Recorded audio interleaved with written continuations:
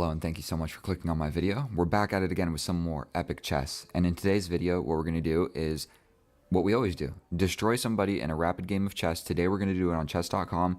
Once the game is over, we're going to bring it over to Lichess and we're going to do the analysis over there because I think that is better. We're going to go ahead, boot up a rapid game, and I'm going to explain my thought process and explain the moves and everything to the best of my ability. Now, I am only 1763 today, so by the end of this game, I'll be 7 points better in ELO. If I win, I get 12 points. That's a lot of points. For the Caro-Kann, absolutely. So, this is an opening called the Caro-Kann. It's my favorite opening. It's what I play with black. And it's basically going for a more or less equal position. You can defend that with the bishop if you feel so inclined, as long as this guy isn't already out. So we need to do something about this bishop because this guy jumping forward and attacking this will be a problem if I can't scoop my rook over. And right now my bishop's there. So let's just do this. Will he go for the sacrifice? We have two things attacking this. Let's be principled and develop a knight. His attack, his early on attack has somewhat been repelled. Now it's my turn to develop a piece and pin stuff. And what if we get a pawn expansion on this side of the board? So this is the Caro-Kann, but generally with a pawn here, these two pawns, this is not necessarily normal. Chasing away the bishop, you don't always see that. So we're going to just scoot back, knee-jerk reaction, and looks like we're just going to have an attacking game of chess because castling this side is a little bit scary for me to go over here because my weird and terrible pawn structure.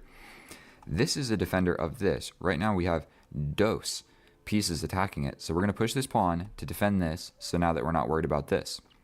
What that did is it opened up this pin. Okay, so we're going to break that pin. I guess I could have pushed forward, but I think this is a more or less equal position. That was probably a bad move by our opponent. I'm just going to say that right now. He just traded the bishop for the knight and gave me the bishop pair. And he gets a pawn. That's true. He gets a pawn.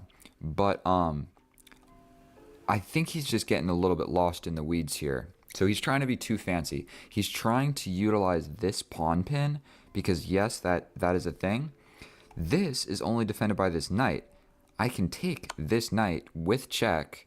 I mean, whatever you recapturing would make the most amount of sense. Always look for checks, captures, and attacks. And so he was trying to be overtly fancy, and I think it's going to cost him the game here. So we're sliding on in here, and we gobble up this bishop. And unfortunately, I still have two minor pieces, and he only has one. And this is pinned, and his pawn structure is absolutely horrendous. Absolutely horrendous. My pawn structure is bad on this side of the board, but I am quite capable of castling kingside. And come and get me, bro. I dare you. Okay.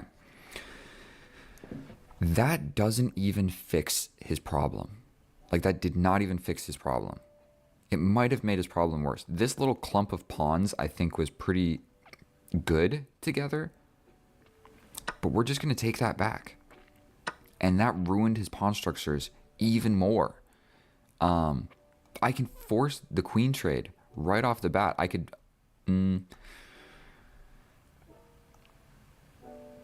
I mean, let's just do that. You can trade the queens up a piece while your pawn structure sucks, and my pawn structure is amazing. And when you trade, you don't want to really do that. I don't know what he wants to do. He is in a situation where it's hard to find a good move because he's losing no matter what he does. And that is something you're going to have to learn in chess. Thing number one, don't make crazy fancy moves spending no time. Like, you scoot the king up.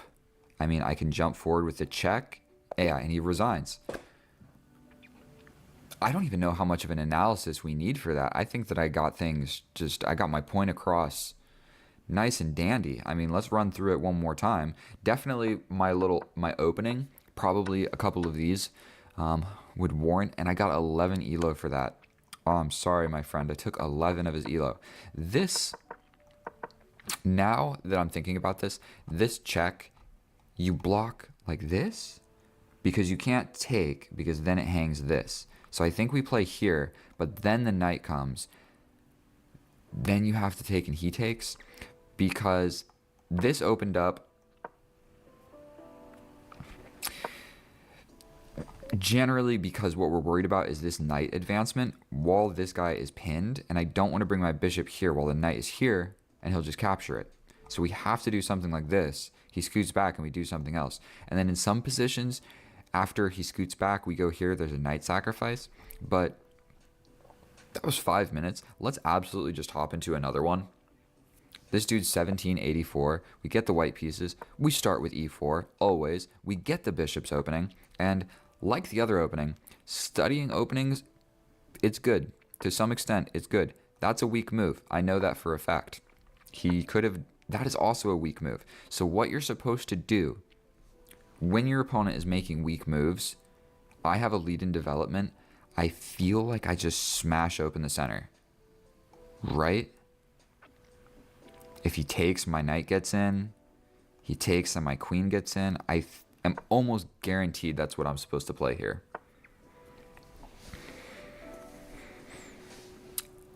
I mean, I don't think that's a bad move. I don't think it's a bad move. I can take. He'll probably take with a knight. Then I take. Then he takes. I mean, then I can castle. You're also supposed to castle before you like launch a heavy attack. I don't think that did any immediate threats. I mean, he's going to just develop this knight, and then, I mean, these two pawns can't even advance. So I'm questioning if I should spend a little bit of time here and just conjure up an attack. I can jump forward with my knight as well. Then he brings his knight.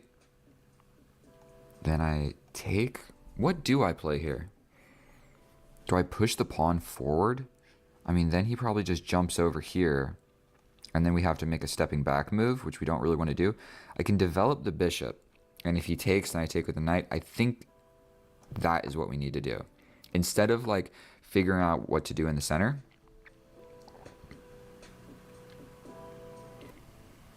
Okay, let's not deliberate on this for too long. What do you guys want me to do? Boom, boom, boom.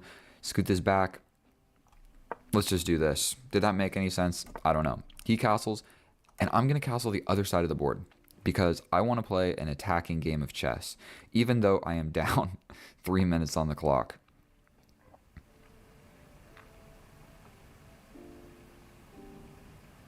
If I scoot back, the knight comes in, but then this fork. So hopefully he does go for this. Yes, so he's attacking this, but what you doing about that fork, my guy?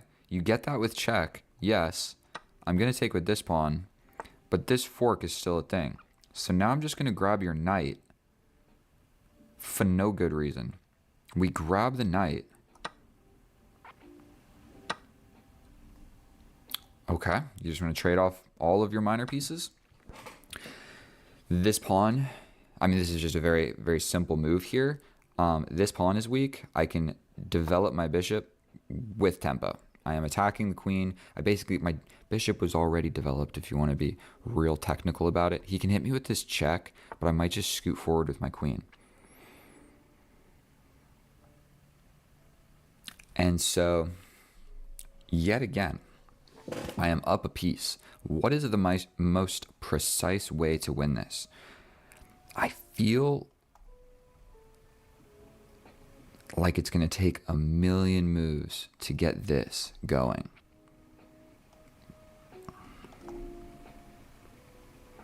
I can jump forward. I don't think that that's going to accomplish too much in the position.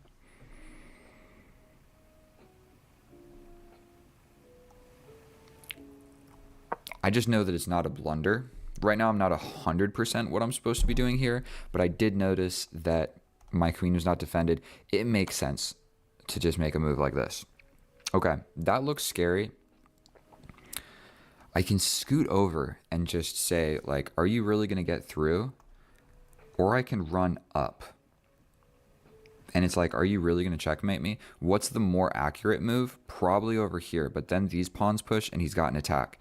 If I just like boom, boom, boom, boom, boom, something like that,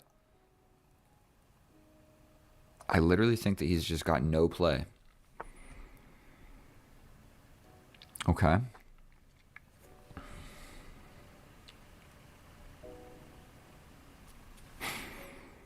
I mean,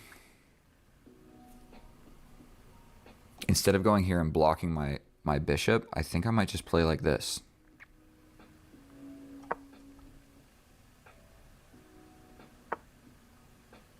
Okay. We scoot back. This is being attacked twice.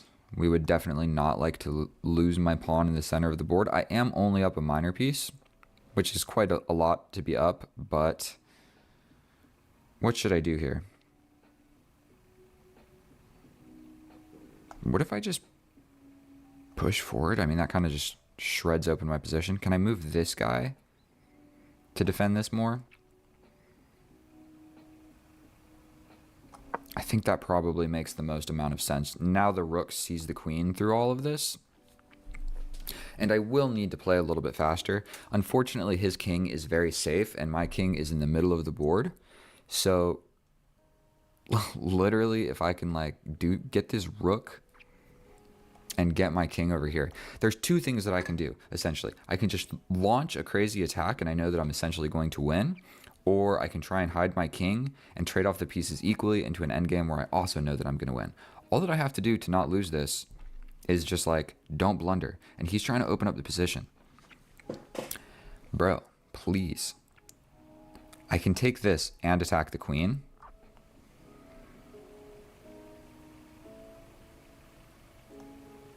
I mean, but then it's going to be hard. Maybe I go like this. Okay. We can take a pawn and attack the queen. Can't be a bad move. We then...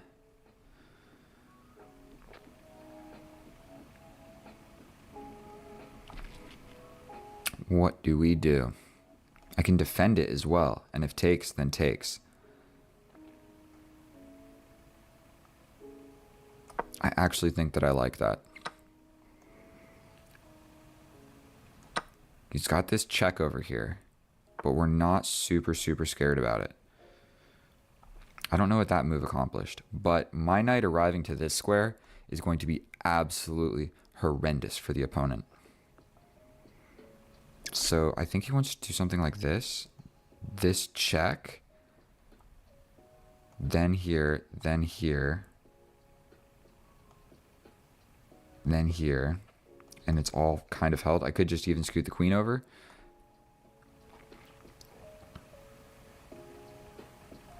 Fairly certain. Oh my god. 3 minutes left. Don't worry. I'll play a little bit faster. I'll stop making all these nonsense moves. We're just going to block with the queen. He absolutely doesn't want to take the queen. I don't know why he did that. In my opinion, that was the worst move he could have possibly made. I then put my knight to this amazing square. Yes, you've got this pawn over here. I just don't think that he's going to be able to defend it. Like, I'm going to stop. I mean, we probably want to stop that guy from moving forward, right? With the simple idea of double the rooks. This is his last asset in the position. I can even scoot the king over. I mean, that's what we need to watch out for. If we don't let him make a queen, we win the game. Plain and simple. So he wants to attack my knight. I'm pretty sure that I can attack the rook. I mean, I'll let him take this. I think we're going to attack this rook.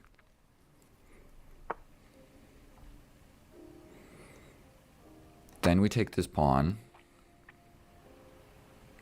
He doesn't want to take this, I promise you that.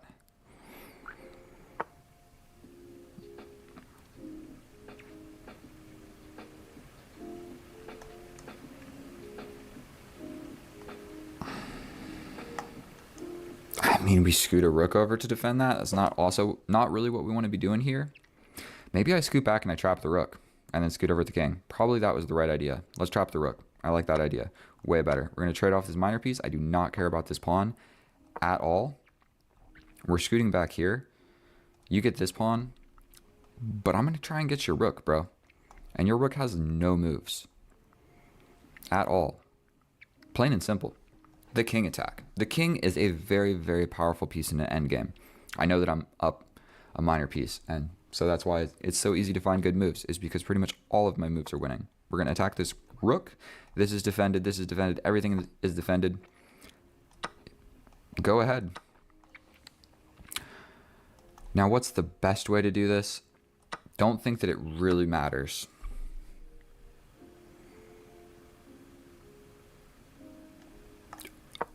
I mean, just be accurate until the very end.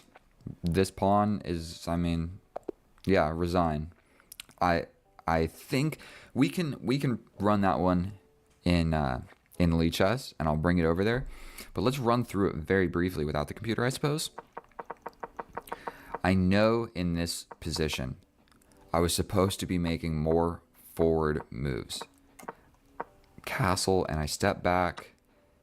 Actually, I'm not sure. I think that I did play this quite accurately. I don't know what our opponent was trying to do over here. I made a little defensive structure. My king is a little weak. And then he just trades off his queen. Like, what are you doing? You never trade off the queen when you're down this much stuff. And then, like, yes, you have a passed pawn. But, bro, never in a million years is it... Like, I don't even have to move my rooks, and it's still not promoting. And so...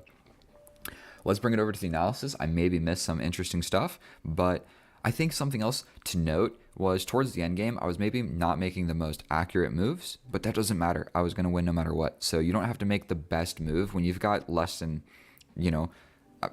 half of the time of your opponent. It makes sense to just make a move. It's a good move. It's good enough. Okay. As long as it's not like a huge blunder, just make the move. You're fine. You don't have to always play the best move. Always. Unless you're losing, then you got to play fast and play the best move, or you're probably going to lose. So, all right, I'm going to bring it over to Lichess, and I'll see you guys over there. And here we are in the analysis. And as I hypothesized, I played an incredibly accurate game. Our opponent made it quite easy to play the best moves because they were very obvious. And so there was an inaccuracy in the very beginning. I got 3 inaccuracies. 2 of those don't matter. Like I said, at this point, I know that I'm winning the game. So I just needed to be making moves. And so not going way below on the clock and making a really bad blunder later on, it's better to play a decent move quickly than the best move but use all of your time. Because then the remaining moves in the rest of the game, you have less time and you're more likely to blunder. So sometimes even what I'll do in low time situations is I'll like calculate one line, see that it doesn't work, and then my next best option that I had like considered, I'm like, oh, this move or this move, and then I calculate one line and it sucks and I see that it's bad. I just make the second move because you don't have all the time in the world. Just make the second move. In low time decisions, that's what you got to do. If you find one thing and it doesn't work, well, hopefully the next one does. Either way, 95% accurate, 3 inaccuracies, 0 mistakes, 0 blunders, and our opponent 4 inaccuracies and 1 blunder. I'm not sure. I know what the blunder was. Actually, what am I talking about? And 87% accurate, which is a remarkably high level of accuracy for what I feel like I faced. I feel like I completely steamrolled that guy. He never had a chance. And so, I mean, if you look at this, there was never a moment that I was not crushing. Like in the beginning, it was like, could have been crushing more and I missed it. But you can see right here, this is my inaccuracy. Right here. Okay. Let's go back to the beginning of the game.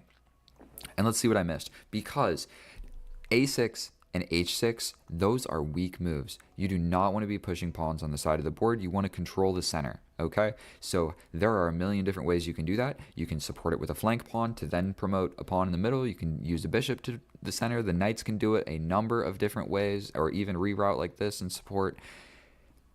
You want to control these 4 center squares, okay? Everybody knows that. And so doing moves on the side of the board for no reason is not a good move. So we develop, and he makes a weak move. Oh, the computer is even saying that I'm supposed to just solidify the center and play. I develop the knight. Break open in the center. I knew it. Best move. Your opponent has neglected to develop more pieces. He has 1 knight. I have 2 knights and a bishop already involved. And I'm quite soon to break in the center and have my bishop and my queen also involved. And so we break in the center. He plays one of the best moves, which is hard to explain why that's one of the best moves. It looks counterintuitive because now you can never push these pawns. And if you can't push these pawns, your bishop can't get involved. So essentially, this formation makes this bishop suck, and these pawns suck. And this queen only has one option on this diagonal, okay? Instead, I was supposed to just take. But I didn't do that because I wanted to develop more pieces. Then I kind of was like, what should I do? It's interchangeable. I can make any of these moves. Then we castle long. And it's still an equal position, but I think that I still have a little bit easier to play of a position. Now, this was setting a trap for the opponent. This was setting a trap. I thought about it and I realized he probably didn't see this fork. You can't always play like that. So I basically gave up my light square bishop because he could have just simply like made a move to not let that happen. He could have just developed the bishop, and then this isn't going to work because it's still defended by the knight. But once the knight goes over here to chase my bishop, this is now defended by the knight and only attacked once. So all you got to do is just count. Like, can I capture a piece? How many attackers do I have? You need to have one more attacker than they do defenders, okay? Plain and simple. And so he comes over here and we get the fork. And like, yes, you're going to get my light square bishop with check, but that did not fix this situation. So he jumps forward. We take the knight. Of course, he takes here. Best move. Don't understand why. He takes with the queen. And then, I mean, like I said, whatever I do is winning. We develop. We put a rook in the middle. And like I said, this one I thought would be the top computer move because, like, realistically, how are you actually going to get to me? But this move is safer, okay? Instead of, like, stepping over here where he potentially does have an attack, like all of this, just go in the center. I am quite well protected by my armada, like literally everything. And so another option I had was to scoot the rook over after that. We developed the queen. We scoot the bishop back. I was supposed to scoot it forward. You're generally supposed to scoot pieces forward. I scooted it back. This seemed a little flimsy to me. Now we put it over here. Okay, so literally, okay, whatever. We take the pawn. We are attacking the queen. The queen moves. We defend this because now I have like a little bit more of a defensive structure over here, okay? He comes in with this check in just a moment. I could have pushed the pawn, but going for the queen trade makes sense because if he trades the queens, he's never winning this game. Absolutely never winning this game. And so we put the knight on a well-defended square. The only way he's getting rid of it is trading off his light square bishop, which he really does not want to do. He needs to keep his light square bishop. We scoot behind this pawn because why not? Scoot up because I don't want him pushing any further. I don't think he's going to make it, but whatever. And there's a lot of different moves we can do here, but I can see that I win a pawn by doing this. We grab the pawn. The rook gets in. We protect the pawn. Take. He's going for this pawn. But like I said, maybe it's not technically the best computer line. Taking the pawn is the best computer line. Whatever. We trap this rook in jail. So like, yes, we're giving up this pawn, but the rook is never escaping. He can't go anywhere. He has no legal moves, and I'm stepping over. He's going to get the bishop, but I got your rook. I don't care about this bishop, and now this is a passed pawn. And also with that, the king is cut off. So I have a passed pawn, and the king can't even get into the game. And I've got an extra rook, bro. So he takes the pawn, and instead of taking here, because I realized that, like, if he takes here, then I take here, he can take this with check, then I got to do something. You don't got to go for all that. Just defend the pawn. Just defend the pawn. This is still just as much a problem, and I can bring the king and win it like that. So realistically, my real inaccuracy of the game was developing this piece. I guess one thing we need to learn from this, when you have a lead in development, you're really supposed to break open in the center. I kind of just moved my pawn to pretend like I was going to break in the center, and I didn't break in the center. And that gave away a decent chunk. We go to 1.3 to 0.8, so it's actually substantial. And so, whatever. He's this way, I'm this way, I got the lead in development. I hope my camera's not lagging going through all this. Well, let me know in the comments. I'll watch this as well. And so, we absolutely are destroying these kids on chess.com. They cannot handle the smoke. And so on Lichess, I'm 1900 rapid, And so I think maybe I've still got some catching up to do. I just don't play on chess.com all that often because I like Lichess better. So as you can see, we're looking at the Lichess database with a chess.com game. So either way, that is definitely enough of the time, of your time. If you feel so inclined, please like and subscribe. I love you. I'll see you guys next time. Thank you so much. Goodbye. And he can't push this pawn to trap me in here. So definitely this is what's going to happen. We're going to slide out to the only move. Now this file is a little bit scary, but pushing that pawn made sense because his rook getting in to my 7th rank like that, I pretty much just lose the game. I can also step forward like this, have ideas on this. I also have this check, potentially. He could centralize his queen, would probably be a great idea. Threatening this and this. So if he does play this, I probably have to step over. Okay.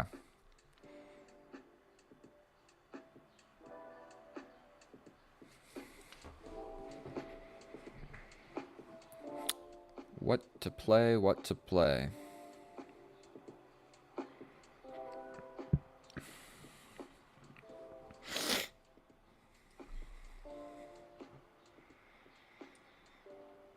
I think we're just going to kind of whittle. We're going to just whittle around. If his king goes this way, I'm going to also go this way. Is kind of what I'm thinking. Because it would make sense to move his king and bring this rook to support this pawn break to have this pin going on. I could also just move aside. But yeah, if he moves his king to the center, I'll just move my king to the center. Okay, so he wants something like this.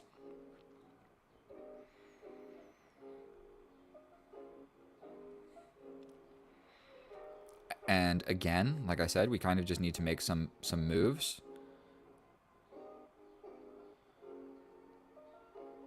So I think I'm okay with this. 2 minutes against 4. As long as I don't make any crazy blunders, I'm just up a pawn. We trade off the queens.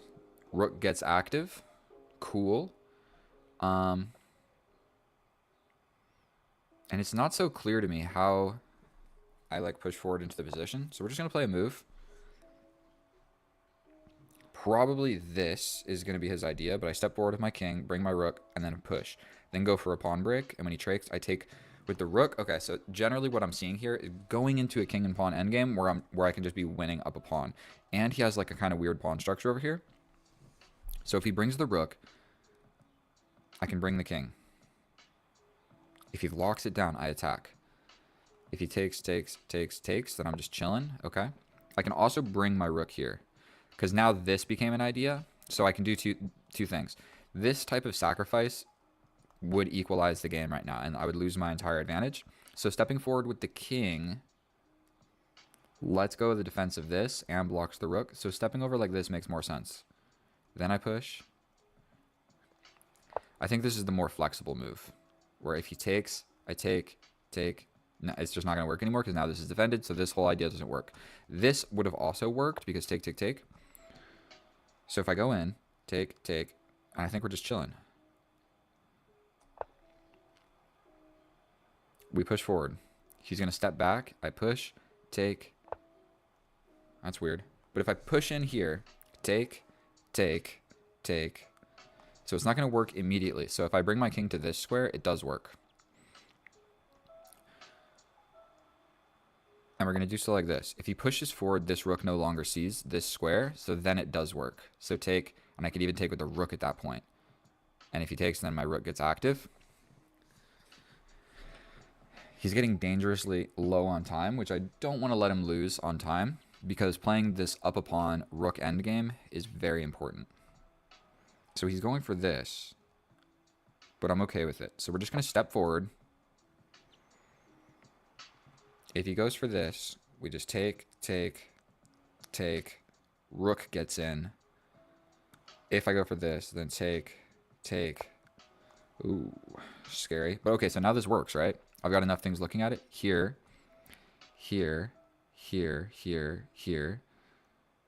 No more calculation. We're going for it.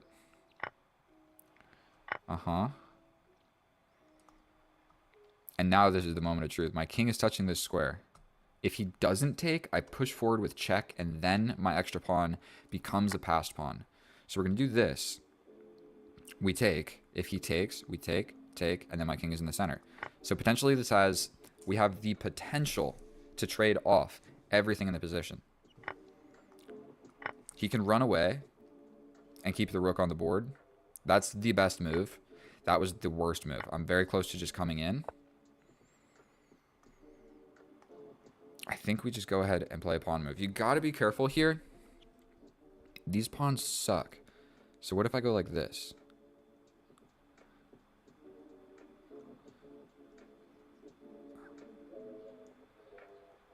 We play this first to take away this idea.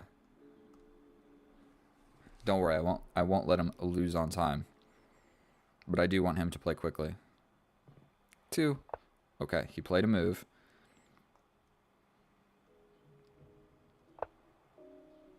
Not sure. This is my extra pawn, but this is a weird structure. So now I can't actually get into the position. If I play this, he just pushes, but then I can step over. So I'm going to play this first. I gave him time. I almost let him just lose on time right there. Now do I step over? If he steps in, we do some stuff over here. I think it's kind of interchangeable. I think we're just going to push this. And the general idea is to trade off the pawns. We're trying to just trade off these pawns here. We push. If he pushes here, I take. What if I just go for this? He steps in.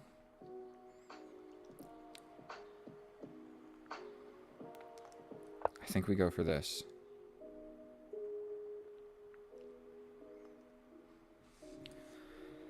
He takes, I take.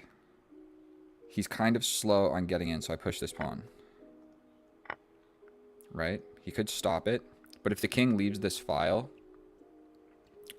I can distract him. He resigned. Okay, so generally what's going to happen here is, say he steps back, I step forward. If he blocks this pawn, I go for this one. And at some point, I can just push this pawn. And once this one's gone, we're good to go. And so that was a super simple, easy game of chess. Took 20 minutes. I think I played fairly accurate. Let's fly through this real quick. Was there anything I missed? We play the easiest opening known to man. Trade off the light square bishop. Pawns are on light squares. Make a pawn break. Put the knight on a natural square. Knight on a piece comes to our side of the board. We get rid of it. Trade off equally. Trade equally. His position is a little bit funky at this point. Now that the rooks don't see each other, it's very unadvisable to play a move like this. You don't want to make a rook on the side of the board to defend a pawn push to attack a knight. It's just not a good use of a rook, and because of it, this rook became undefended. Now, how would it have worked? Yeah, if I would have just taken here and he stepped forward with the king, that is kind of what I thought was going to happen, then this whole idea didn't work. And so he took with the queen. I didn't like that move because I felt like getting the king off the back rank just made more sense. I didn't even see the whole tactic of this, but whatever. We grabbed a pawn, and then we just slowly started advancing things. And so we completely dedicated ourselves to this pawn push. We brought the king, so now we have a pawn, 2 rooks, and a king looking at this square. And basically, this offers the trade of those rooks. He could have stayed in the game by just sliding all the way back. That is what he should have done. And so it's still, I'm slightly winning. But once he trades here, then I'm up a pawn with a ruined pawn structure. So I'm still winning even if he plays this. But when he captures, he's guaranteed to lose. If you keep a rook on the board, you've got checks, you've got different ideas. You can very easily go up some pawns. But once he trades off, and this is the position, he's screwed. There's nothing that he can do. And so let's check it with the computer and see how accurate that actually was. I hope that that was a simple, easy to digest way to play chess. And so we're going to check out the computer. I'll see you over there. And here we are in the analysis, and oh boy, I played a very accurate game. And so it was all just came from playing simple, easy to find moves. Nothing crazy, no crazy tactics, nothing like that. And we just get up a pawn and we're good to go. And so if we look at the graph, we can see this was generally just a slow conversion. There was one tactic that I missed where I was going to lose a pawn So he had an opportunity to go up a pawn as well. But then once I go up this pawn, we just traded things off equally. Here it says that I threw it away to a draw, but I'm going to be straight up with you. It wasn't a draw. It sometimes says that when it's like a king and one rook or whatever, and I have an extra pawn. It's still a draw, but I'm going to let you know that like 90% of the time, neither of us are going to be able to play perfectly, and it ends up in a draw. So one mistake will be made, and it's no longer a draw. So it will say that sometimes, but if it's rooks and pawns, or like even like a knight and pawns or something, it's hard to play it 100% accurate, so it's actually a draw from both of our ends. And so the easiest chess opening known to man, we put the pawns on light squares, we develop the bishop, we close the pawn chain, we're good to go. All of these moves incredibly simple. We trade this off because we put all of the pawns on light squares. All right, I've explained that like 4 times. I'm not going to explain it again, but we have pawns on light squares. We trade off the light square bishop, okay?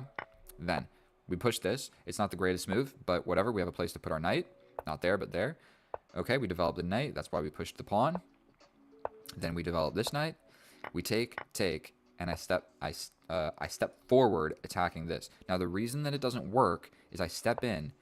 If he takes, if I take with the queen, he can take here, and I can't take back this pawn, because if I do, he hits me with this, and then I'm losing. So I would lose the bishop. So essentially, if all of that happened and he captures this pawn, I just can't take it. I just have to step back, and he's up a pawn. And so that was his opportunity to see all of that, and he didn't. So we trade this off equally. Maybe I should show the best moves. We trade in the middle. We get active with our queen. We're attacking something. Even if I had the opportunity to grab this pawn, I don't think I was going to do it because it's just too risky. We then push this forward. Best move. I'm supposed to castle this way and just be brave, but I don't. I jump my knight into the middle of the board. Probably a strong second for the best moves. Okay, now it is the best move. It's just directly threatening something. He defends like he has to. And now his rook is kind of passive, and this rook is kind of silly as well. And so we castle this way. He pushes his rook here. It's one of the best moves. But from a human standpoint, it's weird to use your rook to defend this pawn so that you can push this pawn. It's just a strange setup. This rook is not very well defended. This rook is not very well defended. The whole setup, like all of this is trying to deal with one knight. Okay, so that sucks. He literally has 13 points of material over here fighting against my 3. So that sucks. So he steps back, and I take. And if he would have just taken with the king, it's completely equal. But if he takes with the king, it's equal. If he takes with the queen, he loses a pawn. And so I would have just played this because we're going into an endgame. And so at this point, you probably want to start bringing your king to the middle of the board and just like whatever. The king is doing nothing over here, and you probably want it out of the way so that the rooks can come over behind your pawns. Okay. He takes like this. And how long did this take? It took me 6 seconds to find this move. Now, did I calculate that? No, but I figured this is an equal trade. Whatever. And that he takes with the wrong piece, and there we go. We have a tactic. We attack 2 things at once. He's got to do something about it. We grab the pawn. He gets active, plain and simple. We defend our weakness that's being attacked. He steps forward. Now, I could have played a multitude of different moves, and they are all still -1 for the opponent. So I push this pawn first, allowing this attack to step out, but now this is defended by the other pawn. Putting his queen in the middle of the board was guaranteed the best move because I can't really push this. So this is undefended. I'd have to step back over and defend this. That would have been the best move. He's still losing, but it would have been the best move. We then defend this. Why is she trading off pieces, bro? Something that you don't want to do. You're down a pawn. Don't trade off your most powerful piece. Try to keep it on the board. If anything, trade off the rooks and keep the queens, because then you're more likely to get a draw. Like a queen down a pawn, you're good to go. But a rook down a pawn, it's harder to play. The queen is harder to play, so it's harder to play by both, so it's less likely to be a draw. The rooks are a little bit easier to play, so it's more likely to be a draw, but it's still probably not going to be a draw. So we play all these moves. We step forward. My whole idea is just put everything in my position to make this pawn push a possibility, so we trade some stuff off. So we make it happen. Now, it says I'm throwing it away to a draw because take, and he has this pawn push, where I push this forward with check, the king blocks, then I have to do this. And it's still a draw. They're saying that it's a draw, but I'm letting you know right now, probably not. Probably not. Because he has to play 100% perfectly, and it's still 0.2, okay? So it's just not going to happen. I'm up a pawn, and it's a supported, defended, passed pawn. So his king has to stay here, or like, whatever.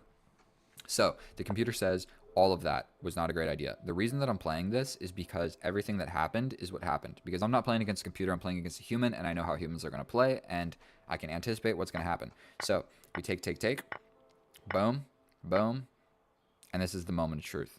You keep the rook on the board. Trading the rooks means that he loses the game.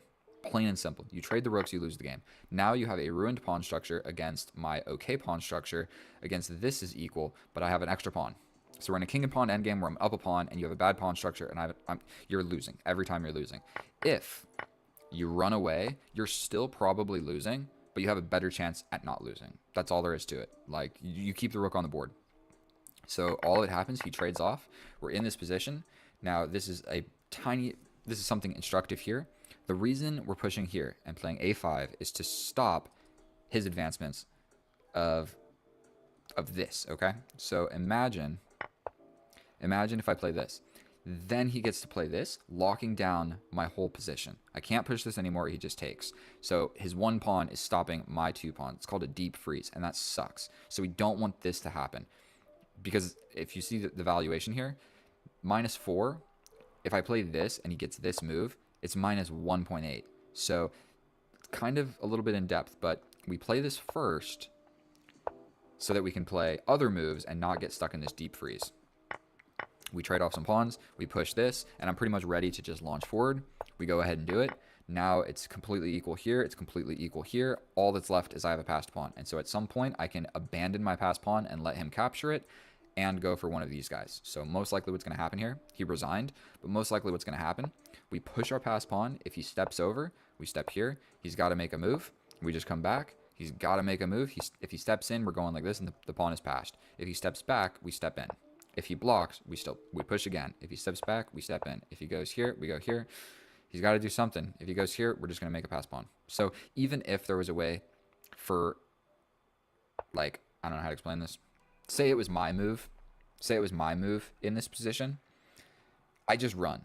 And he grabs this, but I get this. And then this is my new passed pawn. So that's like a distraction pawn tactic. You can always do that in king and pawn endgames because the king can only do so much. So if there's pawns far away like this and one passed pawn, it's like you just push the passed pawn, push your passed pawn over here, the king goes over to take it, and then you push this one and you're good to go and you win the game of chess. And I hope that was super simple and educational for everybody. That was fun to play. I don't know if I went through the accuracy, but I made one inaccuracy, one mistake, 95% accurate, and our opponent played 87% accurate.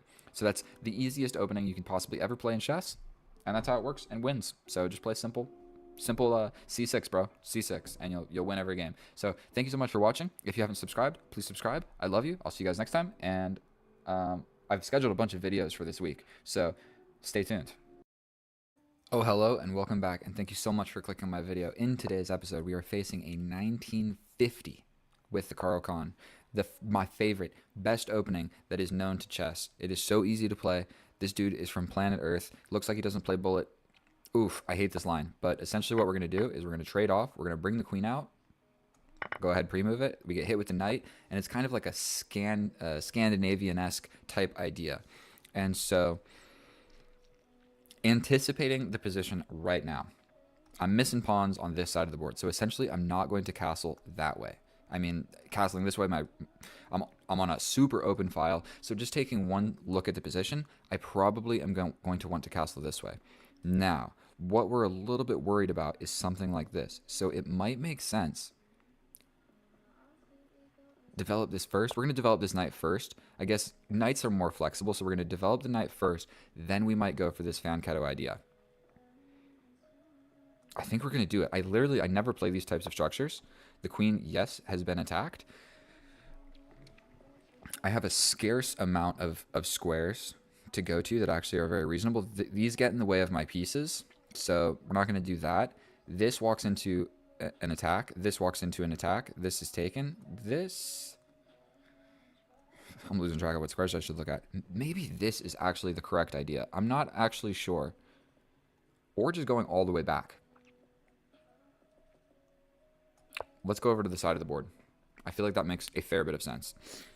At least I'm still doing stuff. Okay, he's going to hit me again. But in that case, we're getting ready to castle. If my queen does get attacked, bro, we're going all the way back. My queen has been battered around enough. We put the queen back. We're ready to castle. We castle. My king is now safe. I like my structure. Like I was saying earlier, the knights are more flexible than the bishop, and I'm not sure what I want to do with this bishop, so we're going to just bring this knight first. That's the general plan. We also have ideas of taking this and having 2 attackers on this pawn.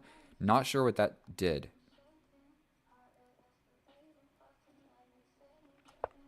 We play this. I needed to develop my last minor piece. And so seeing that I've got a lot of these pawns on light squares, I think that just trading this off makes a decent amount of sense. We don't really want to see this guy jump forward. We're going to push this pawn. I mean, if this pin happens, we're okay with just vacating this back rank somehow. Maybe even we go back over here. What we need to be a little bit cognizant of... Okay, so yes, this pin just happened. We need to be a little bit worried about this knight coming into our position, okay? My queen is pinned.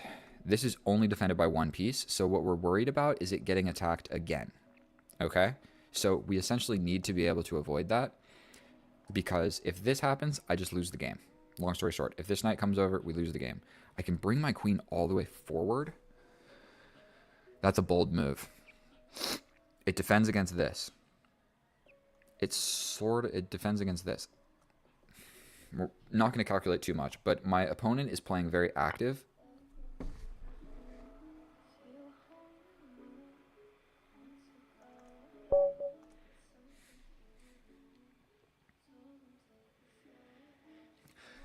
Oh, hello and welcome back, and thank you so much for clicking on my video. In today's episode, we are facing a 1950 from Planet Earth. It looks like he doesn't play very much bullet or blitz, and so we're playing a 5-minute casual plus 5-second increment. I've been really enjoying this time control.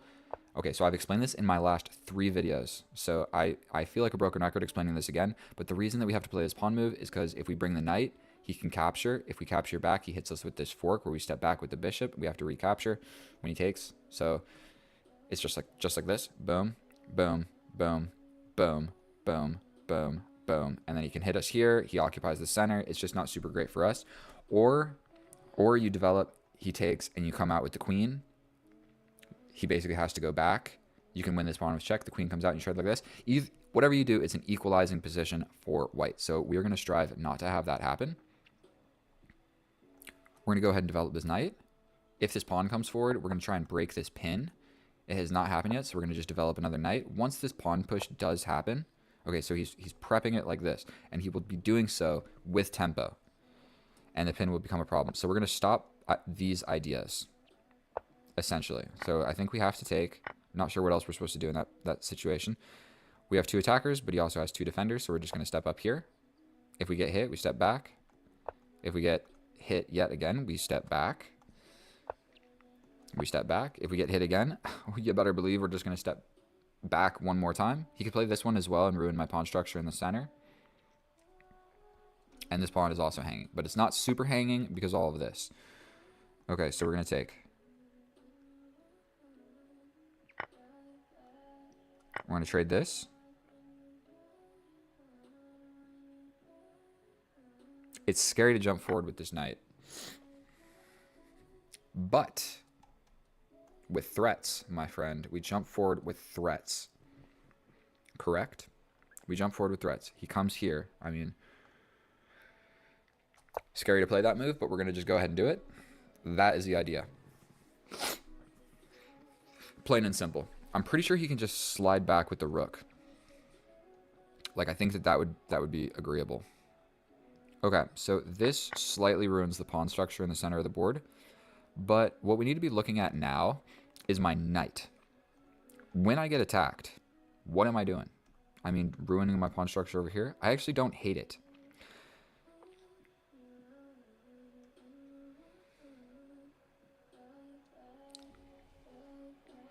What to play? What to play? I could just castle. I, for whatever reason, wanted to castle the other way, but we are just gonna play a safer game of chess. He probably will attack my knight. I'll probably have to go back here, and we end up with this ruined pawn structure.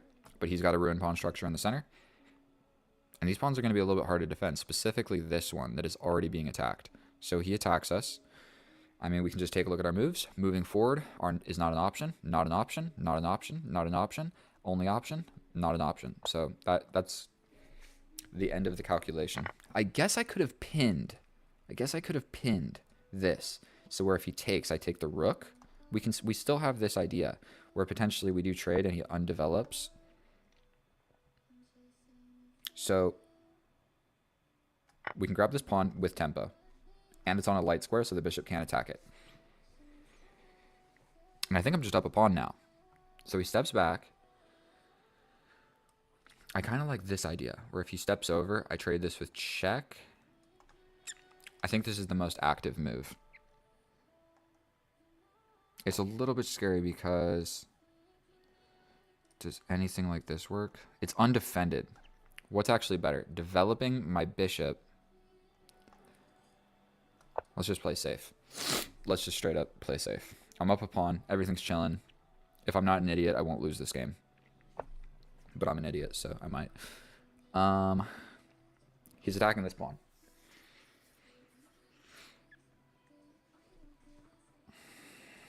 I step forward to defend it, but then he jumps in here. Attacking this.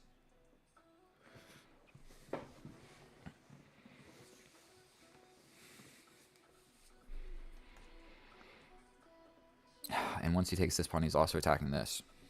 What if I just push? He jumps in, and I step back. He could try something fancy. We're going to do this. Yeah, he jumps in. The bishop is hanging.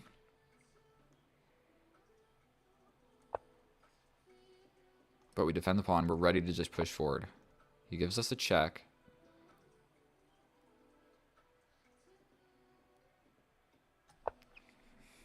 I feel kind of safe over here. I think stepping up would have probably made more sense.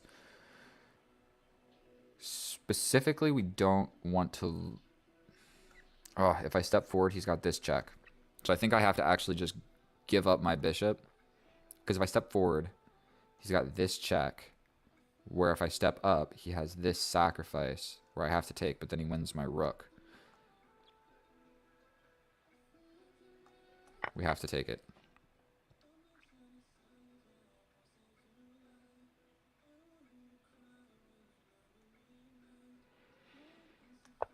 Rook on the open file.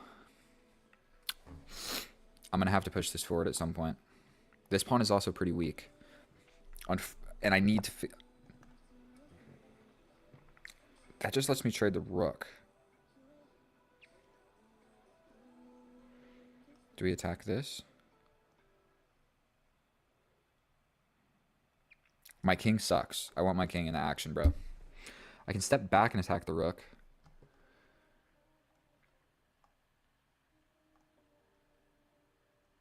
If I attack... Let's just attack. He can double up.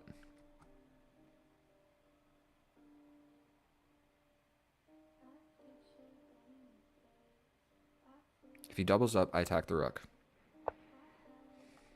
We come in attacking the rook. If he takes, he slides in. I put my pawn in the light square. I struggle to get out in the endgame.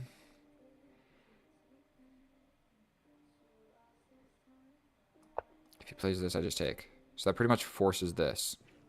And we're going into an endgame where I'm up a pawn, but I have the knight instead of the bishop, so I think that it's totally still equal. And my opponent has not spent any time at all. We're doing this. That's what we're doing here.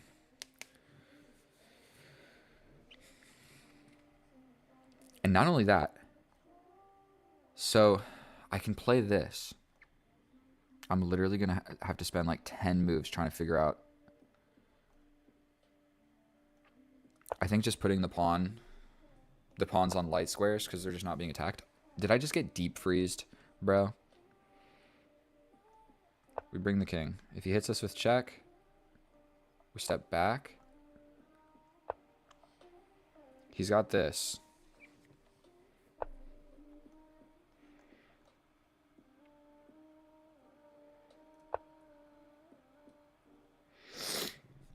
My pawns are completely deep frozen over here.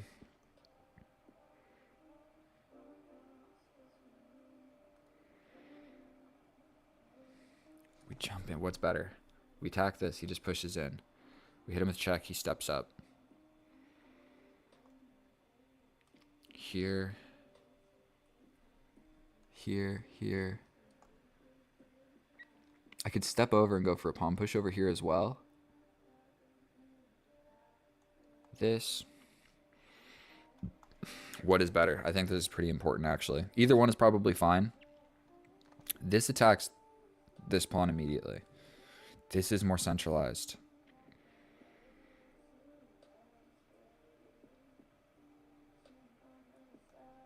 I could do like this and fork these guys. We're doing this. We come back and jump in. Does he have a way of defending everything? We also have check forward here. This is not good. We're going for this. Wait, does that even do anything at all? This is defended. So if I attack this, he can just push or jump back. Actually, this does work. It at least applies pressure to something. But me winning this pawn, I'm in a deep freeze, and I should just explain this. No way of defending this pawn, but winning this pawn isn't actually all that great.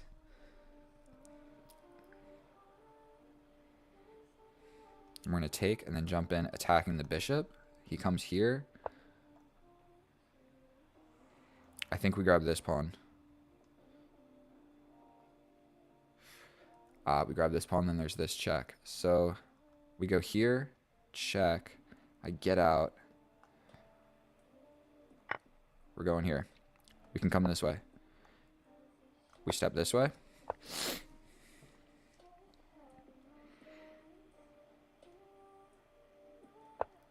We're now attacking this. I can also remove the defender of this with this move right here. So if he plays this, I have to take. The king comes in. I hit him with this check. He moves somewhere. I hit him here. If I win this pawn, I have 3 passed pawns. But literally, this is the deep freeze. I'm going to explain this after the video. 1 pawn holding down 3. So I'm up 2 pawns, but it kind of sucks. I can also just attack first. Attack first. Move somewhere. Here. Here. Check. Let's not be foolish. Let's just play a move that makes sense. We attack this bishop. He lets go of the defense of this. I can also grab this. I'm not sure which one's more important.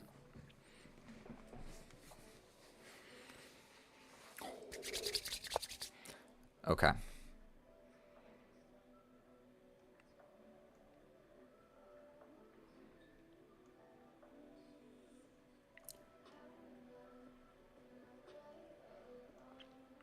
We're going to be all right. I'm so scared. He's kind of running out of moves. And his king is so far away from my passed pawn. And so I think that this pretty quickly just becomes the new idea. We're just going to take.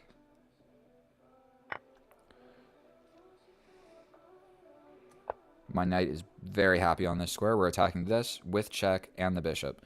I think that does it. That is a beautiful, beautiful knight. Doing like 3 different jobs at once. Defending ideas here, attacking the pawn, attacking the bishop. We hit this with check. He has to react to it. We jump back to the light squares. If he gets 2...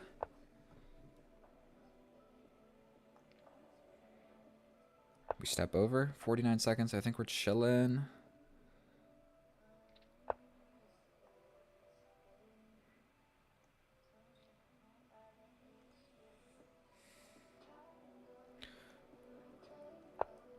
I just hung a pawn.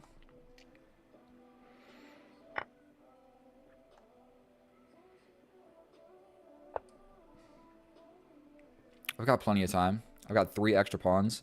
Unless he is successfully able to...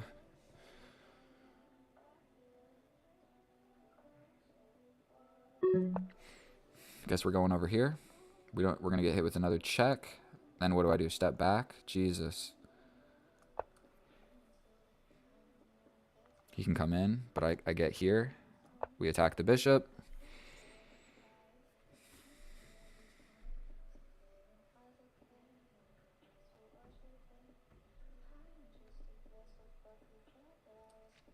Pushing this, like, is probably the plan.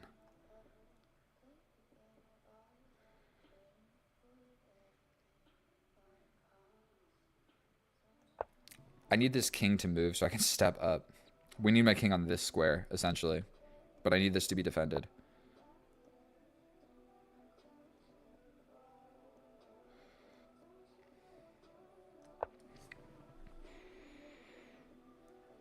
He can't cut my king off. We're going to step forward.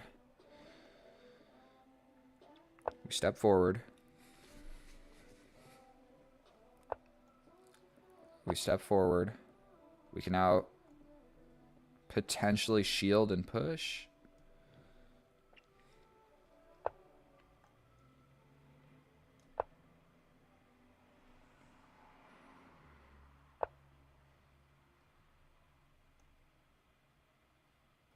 Check, defended. Check. Slowly making progress, my friend.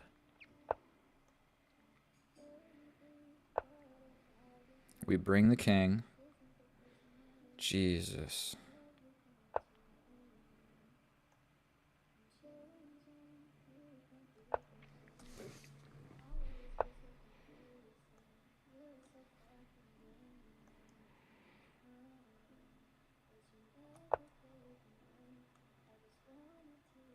Hit him with a check. A check. We push this pawn. 53 seconds. It's a slow process, but I am going to be inching my pawns forward.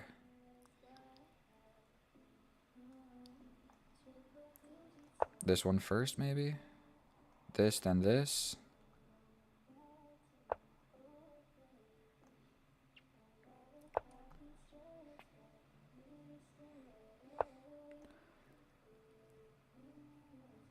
We step forward again. This is held by the knight. It's not stalemate, bro. Okay.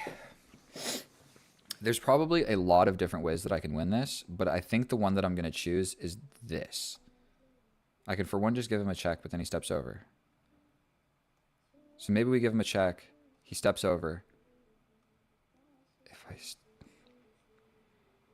We're doing this. If he tries to block, we push and distract him. We're going to make the red carpet. You got to be careful about these stalemates. He can go here.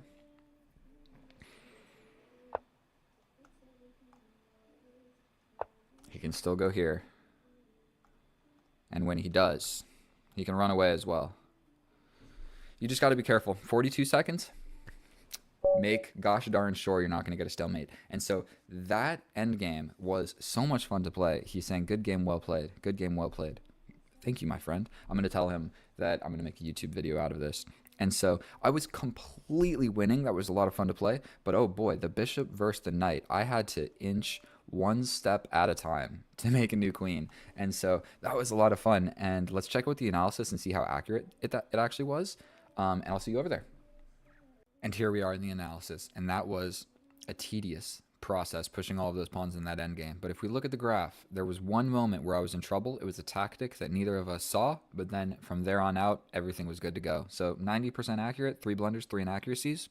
Don't hate it. And then our opponent, 86% accurate, 3 blunders, 3 mistakes, 7 inaccuracies. And so one of my blunders was a hanging piece, like just a straight up missed win. And then the inaccuracies don't matter at all. But 2 of my blunders mattered. Yes, one of them we didn't see, so it didn't matter all that much. But let's just hop right on into it. And so e4, e5 on the board, and we play the bishop's opening, my favorite opening in all of chess. And so I have learned through experience that pushing this pawn is generally safer than bringing this knight, because stuff can happen, and I avoid it, okay? Sometimes that happens. You do something, and it works, and you just keep doing it. And yes, there's like better lines and stuff, but I'm going to just stick to what I know. And so we get the pieces developed. For one, there is a pawn hanging in the middle of the board. Definitely didn't see that, so that was the best move, and I missed it. So whatever. It's not even an accuracy because essentially I'm just going to kind of get attacked and battered around, and there's ideas of this, and I haven't castled, so doing this to prevent the pin when all of this stuff happens makes a fair bit of sense. Now we capture, and I play this. Now this is a blunder, but it's a little bit tactical to see this. You push the pawn. My knight has to go somewhere. It's the computer says just forget about it and lose the knight because I'm going to lose the bishop later. But let's just say I play something in the middle. You capture, and then at the end of all of it, the knight moved away from this checking square and is no longer defending this bishop. So he just wins the bishop for free. And so, long story short, you're making the defender move and you're making this check available. So we both missed it. I'm grateful he didn't play that, or I would have absolutely lost the game. We step around, and that's why those moves right there, blunder, because neither of us saw that. Then we capture, trade off the queens, the rooks come in. Knight to the middle of the board. It's a risky decision, but I mean, what else was I going to do? Step back or step over here? I don't know. Knight to the middle of the board is the best move. It's undefended, and I don't have all that many great retreating squares, but it's still the best move nonetheless. Now, I have the opportunity to ruin his pawn structures for an equal trade. So obviously that is the best move. You ruined your pawn structures, and we traded a light square bishop for a light square bishop. Now, we castle. Being proactive and potentially even castling this way somehow, just being proactive would have made more sense, but I felt like being safe. So it's the difference of 0.3 of a pawn. So we're chilling. We step back. Yes, this ruins our pawn structure. We go ahead and grab this pawn. The best move is to get active. But, okay, now the best move is to take the pawn. Sometimes you got to let, Stockfish think for a second. Also, we took the pawn with tempo on the bishop, so it can't be a bad move. He steps back. We develop the bishop. His knight goes to the middle of the board. We defend it. He steps over here. I step back to defend this pawn. He hits me with a check. I step over, and then his knight arrives. And so basically in this situation, we're going into an endgame where I'm up a pawn and you have a weak pawn. So trading the bishop for the knight kind of sucks for me, but trading off pieces in general sucks for the opponent. So we do trade off. We put a rook challenging the open file. He comes here. I mean, it's a reasonable move. We step over and attack the bishop, and he doubles up. And so I'm fairly certain there's just a tactic here. Like if I take and then take, I can take. Yes. So I could have just captured. I'm attacking this bishop. So if I take, yeah, the best move. I'm just attacking the bishop at the end of everything, and then I win this pawn. So we traded everything, but I'm but another pawn, and then I'm absolutely winning. So what I saw was forcing a trade of everything. So another blunder. It's a missed win. Neither of us saw it. Complete blunder. Missed win. We trade everything off. And so if we look at this position right here, when you are down a pawn and you have a weak pawn, you keep the bishop on, keep the rook on the board. You don't want to trade everything off, because the more stuff you trade off, the more powerful the pawns and the kings become, and I have more of them. So if you look, I have a 3-on-2, and then your pawn structure is not that great. Like, yes, this is ruined, but at least they're together, and this guy is alone. So he's a liability in all of the endgames, because my king is going to run up there and touch him. Then your king has to stay touching him. It's not good, okay? So long story short, it's equal if he keeps the pieces on the board, because we got a game of chess to play. Plus he has 4 minutes and I have 2. So just thinking about that for a second, trading this off, now you willingly went into an endgame where I quite easily put all of my pawns, literally every single piece in my position is on a light square. So your dark square bishop doesn't see anything ever at all. Now, I'm in a deep freeze. Now, I was trying to explain this. This can happen a lot of different ways, but this is the worst possible scenario. One pawn is preventing the forward momentum of both of mine. And so it's worse when there's no pieces on the board and my king is far away. So just imagine just this structure. Like, I can't push either pawn because he just captures. It's terrible. It's not good. One pawn is holding down my 3. So I'm up 2 pawns, but these 2 pawns suck. And so we have the process of trying to bring my king. We jump the knight to the middle. I thought about which move is better. This is the better move. We step over here, and he hangs the bishop in 1 move. And what happened here is I got tunnel vision. Absolutely. Tunnel vision of forking these pawns. And so, for one, taking this one with check actually is maybe better, because I can just take this with check. He does something, and then I go right back. And you can't even defend it because my knight defends this only square that his bishop can defend this pawn. So that would have made more sense. So there's like 3 knight moves that make sense. And I play the one that makes the least amount of sense, because this one's with check, this one's a free piece, And this one didn't really change anything in this position because this is the pawn that I need to be winning. This one is largely doing nothing. Whatever. Whatever. We're stepping around, and then we begin the rigmarole. I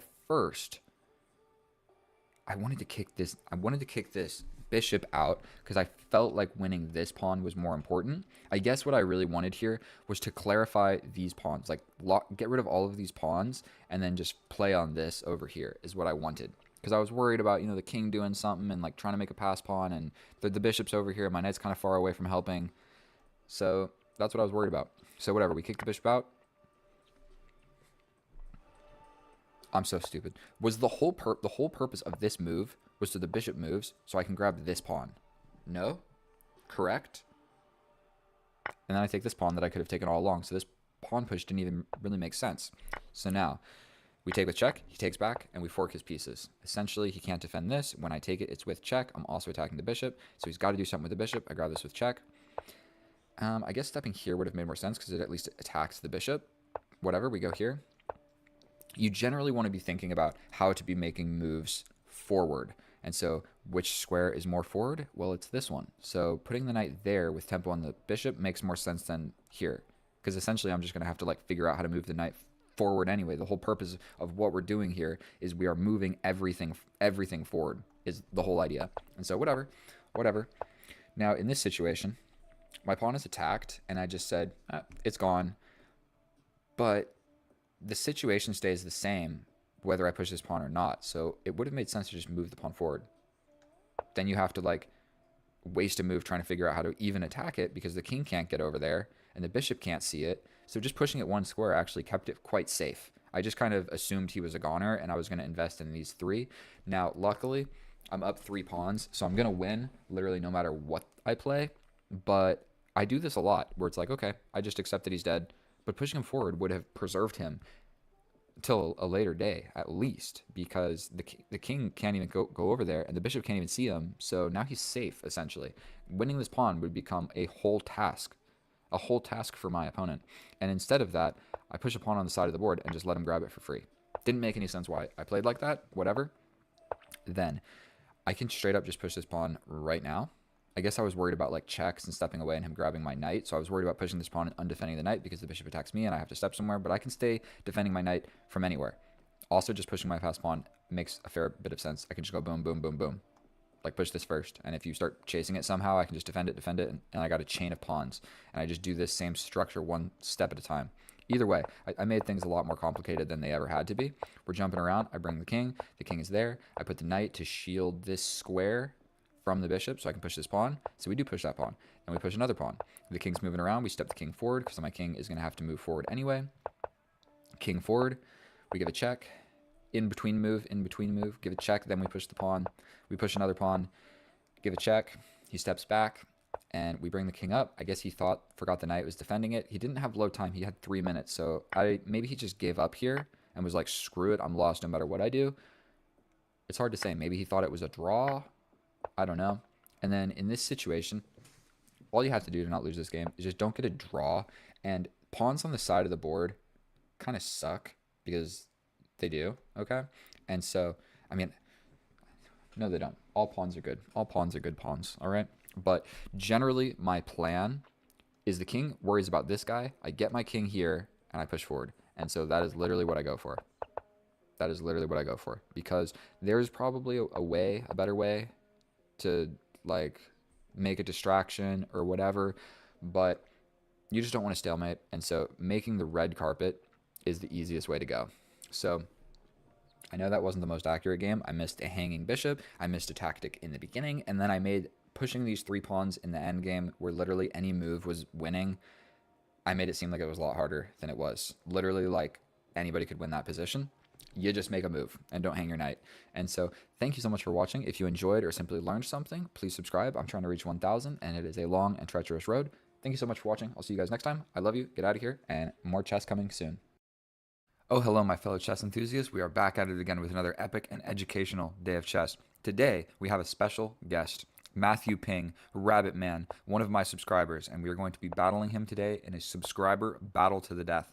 So we are going to revert back to my custom opening. because when they don't play e4, e5, or the Sicilian or the Scandinavian or the whatever main lines, this is a structure that I am more or less unfamiliar with. And so my game plan will be as follows. Put my bishops here, put my knights behind, bring the queen up, and then castle whichever way I feel is better. Most likely we're going to try and castle opposite. So we're going to stick right with that. All you need to be a little bit weary of is his pieces coming to our side of the board, which he doesn't have any of those moves that really scare me. So now we have a pawn tension in the middle of the board. I'm still going to just stick with my plan. If he captures, I'll take back. And I'll be able to put my knight on this square right here. So if this capture does come in, then we got a place to put the knight. And that's generally the natural developing squares of the knights. You should know this. You see where his knight is? That's generally what we want our knights to be doing. So he develops a bishop. I'm going to bring this knight first, so I'm ready to castle at will. Because I'm still 2 moves. Sorry, my throat.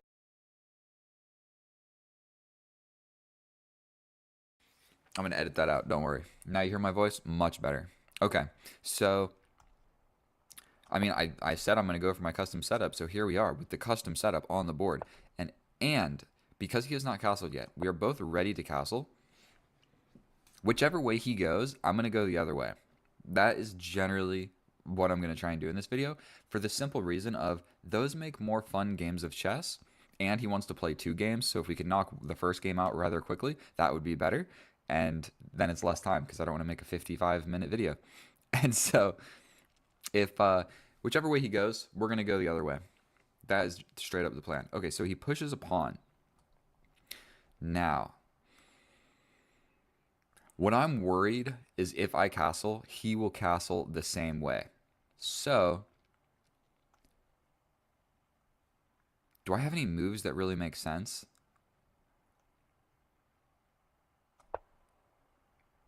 I'm kind of just wasting a move here, if we're going to be honest. That's more of just a waste of a move because we're waiting for the castle.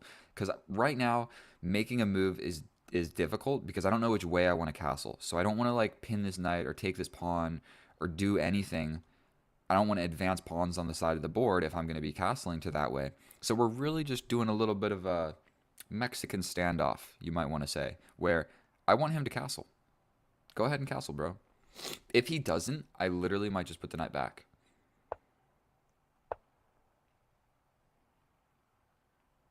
Because he's worried about castling as well. And bro, if we get into a game of chess where we just don't castle, be my guest. We'll go ahead and do that. So capturing in the middle would not be a bad idea.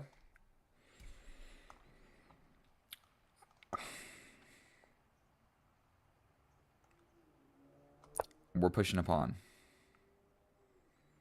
Still not sure. I just don't want his knight being able to come in. Essentially, this pawn push also looks like it's making a lot of sense.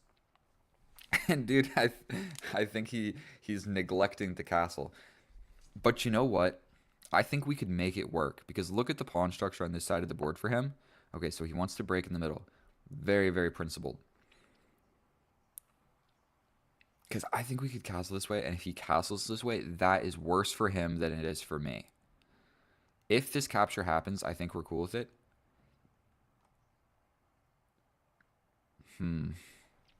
Yeah, and if we do capture, it just allows his knight to get into the position. I mean, this pawn is protected so many different ways. It's not even like reasonable to consider taking it. And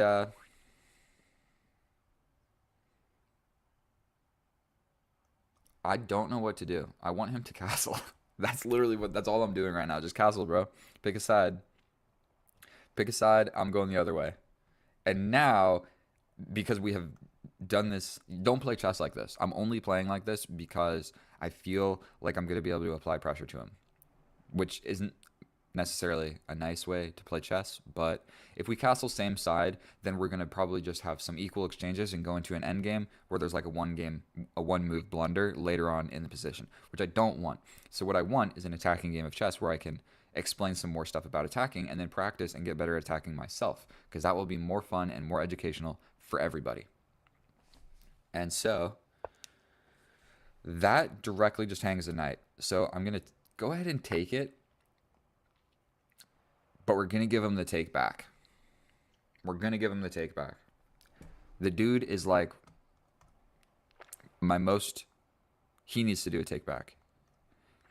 He is one of my favorite subscribers. He comments on everything, he likes everything, he watches my videos. So we're not going to just one move blunders captures the knight. Even if that wasn't hanging, it's hard to say that that was a good move. Okay. Much better. Much better. I mean, I have to take, right? If he takes, then I do have two pawns in the center, but castling this way seems to not work anymore. Like this, that would be my defense. If my king is over here, the rook is here, just look at that position. It's horrendous.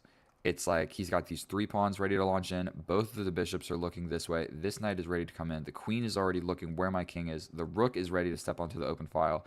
So castling this way, for all of those reasons that I just explained, is terrible.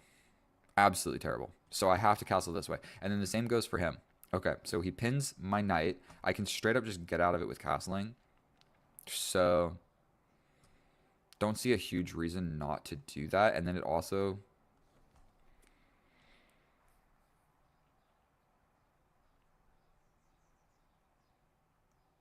We're going to just castle. We spent long enough trying to do an opposite side castling game. Now watch, he castles. And so I got to let you know, when you're facing an opponent that's stronger than you, castle same side, straight up. Because then you're going to have more of a chance at like a not super complicated position.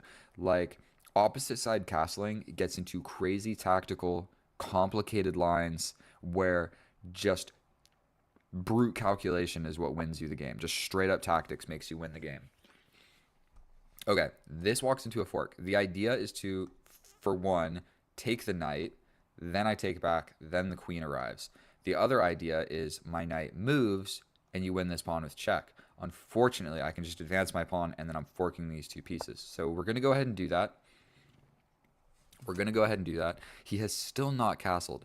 And so in this position, I would move the bishop, because you're going to lose one of these pieces. I would move the bishop so that I take here and you lose the knight, but you keep the bishop. You don't want to move the bishop and then I take, or I mean, you don't want to move the knight and let me take the bishop. So I would have advised against that. Now he's losing his bishop, and his bishop was a very important component in his attack. So we're going to take. Yes, the queen gets to the middle of the board. My bishop is hanging. Unfortunately, this knight is hanging. So there's even more tactics going on here. Let's go back like 2 moves. So, yeah, he should have stepped here. Then when I take, he takes. Then all of this is held. Winning the pawn, you won it over here with the bishop, is what he needed to do. When you do it like this, you win the pawn with your queen in the middle of the board, and it just lets this guy hang.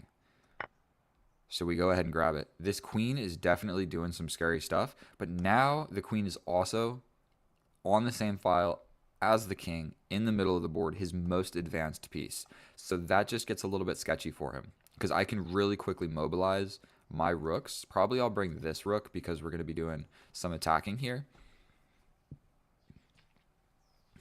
And yeah, and if he's not careful, he's not going to get to castle. Okay, that sort of traps my bishop. That's true. For one, I can attack the queen. The queen doesn't have really so much options. All of these squares are taken. That square is good. Wait, so that's where the queen can go. The queen can only go to a very select few squares. I like the idea of just bringing the rook. Then essentially he has to go here or here.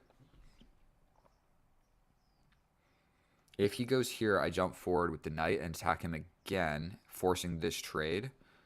I can also just attack like this, but then he could just take. So what is the correct move? Also, this pawn is only defended by the queen. So one thing you can do is like, if a pawn is only protected by a queen and a king, you can basically just attack that piece and it's like let go of the pawn. So I'm attacking this pawn and he wants to hang on to it. And there's only one way to do that. And if he goes ahead and goes here, then I just hit him again. Right? So we go ahead and we attack the queen. If he goes here, we attack him again. If he goes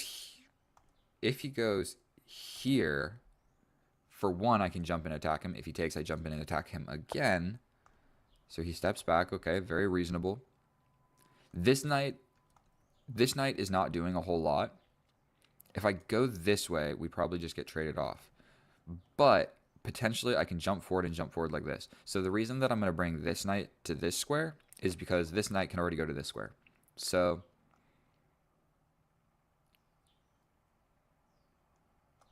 we jump in. We attack the queen. He can't give it up because the bishop is pinned to the king. This fork is essentially coming next, and I'll bring the rook forward. And we'll just absolutely mobilize the attack. And so he still has not got to castle. And his king is stuck in the middle of the board. His queen is continuously getting attacked. Has very scarce squares that it can really go to. My bishop is kind of trapped, but it's defended by the knight. And I still do have like at least one retreating square. Or if I really need, I can go forward. So my bishop's not really trapped. He's kind of scared, but not officially trapped. Okay. What do we got going on here? Can I just sacrifice? What does that do? Boom, boom. Check. I like the idea of that. Sacrifice the rook. Kaboom, boom, boom with check.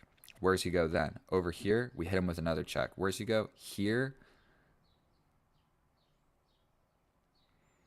I don't think it's going to work. But this queen is not super happy. This pawn is almost hanging. I guess I can jump in with my knight. That would probably be a good move. This square is a little bit scary, so I think we're just going to jump forward with the knight.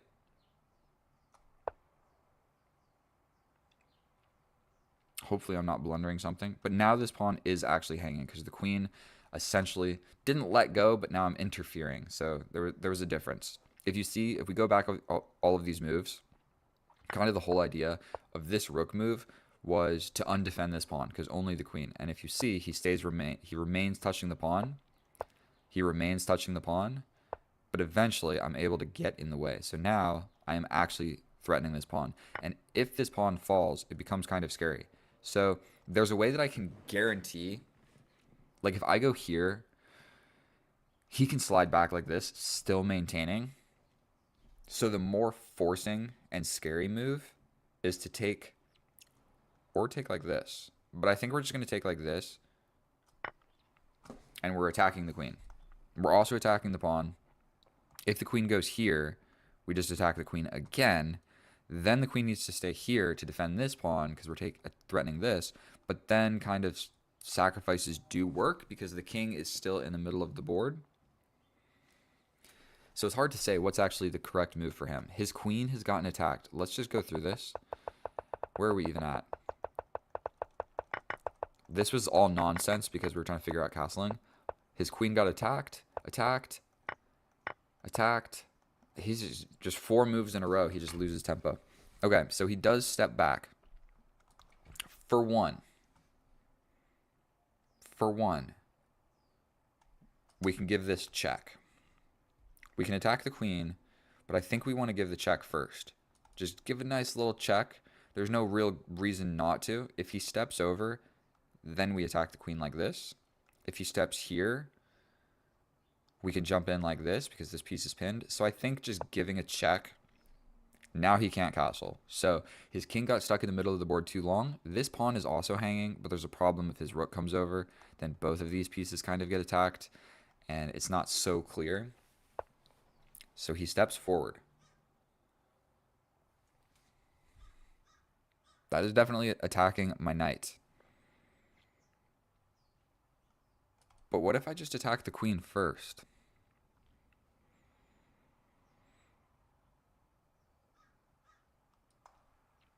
I kind of like that. Just leave the knight hanging, but I think it'll be okay. And we just attack the queen first. I mean, you're not going to take the knight, so I think we're chilling doing something like this. The queen's got to go somewhere. If the queen goes here, my knight can jump back this way, attacking the queen yet again. And you can't take because I would take the queen with my rook. So if he does go here, this move works. I'm attacking this. I mean, it's not beautiful. Does that move make any sense? I jump back and I'm attacking the queen. Great. I'm also attacking this pawn. Great. But is there any actual, like, real threat? I mean, I'm up 2 pieces. I can just sacrifice something, but I think this move is going to be fine. We step back. We attack the queen again. Let's just see how many times we can attack this queen in one game. And so now I do have 2 attackers on this. This is also going to be an open file because his king is in the middle of the board. So I really just have my bishops there. So if I bring this rook doesn't need to be defending this pawn. We do need to be a little bit worried about his bishop, like mobilizing in the center of the board, attacking my rook, undefending this. But just kind of the way the geometry is set up, my knight is defending this, the rook is defending this. But once the knight moves, attacking my rook will undefend this. But, I mean, we're up 2 pieces.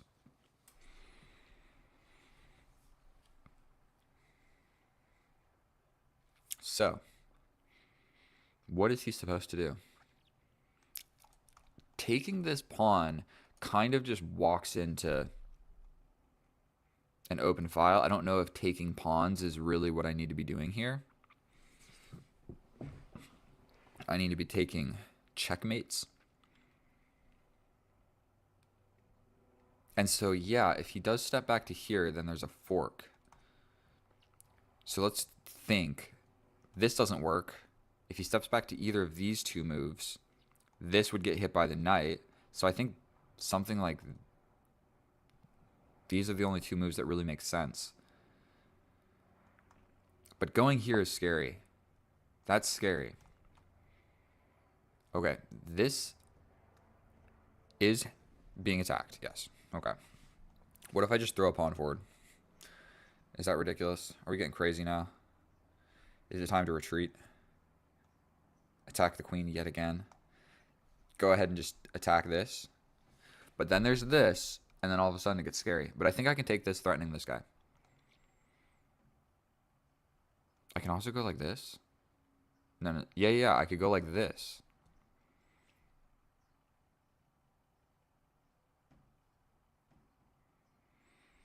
Seems too sketchy. What is the knockout in this position? I don't know. I can literally throw my pawn forward. And if you go over here, I essentially trap your queen somewhere. This just seems more risky than it's really worth, to be honest. But I mean, let's just do it. Don't know what, I'm not even sure what else to do. I'm sure there was a better move. But I'm winning and I have 2 minutes on the clock. So if we can just like trade some pieces, I win this endgame. I'm not sure if there's a direct checkmate because the king is just chilling on these light squares, and I'm having a hard time actually like getting in on the dark squares, if that makes sense. So probably this move makes the most amount of sense. Something to note is this is covered. So we're going to take this. This is covered by the queen. So don't get tunnel vision here thinking that it's checkmate. It's not. You do have the potential to like make it much worse. But for 1, I can attack the queen. For 2, I can just slide over. So I think what's going to make a lot of sense here, we go ahead and we threaten the queen. Unfortunately, we're just grinding down into a trading everything off to a simple position. Okay, so this is hanging, but I can just take here first, right? Because like, yes, you could get this, but then I take here.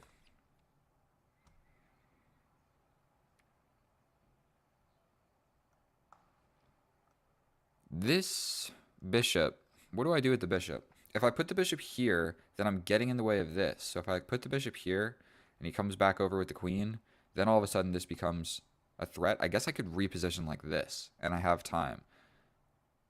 Then he pushes here. But I think I'm probably just too quick. I could even stop it like this. So, no. This hangs this pawn. Okay, we're going to just put the bishop over here. I wanted kind of the bishop to be on this side of the board, but this pawn is pinned to the king by this rook, so this pawn is only defended by the rook. So this will probably be my next idea. Right? Why not? Why not? But the king is miraculously really safe. Because my pieces are just on my side of the board. If anything, I'm doing like defense. But the next idea...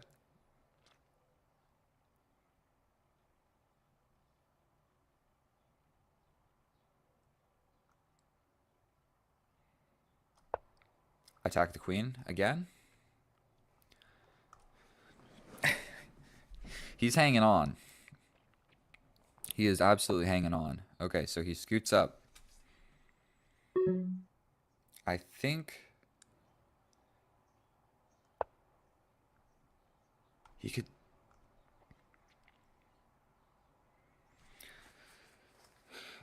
Like, if anything, I'm up 2 bishops, but my bishops aren't applying any pressure whatsoever. And so... I mean, I have this check. This, then... I don't know. Let's just do this. It's defended by the queen. We'll give him some time. Now my bishop can slide back like this.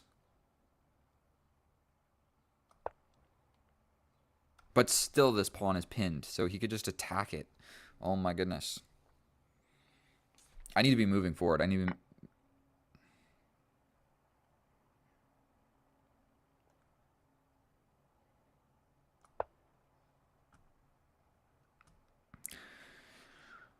I'm a little bit crumbling here at the end. Like, I just can't figure out how to push forward. Because he's got a rook and a queen, which is, like, really powerful. And so I need to figure out a way to, like, get rid of them. And his king is still safe. Like, does this check? This is hanging.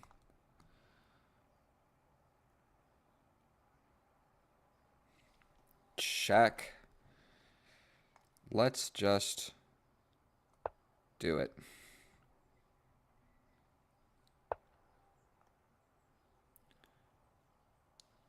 Check. My bishop's hanging. Make no mistake about it.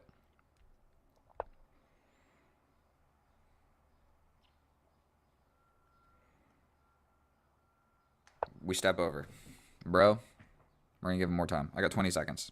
This sucks. The king is so safe. It's like I need to figure out a way to actually trade these pieces. This is hanging, but so is my rook.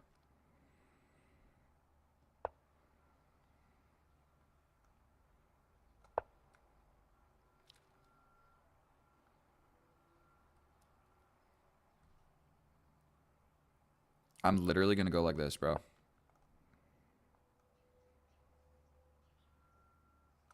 I am literally putting my bishops here.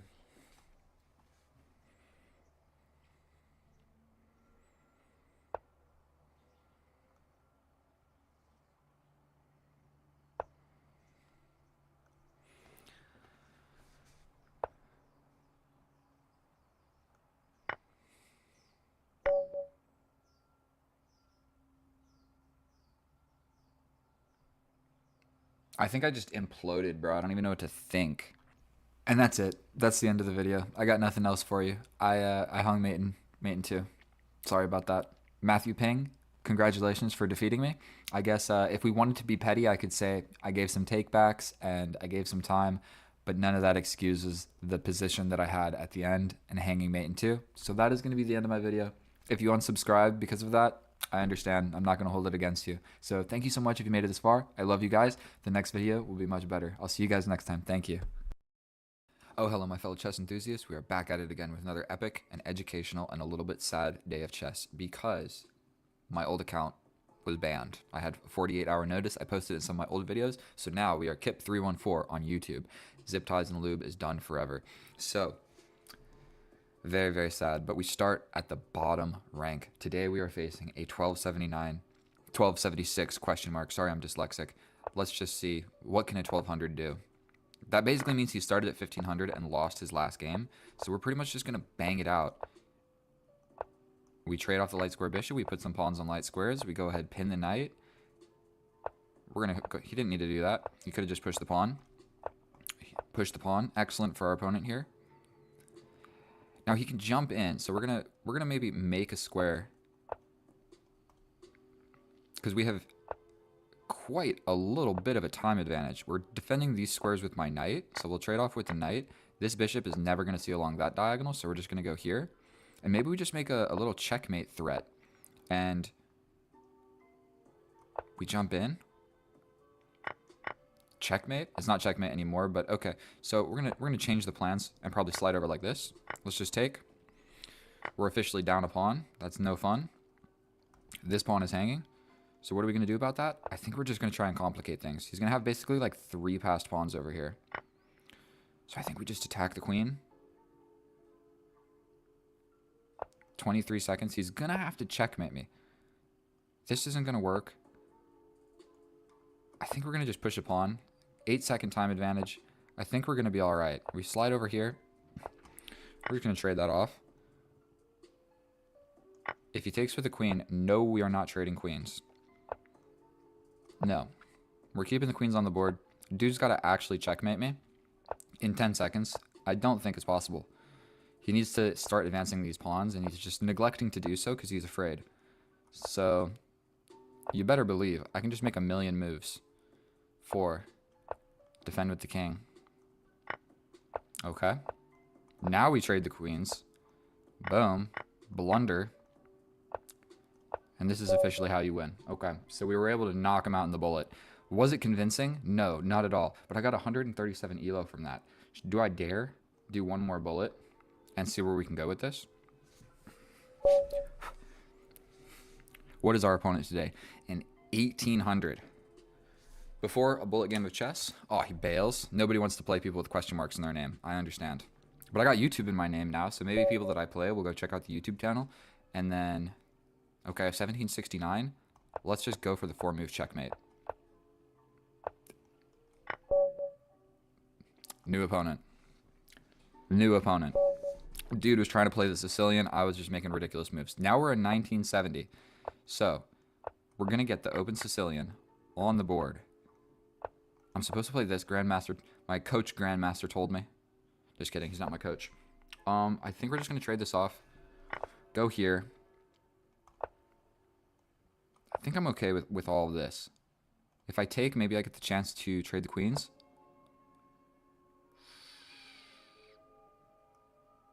I think we're going to take. Whoa, whoa, whoa. This. Okay. Weak pawn in the center. Attack the bishop. If he stays here, he's trapped. We're going to castle long. This is defended. Don't really want all this to happen. Maybe we're just going to push this pawn forward. We attack this dude. We have ideas of doubling the rooks. We're just going to trade. He didn't need to take all that time. We're just going to take this and fix his pawn structure. But we're going to survive. Don't worry about it. We're jumping forward. We're attacking this pawn. We then attack this pawn. We're not really attacking anything. This gets him trapped. So we're going to tickle. And yet again, we're going to put some pawns blocking that light square bishop out. We're going to step back. King to the middle.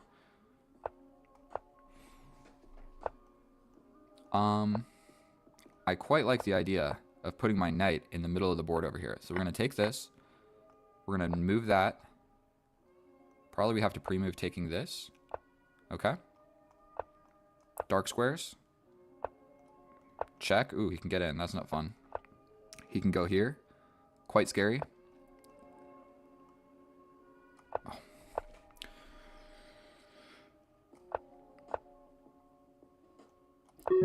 That's a check, but if he takes, this pawn is unstoppable, bro. And I can get in front of yours. Okay? And he's got 2 seconds. Now I have this queen where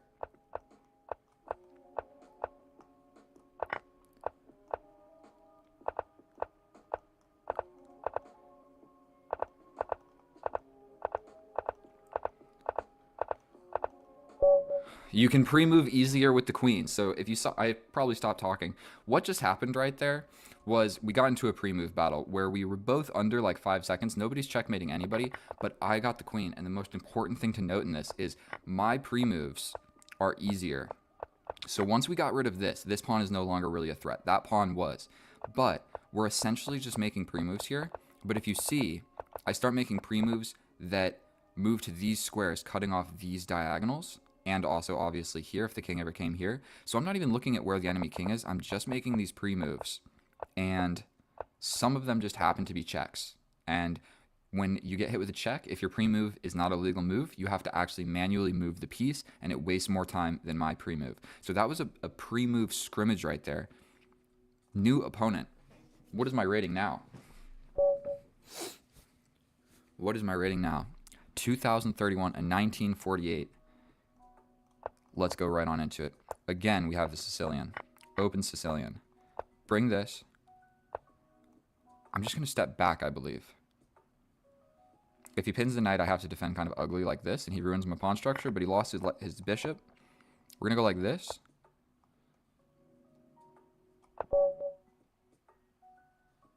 Oh, he hung the queen, and I didn't see it, and he resigned. Never resign when you make a weird move like that. Never resign. Did I see it? No. I was moving my queen. I was worried about like this type of stuff, like he could jump in or something. I don't know what I was worried about. New opponent. 2000. I'm at 2100. We're at 2100, and we're gonna face an actual 2100. Do I have what it takes? That was stupid. This line sucks. I know not to do that, and I still am making mistakes. That's how you know I'm not that good at chess. I think we're just going to take this and ruin the pawn structure. And this bishop's coming over here. This is an open file, so I want to push this because the rook can come forward and attack it in the future. We like this diagonal. He can castle. We come here. I need to castle. He can push. Yeah. We're going to go here. We're attacking this pawn. But I'm about to get annihilated. We're going to take.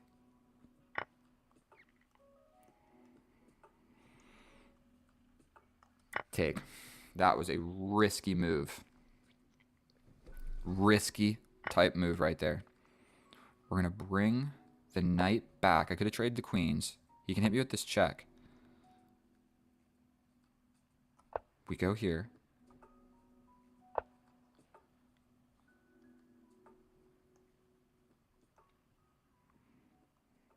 I don't know what to do. He's going to hit me with this check. I'm going to step back this way. He pins me. I block. Okay. Oh boy. We step back. Now I'm really getting pinned. Now I'm really just lost. We have to take. We got to step over here. 7 seconds against 19. I did not have what it takes. Plain and simple, I did not have what it takes. And I cannot checkmate this guy. He comes in. I lose my bishop. I'm completely lost.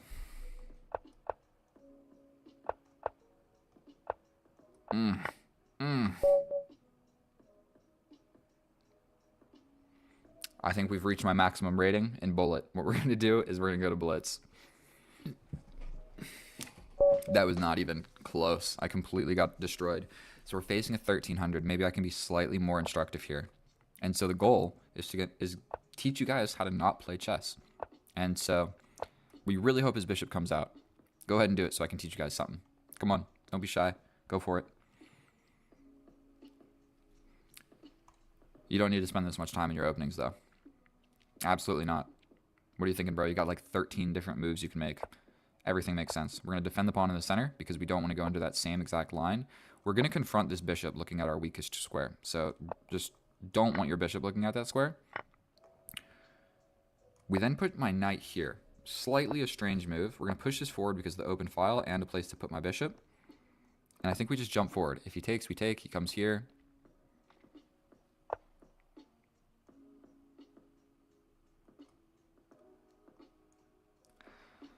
I think we're going to cut this off. I'm not sure if that was a good move, but that was something a little bit to be afraid of. We're going to just take this. His queen comes out. Going to go ahead and step forward with my queen. And now I'm like, do I castle the same side, or do I just assume that he sucks at chess and we castle opposite, even though it's probably a bad move?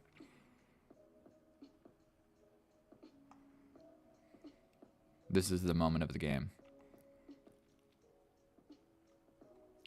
Here, I think that hangs this temporarily. But then we defend it with the rook. And we launch. And he pushes his pawn, but then we're quite ready. We're going to slide all the way back with this. We launch a pawn.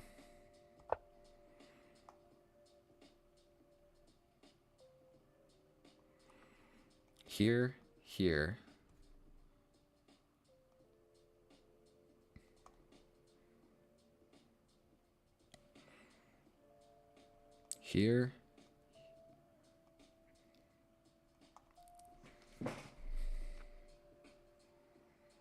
I don't know what to do here. Take. I can't take. I think we're just gonna go for it. I'm gonna get heavily attacked here, but I can scoot back like this with my bishop, is what we want. So he's gonna take, push. Like, I'm gonna trap my bishop in, but he's gonna like completely lose his bishop. And so now his pawn, we've got the umbrella defense going on. So this completely ruined my bishop. Like, there's no mistake about it. We're gonna just take this. That was the whole purpose of playing literally everything that I played right there. We can push this pawn because it's defended by 3 things. I think we take with the knight. We're attacking this and the knight. He hits us with a brutal check. We step over and we're going to lose this. Essentially, we have to checkmate our opponent now, because we're going to get cooked. So I think we got to remove this defender. Check here. Check here. All the way over. The king could run away. Trade here. What do I do? Am I going to lose to a 1300, bro? We're just going to take a pawn for free. We're going to get checked. We're going to step here. We're going to get checked. We're going to step here. We're going to get checked. We're going to step here. Take, and I think I survive. Okay, don't know what to do, so we're just going to take this. We're going to slide over here so this rook is defended, so that this check, I don't lose it. He can still hit us with the check. It's quite nasty, but we're threatening this. He can defend it like a few different ways, and I have 1 pawn, so I can't actually break this structure open. But this queen kind of sucks, so we're just going to push this.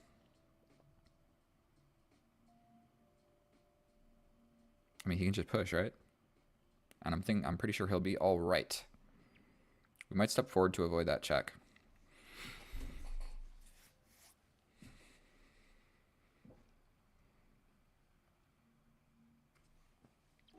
Take your time, buddy. I think I'm going to step forward. Push this to confuse things. I don't want to try and pressure our opponent here on time, but we might have to do so. And something that I realize with my chess, I see this dude is 1300, and it just makes me assume I can do anything that I want. Take. And we're going to take, right? He's going to push. Take. Check. Here. Check.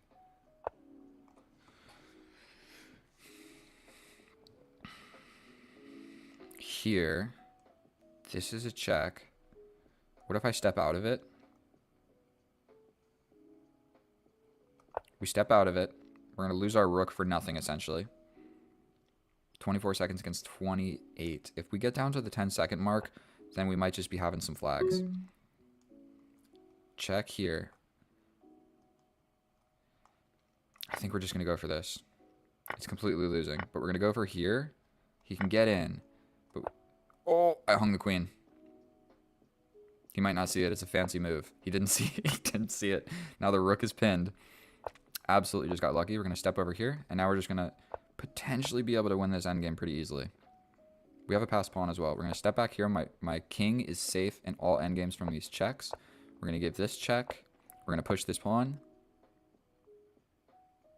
I think we're just going to push. He can come here, but I pin him again. Now he's pinned to the king. The king has to waste a move moving over. 6 seconds against none. He's got no time. We flag him. New opponent.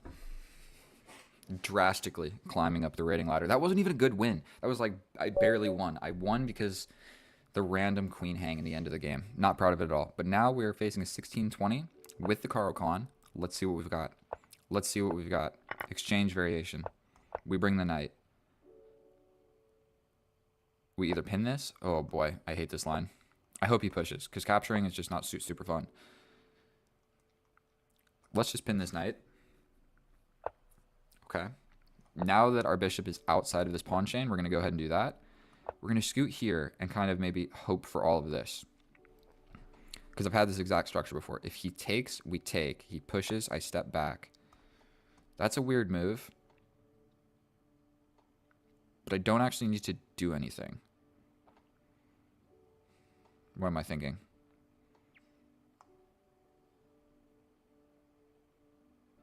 What if we step back? Did that make any sense? Now his knight can't go here. But now my knight can actually take this. Okay, so he's threatening this. I think more or less we need to take. He can take. I take. He takes. I'm so scared. We throw in a check and make this gosh darn knight move back. This guy is still hanging. If he blocks with this one, actually, it's kind of scary for me. Like, if he goes like this, I think I have to take. He takes. I got to do something with my knight.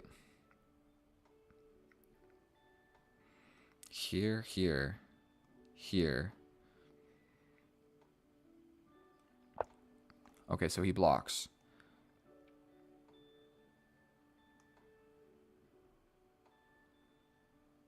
We're stepping forward. It's pinned for right now.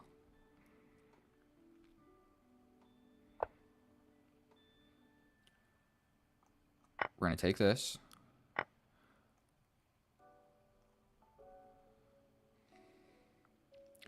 I can take, grab. I don't want to be stupid. I'm just going to castle. Definitely don't want to be stupid. Okay. Take, here. Does that make any sense? We jump in. We're attacking the bishop. Bishop's got to move. We go ahead and take this. If he takes with the queen,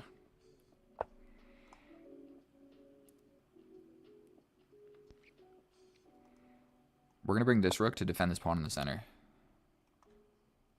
I mean, probably I'm just going to get attacked. I could defend this a few different ways. What is the best? Oh, the knight is hanging. So we're going to just go like this. If he launches a pawn, I can hit him with the check. Is he really trying to get fancy with these pins, bro?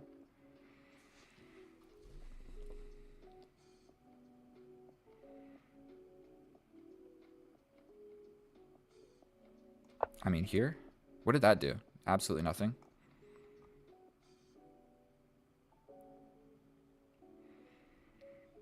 He can probably just put something behind the pawn and he'll be chilling. And I'm down like so much time on the clock. That got rid of this, right? Now I'm up some pawns, actually.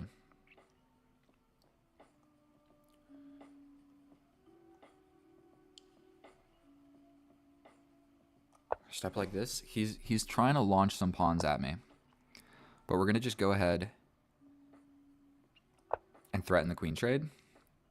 And his queen has to leave this scary diagonal where this checkmate idea is coming in. Okay.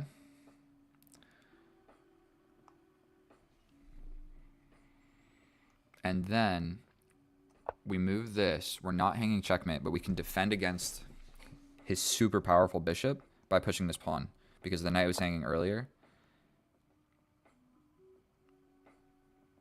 We go like this.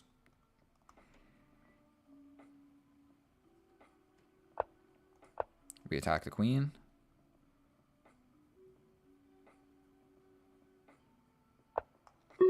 Trade this. Attack the queen. I'm so scared. 20 seconds.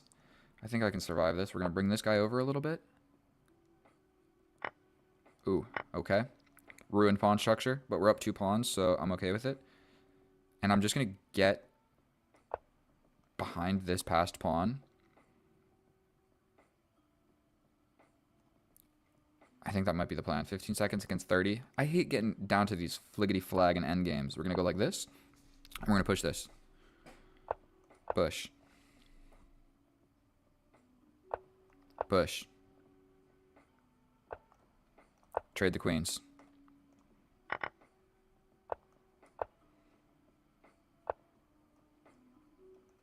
Eight seconds. Oh, God. We come back. We'll trade this off.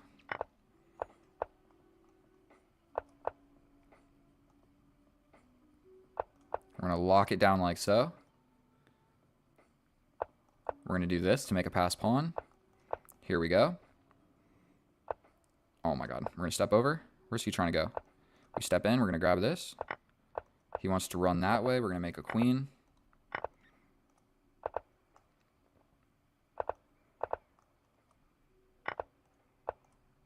Oh my God, 2 seconds? That's not fun.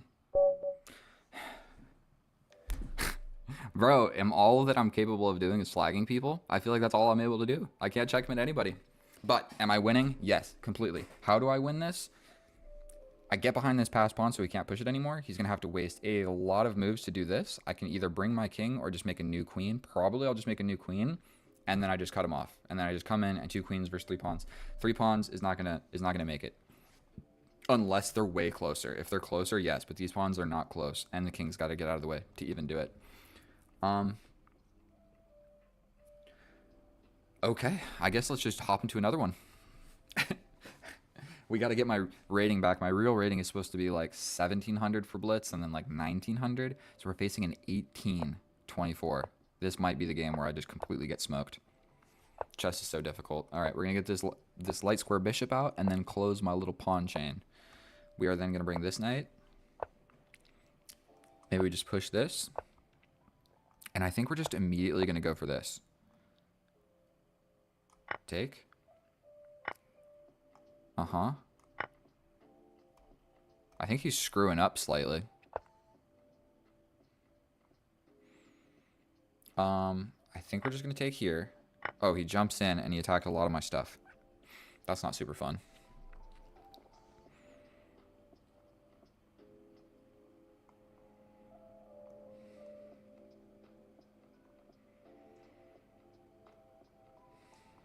What do I do?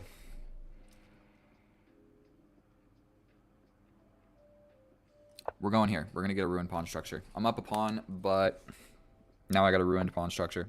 Okay, so he does this. I think I can just jump in, right? What if I hit him with this check? No, no, no. Check. Check. We get the queen almost. He steps back.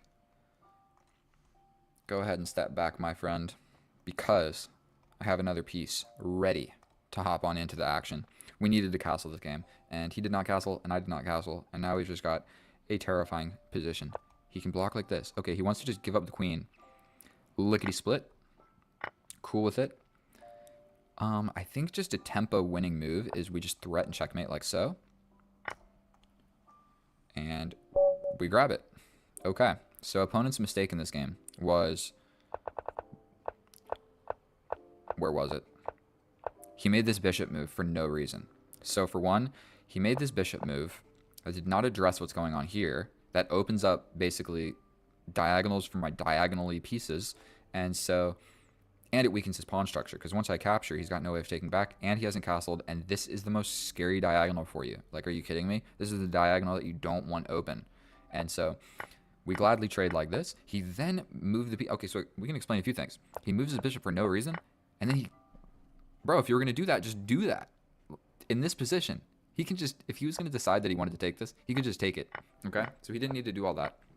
Then here, you gotta be careful with these open diagonals. That was it. Just watch out for the diagonals. And you know what? We're on a good note. We're on a good note. Let's hop into a rapid game. Let's hop into a rapid game. I'm going to take a deep breath. We're going to explain things a little bit slower. Maybe my face is too bright on this thing. We're going to cover this light slightly. How do I look now? All right. A 1200. I'm going to teach you everything you need to know about how to not be 1200 in chess. So we're playing the bishop's opening. E4, E5. You got to study a couple openings. Now, what I did earlier in this video is I brought out the knight. He takes, I take, he hits me with this fork, I have to step back. He takes, I take, he hits me with the pawn. Black has a center. It's not good. So you don't like making a pawn move in the middle like this. You would rather develop your pieces first. But for this specific situation, we don't want to allow all of that nonsense. Okay? It looks like he might even be going for this. So we will be all right by just bringing the knight. If he jumps in, we're just going to castle. If he trades and I get the two pieces, okay. Okay. Now we have a super imbalanced position. It's completely even material. But why did he... If he's going for like some crazy structure that he's went for, if I was him, I would have tried to develop and castle the other way, because look where my king is. That sucks. My king is like doing the attack. So I need to develop some pieces, so we're just going to go ahead and do that. Then...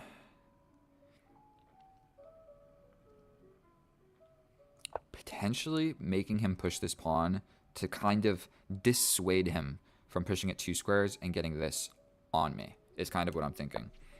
So he scoots on over. Makes sense.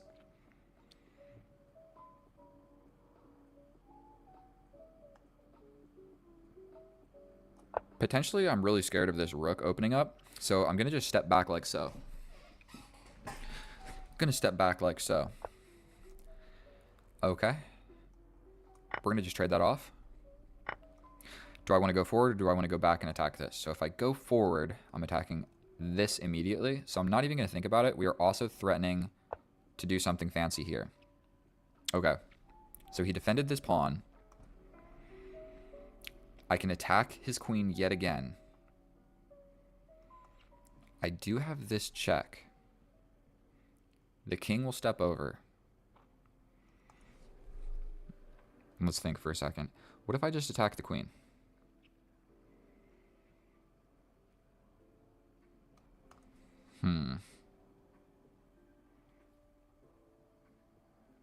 At the very least, I can play this.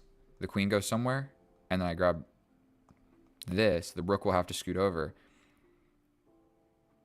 Potentially, I like do something crazy and win the rook over there. So let's just think. I basically have a lead in development. These pieces basically equal this queen. So I can batter his queen around with tactics and hopefully find something sweet. So this check, only move. This check, I mean, he can just step back. No. He has to take because he's attacking the queen. So check here, check. He captures.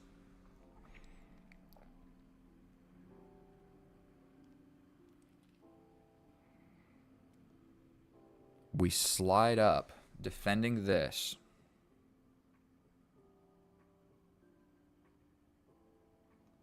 Is there anything fancy? I don't want to just win a pawn. That doesn't seem super fun. So I want to sacrifice something. Check, steps over, check.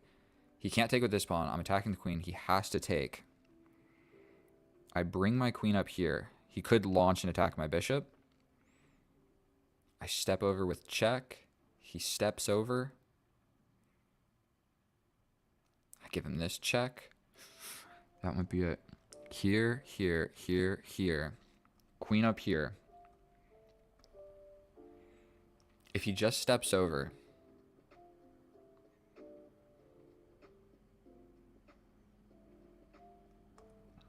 I think I'm wasting too much time.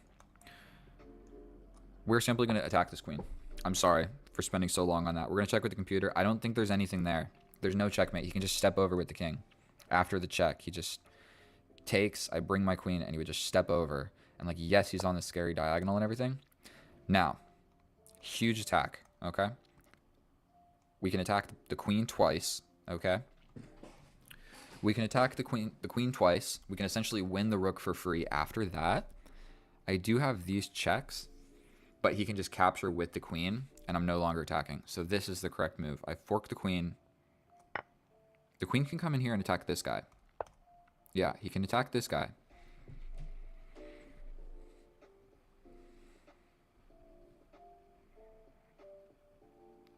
I mean, I grab the rook. He grabs this guy. I try and escape.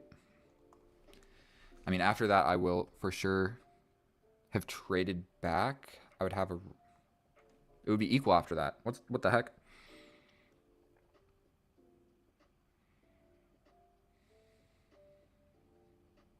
Dude is playing resiliently. We attack this queen again, defending the bishop. And we just say, hey, I won a pawn. Does that make any sense? Because if I grab the rook, he grabs my bishop. Maybe I threaten a queen trade. If he trades, I trade.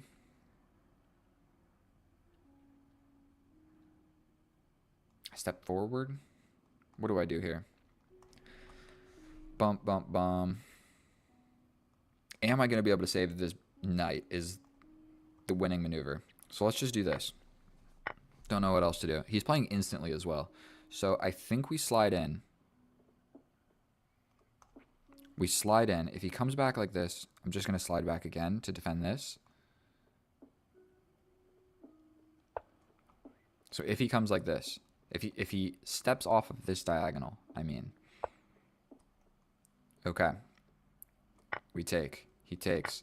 My knight gets into the mix. Okay. Is this pawn super scary? No. Operation, I want to save my knight. So we bring the knight out. Coming back here, we'll also attack this pawn. King to the corner. Bro, no idea. We're going like this. Okay. We take here, the rook takes, we fork these two pieces. The rook has to come back. I take this, the rook comes over here. I think we're chilling. So, we take. Oh, we fork these guys? He could just, like, try and get real active here and lose the bishop for free, but just his rook alone is not going to do any damage. Okay, so he just loses this for free. We're going to go ahead and take it. This pawn push is not scary. If he attacks us, we just step back out. Yeah. So immediately, I'm just going to put my rook behind. I didn't need to do that, but this is his only asset other than his rook. And so we don't want it doing no nonsense. So we can take. If he pushes, we just take. If he takes, we take.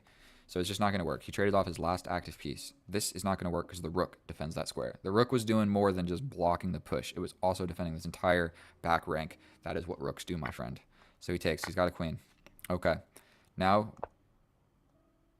we take a pawn.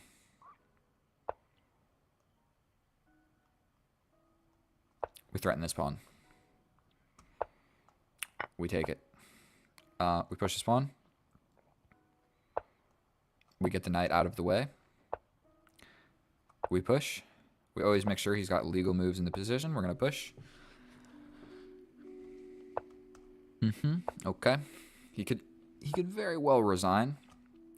These two pawns are not going to get past these two pawns. So we're going to go ahead and make a queen. Important to note that it doesn't cut off any squares on the diagonal because the bishop already did that. And so now we're just going to give some checks. It doesn't need to be 100% accurate. We're going to check him here. He scoots back here. Okay.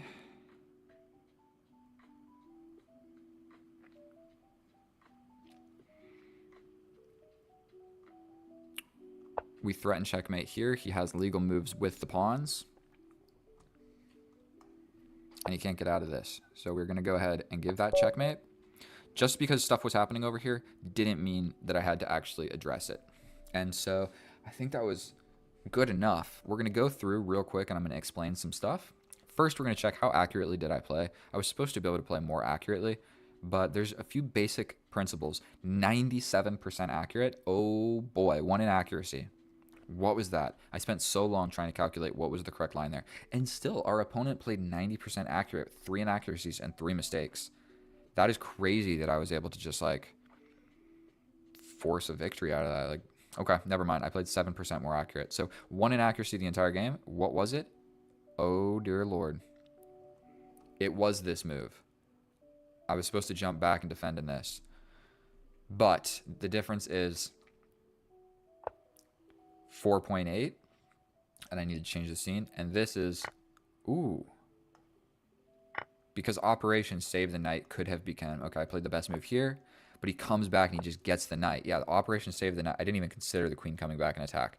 I'm still doing quite well. Because after all of that... Like, after this... My pieces are active. He gets the knight. But I have this for 1. So let's just say I don't have that. I'm still doing quite well. He's got an isolated pawn. It's impossible to defend. I'm going to harass that. I've got a very solid pawn structure. And so I'm going to check this with the computer, and I will actually analyze it with you guys there. And here we are in the analysis, and you better believe we're not going to analyze any of those bullet or blitz games. My little pep talk after the games was good enough, and so I think that I'm undefeated so far, other than that bullet game. I got cooked, absolutely cooked, deep fried. This game, I think I already just went over this. I don't know if you could actually see what was going on down here, but 97% accurate, 1 inaccuracy, and the reason for that is Operation Save the Knight was never going to work. And so let's just hop on into this without the computer, and I'll explain some stuff. Okay, here, I explained this quite well. The reason you don't bring the knight is because what happened to me in the other game. So just because you know the opening and you have studied it doesn't mean you're going to play it. Sometimes you know what I mean? I know this position, and sometimes I still play this in fast games. In a long game, I have time to think about it. But in a fast game, sometimes I just throw the pieces out and make a mistake. And so what good is studying openings if you don't even play the openings that you know? And so this, inaccuracy. He has moved the knight once. He has now moved the knight twice. I'm ready to castle.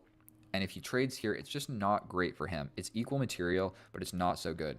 And so we go ahead and we castle. He takes. This is a mistake because we take.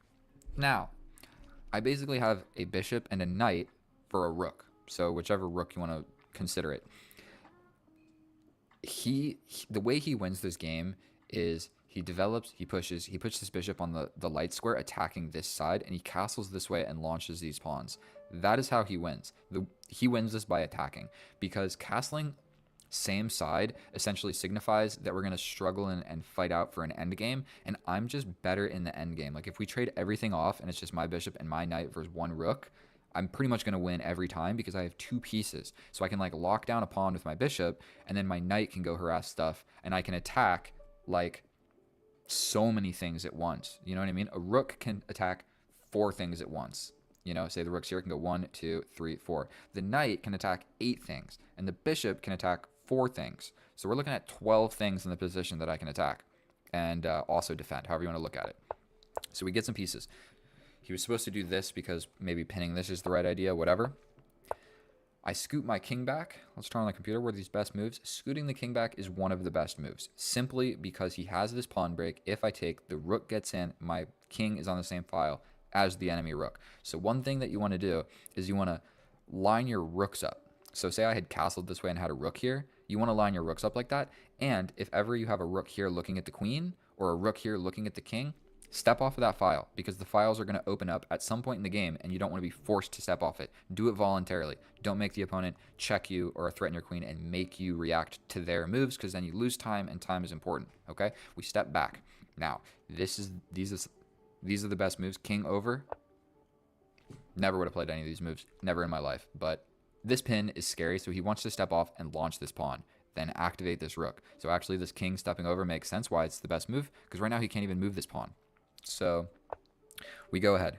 We take, jump to the middle. I had the option here to step back or step forward. Stepping forward and attacking something is generally better as long as you have a way to get back out. So you don't want to jump in to the position if you don't have great like getting out of the position ideas, or you're just dead set on your piece is going to die killing something. So this, I'm not dead set on dying and killing anything, so I want to make sure I can get back out. Now, I'm supposed to just get crazy active with the queen. One of the best moves, but I'm supposed to get super active with the queen. Fair enough. If you can put your queen close to the enemy king, it's generally a good idea. That's just a simple thing. We attack, he steps back, we hit him with the fork. and I'm supposed to defend. Then he steps over. Then I attack the queen again. Ooh. Then I'm attacking the queen. I see it now. We come here to defend this. Then he has to move the rook. Then I step back, attacking the queen, but also attacking this rook with the bishop. Tricky, tricky, tricky. Didn't see it. Mistake by me. Mistake by me. And I spent a considerable amount of time thinking about what to do here. And I decided, you know what? We're going to grab this rook. He's going to grab this. I'm going to step in and maybe save my knight somehow. It was never going to happen because he can just go back. And my knight is never getting out. So if he did play this, potentially one of my best moves would be like ruin the pawn structure. And then I'm only slightly winning, but he's got 3.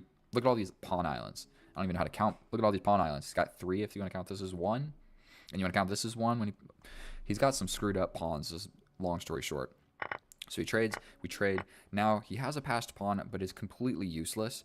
And essentially, he has to take back. And then this move made 0 sense. You want to do something about this knight, okay? You want to do something about this knight. That's all I got to say. So we trade. Now my knight gets out. King steps over. That was the best move like 10 moves ago, but now it is just simply not. He still wants to push this pawn because the pin on the king with the pawn. Makes sense? Now, we're attacking this. We simply take. He takes.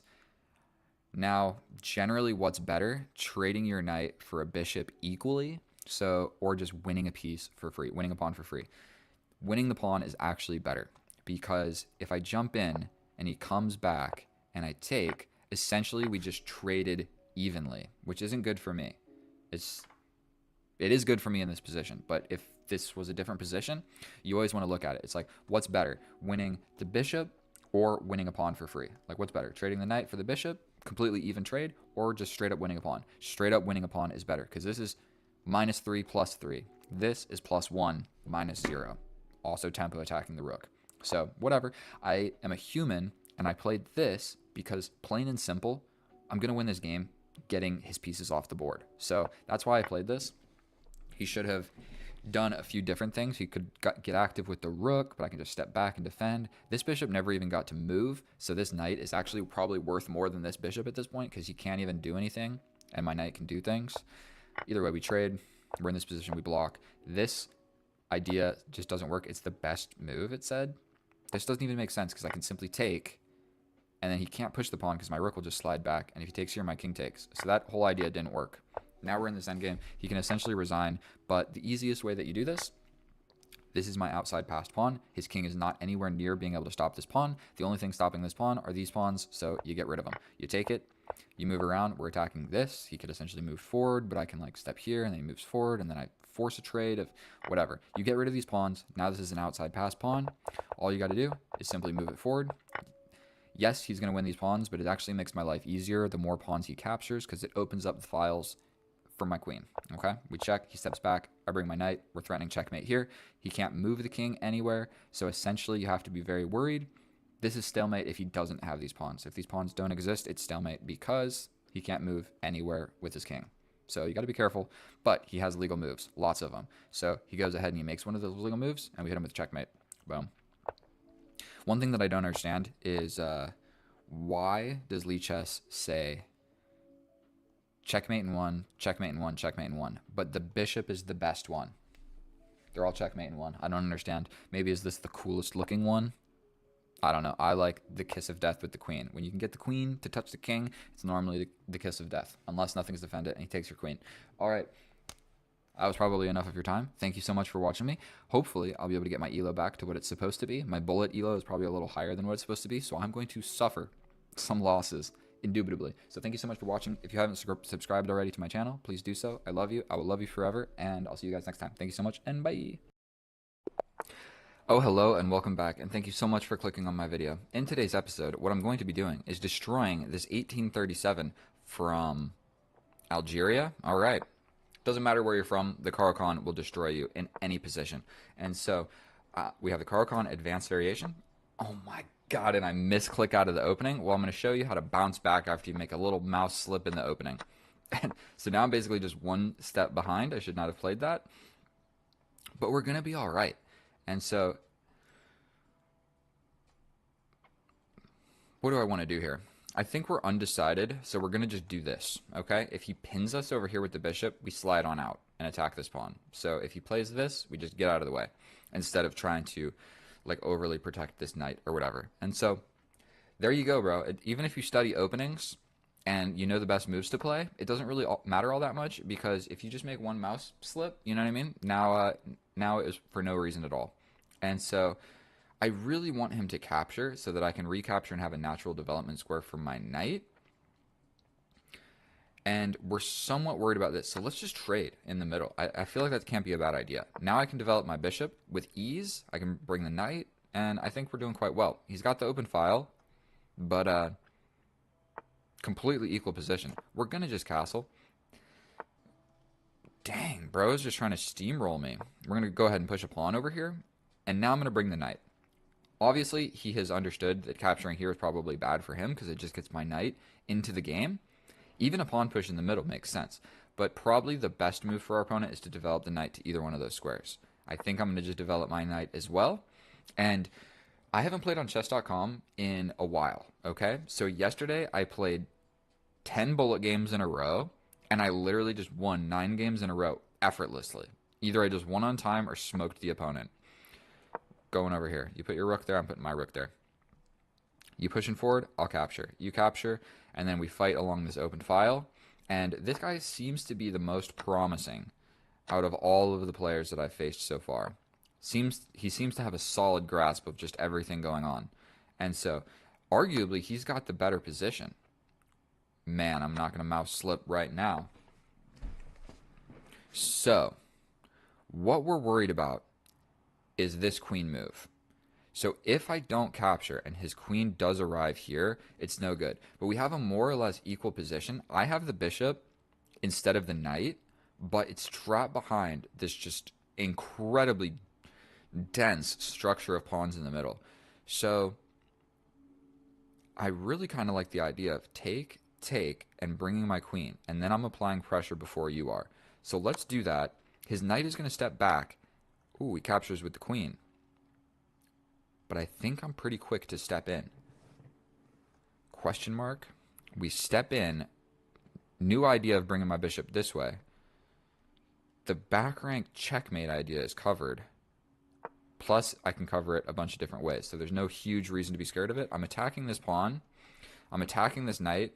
And he's got the open file, but it's covered in a lot of different ways. Oh, dear Lord, what if he plays this? Do I really have to, like... Okay, I think this move actually would have made a huge amount of sense.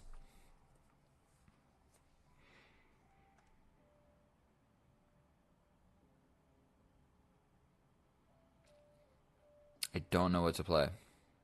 I think going for a pawn break might make some sense. But I think we're still actually pretty scared about him playing this. And I don't want to just spend forever and let our opponent figure that out. So what if I step over? Trade, and then I have a 2-on-1. But he has a passed pawn. And he can just push it, and then defending it becomes kind of hard. What is the move to play? Step over. Take, push, here, push. We step back defending this, but I don't have a great way of attacking this. You probably bring the knight, I bring the king. Not convinced that that's going to work out in my favor. And we're still worried about this. I don't want to play this. I mean, that's so boring. But let's just do it. We're really fighting over this open file. And if I can figure out how to get my bishop in behind these pawns, maybe it's a good thing for me. But I think I probably have to like at least go for a little pawn break. And not go far below in the clock. And so we're going to be going for this pawn push. If he captures, then I think I'm okay with putting my bishop on this diagonal. Ideas of maybe bringing my knight this way.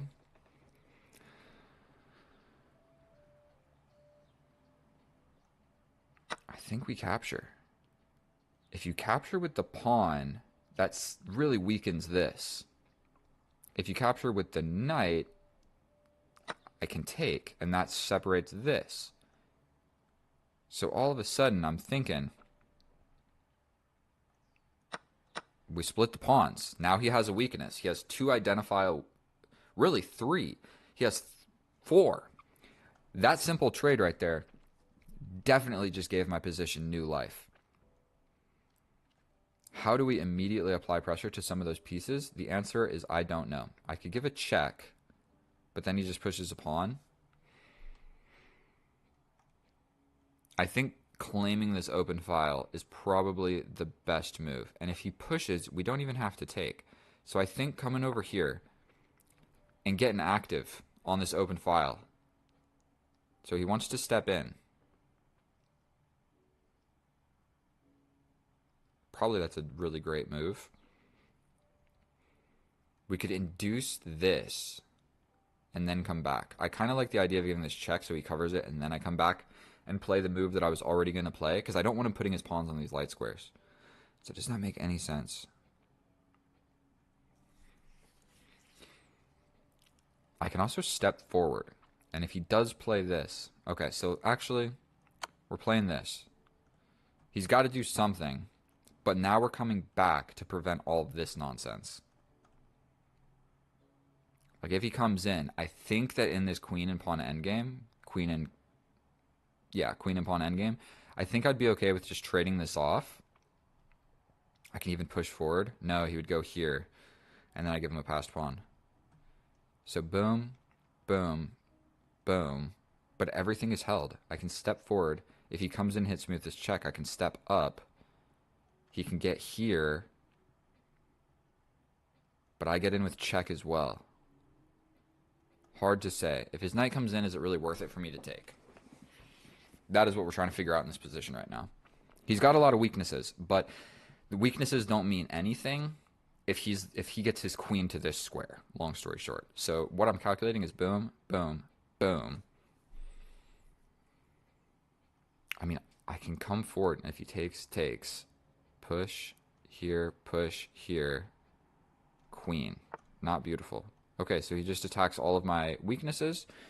Very, very reasonable move. I feel like essentially I have to step over like this. Or I step up with the king. Or I give a check first.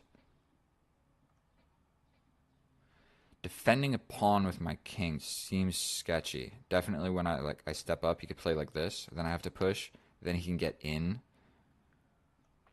Seems sketchy, but I don't want to give my open file ideas away. So everything is feebly held.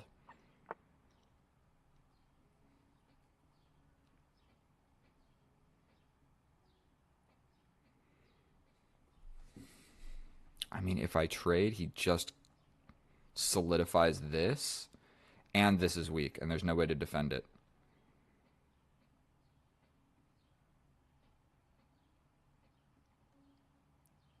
Step forward. Yikes. But then he gets in. I come over here. I think I'll be alright. Will I be alright? I step in. He gets into the position. I can just step over. I step over, but then he can just attack. I can also just go for this at some point. What do I play here? Take. Attack this. You get in. Then you're attacking this. Here.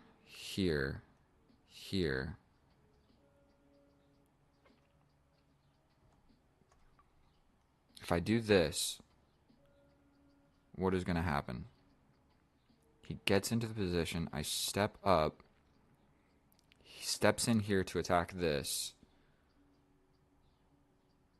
I can take this. He can take...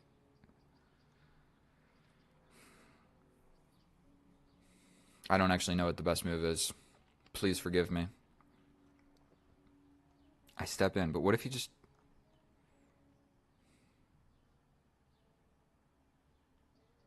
First of all, there's a check. But he just steps up. I block here, then he takes. Then what did I really accomplish?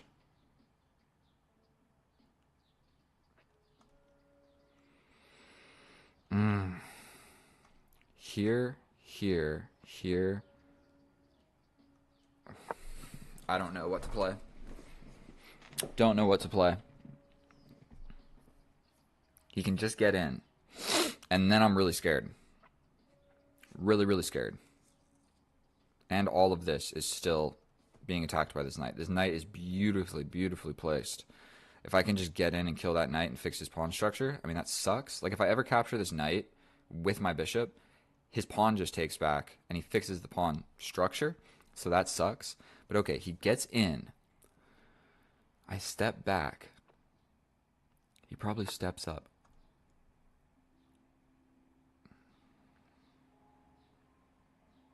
We go for this now. Here.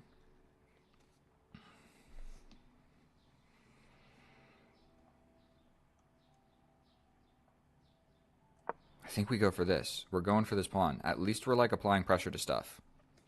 And I need to be playing faster. This knight sucks. I hate this knight. He can get in, but I'm taking the pawn. So he has to at least like do something about that.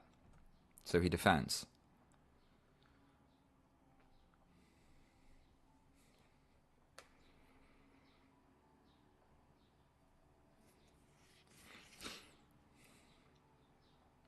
We come in, take, take. Is that promising? Here, here, here, here, here, here, here. He could actually push in the middle of that. So boom, boom, boom. Boom, boom, boom, boom, boom, boom. 1 minute on the clock. I think we just rush into this endgame. Grabs this.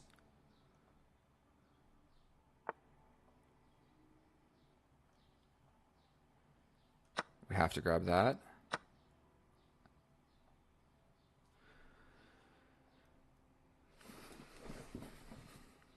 I think that I capture this. He captures this. I step here. He steps back. I push. He takes, takes. I come here and I play on these weaknesses. I can just push, but then he pushes. So I think it's probably better that I grab this. He grabs that. I attack the knight. He steps in. What do I do? What do I do? What do I do? We grab that. Grabs this. For one, I can attack this pawn first. And instead of jumping here, he'll jump back. So we're going to just go for this, attacking this, so that his knight goes here instead of here. And I think that's slightly crucial.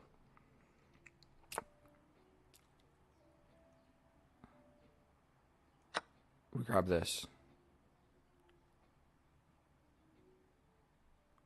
40 seconds against 5 minutes. All of a sudden, I'm up a pawn in an endgame where I have a bishop. I can do this, this, this, this, push. I think there's no huge rush. His king can't actually come closer. And when the time is right, we sacrifice this. Boom, boom, boom, boom, boom. He steps over, but I step here.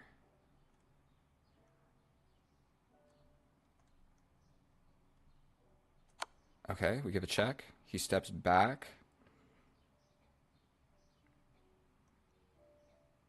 18 seconds. Oh my god, oh my god, oh my god. Ah! Okay, we step back. Yikes, there's this check. We're stepping in. He's got this. We're stepping in. Touching the dude. He's coming back, but I'm grabbing this pawn. Yikes, 10 seconds. I hate chess. Plus, he's got this dude. We grab this. Coming to touch it. We're going here.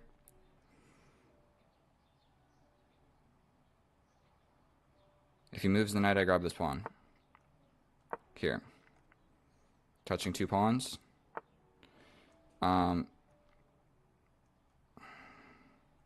Fuck, dude, I just lost.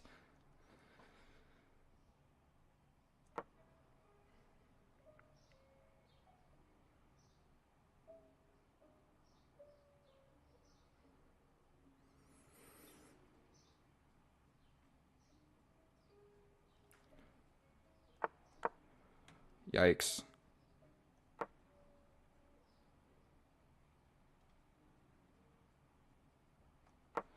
Two seconds.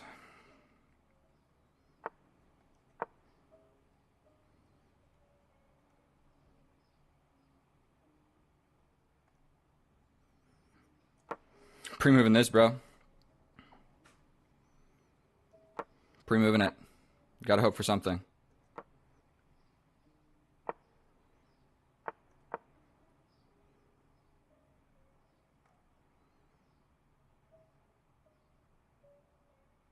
Pre-moving this.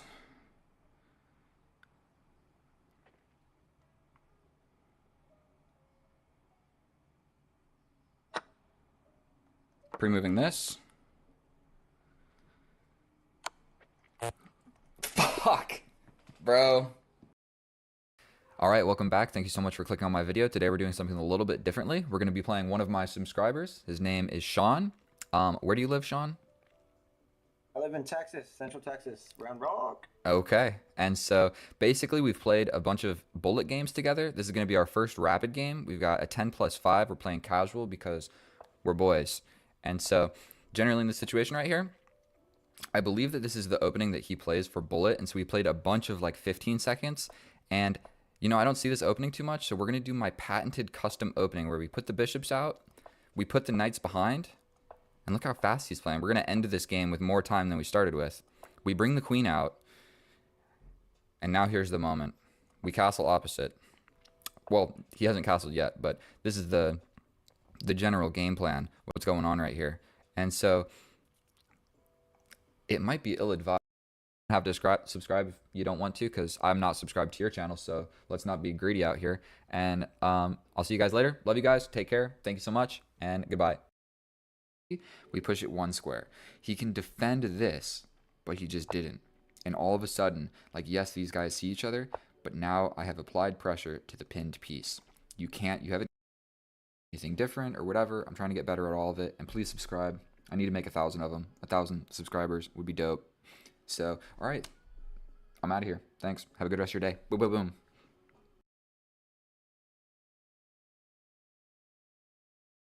Oh, hello and welcome back, and thank you so much for clicking on my video. In today's episode, what we're going to be doing is playing a 3+2, and I'm going to try to absolutely destroy this opponent. And so what I want to really do is sacrifice something and play more aggressive than what I normally do. So this is kind of coaxing in this little pawn push. So we're going to go here. If it happens, it's, you know, not the end of the world. I think we can go here and at least get a pawn in the way. Never mind. But that's sort of made a little bit of a weakness for this king. So our opponent is 100 points rated higher than me. Zenith level chess. And so I don't even really know what Zenith means. I think that Zenith is just the highest point of something. Okay, so the highest level of chess. We'll see. We'll see about that. Are you going to come pin me, bro? I'm ready to just go up here and castle this way and launch pawns, bro. That is the plan. That is straight up the game plan here. And let's just take a moment to take a drink of water or something, because our opponent is just really thinking about what he's trying to do with his life. And so we're just going to go here to defend this pawn. Then we're going to castle. Then this pawn push comes in, but we step over here. And I think he realized that pushing this pawn is actually like repelling my bishop to get my bishop to open this file to have then pushed this pawn. Just doesn't seem like the greatest, most intelligible plan in the world. So I think he is reluctant to do so. I'm ready to jump forward, bro. I don't know who you think you're playing against right now. So he's going for it. We're stepping back. I could have maybe even sacrificed, but it felt a little premature. So we're going to go this way. He can pin me, but we're castling. Taking seems a little bit risque. Make no mistake about it. But if he comes forward, then what am I really doing? But you know what? We're going to take. Then we're going to take, and if he comes in, sorry, we get this pawn. And I think that that is somewhat important. That rook was somewhat important. So we're going to still castle opposite, and we're just going to pretend like I didn't hang a rook in one move, because queens looking across the board like that, it's not something you see. Not something you see all the time. So we are officially just down an entire rook. It's fun. It's fun to be me. He can also essentially go for like a really cheeky queen trade. I don't have a lot of great ways of attacking him. And my pieces are literally like, you could call them developed, but we're doing the Hutter. They are like, not Helen Keller. They're the German girl, the Jewish German girl hiding in a building. Annie Frank. We're doing the Annie Frank, okay? And what we were doing over here was the Helen Keller. So we're going for it. We're going for it. Getting active seems like a decent move. Seems like a decent move. Just attack the bishop. If he hangs it, we're still losing, but we're going to have a lot of fun.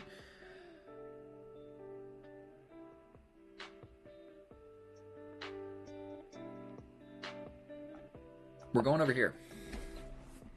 We're going over here. This pawn push is scary. This pawn push doesn't actually do anything. I can't actually get into the position with my queen, so my queen is essentially not applying pressure to anybody in any meaningful way whatsoever, and he can just claim this beautiful diagonal. Okay, buddy. This doesn't work. This is scary. This is scary. Everything is scary. Going back here is even kind of scary. What on earth should I do? Where do I have the most future activity is the question that I need to ask. This temporarily blocks the pawn, but he can just launch another one at will. I can take, but then I'm going to have two rooks pretty much looking at my naked little king. We're going to do it. By golly, we're going to do it. I'm not afraid. I am not afraid. We then come over here. These doubling up ideas. And my bishop. I don't want to move my knight because he's just going to take it.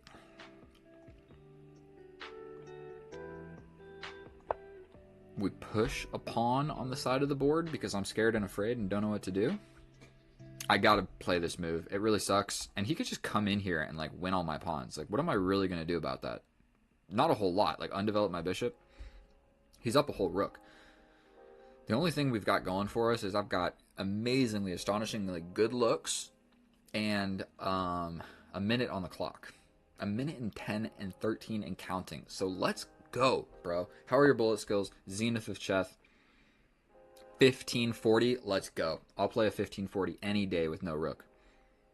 Oh, it's my move. What's the idea? What you trying to do, my friend? So what we want to do is really avoid trading any pieces. So I kind of like this into the position over here. Does that make sense?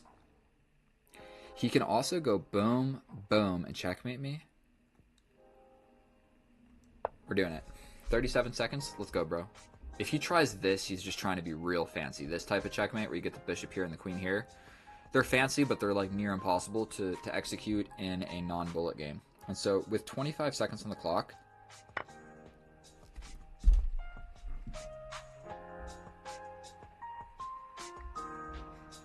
that's a deep gulp. Okay, so if I capture, check, and then I'm just getting mated, I can step over with my dude. No, I can't. Wait a minute. What a brutal sacrifice. This guy is a chess player. This doesn't work. Checkmate here. I've got checkmate here and here, and I don't think I can stop both. What if I get in the way with my bishop? Then he takes with his pawn. He could just play this. That would probably be the best move. Okay, so this happens. but I get to grab the rook. Then you hit me with check. Then I step over, you hit me with check. I step up. I think I survive.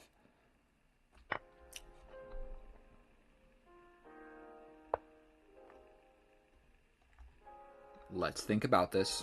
Here, here, here.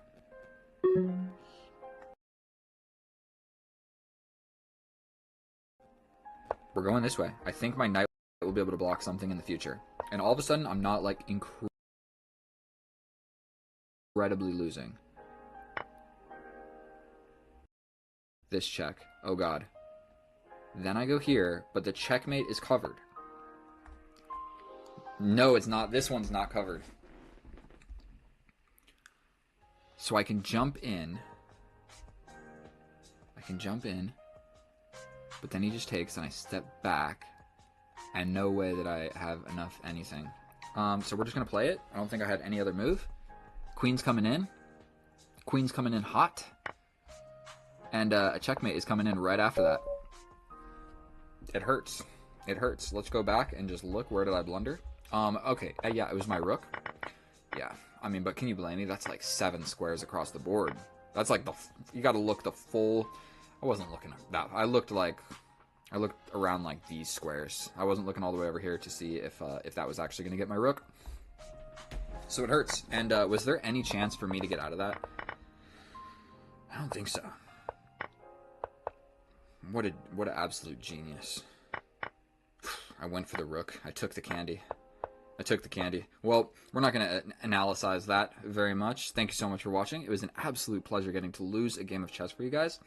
I gotta post a game of me losing every once in a while, because I can't just post all, like, I can't cherry pick all of my best games, you know? So what I do is I sit down, I play a bunch of games, I lose a lot of them, I win a couple of them, and I try and post the best ones. So don't think that every game I post, I'm not like posting every single game that I play. Go ahead and look at my profile, and you will see for yourself that I lose a lot. That's why I play casual. So thank you so much for watching.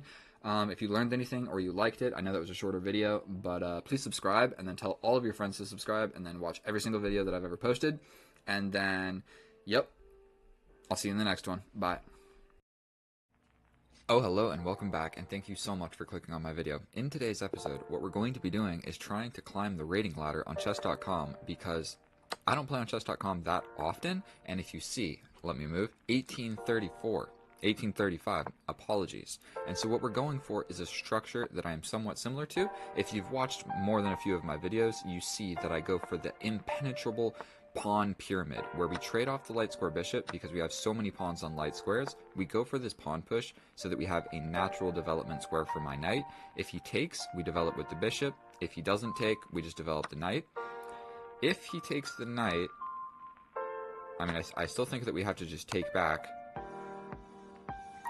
And what did that really accomplish? Oh, did it win a pawn? I mean, I think we can just play this. And he takes. I lose the right to castle. I think I'm okay with just taking here. If he takes back this way, we get a check. Not 100% sure what he was going for there. But I have a bishop for a knight. So that is all I know. So we're going to just go ahead and develop a piece. My king is in the middle of the board. We get hit with a check. We will be stepping back, then probably challenging that knight, because I just don't want this knight living on this square. So we're going to take a little step back. It looks like we're rushing into the endgame with 9 minutes each on the board. We will just put my king back to where he was, and we have our first imbalance in the position. I have yet to develop my bishop, and I have the option of doubling his pawns. What that does is it makes these weaknesses and makes this weak. So we'll be going into a rook and pawn endgame where I feel like my king is more active, close to coming to the center. So if we even trade off one pair of rooks, I think we're good to go. Or, I mean, if I don't, he's kind of going for this. So I think we're just going to go for this. It made a clear and identifiable weakness in the position. Right now, this rook is already on the semi-open file, so I'll bring this rook all the way over to attack this pawn. And he might actually have a difficult time defending this pawn, because I'm going to step forward. He can go here and then here, but then I'm just really applying pressure. Like, I could step over and be attacking all of this stuff, So that is why I trade the bishop. You never want to trade the bishop for a knight if there's not like an advantageous or a very specific reason, and this was a specific reason. We are going into a rook and pawn endgame where I'm the one applying pressure, and if ever he is to play this move, are you ready for this? We step over. If he defends like so, we can simply take this pawn, and if he takes back, it's checkmate. So it took 1 minute and 30 seconds against this 1813 to find our first tactic.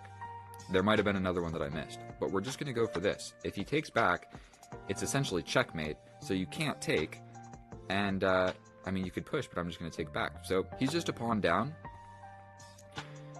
He is just a pawn down. He can't...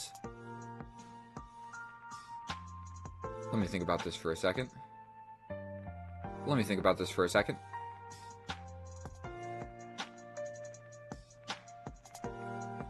Did I just get hit right back with a tactic? My rook is hanging.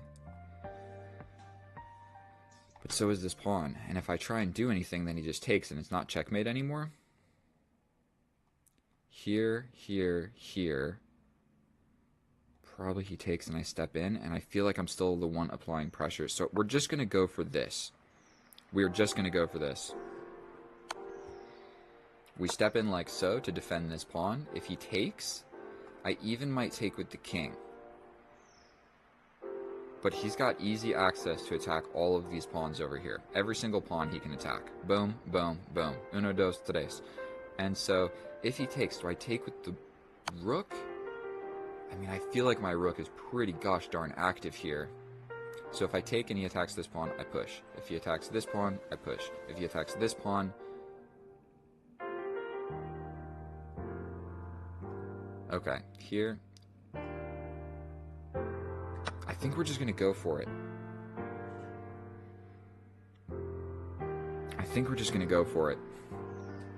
And... like I mentioned earlier, we made some weaknesses in the position. And so...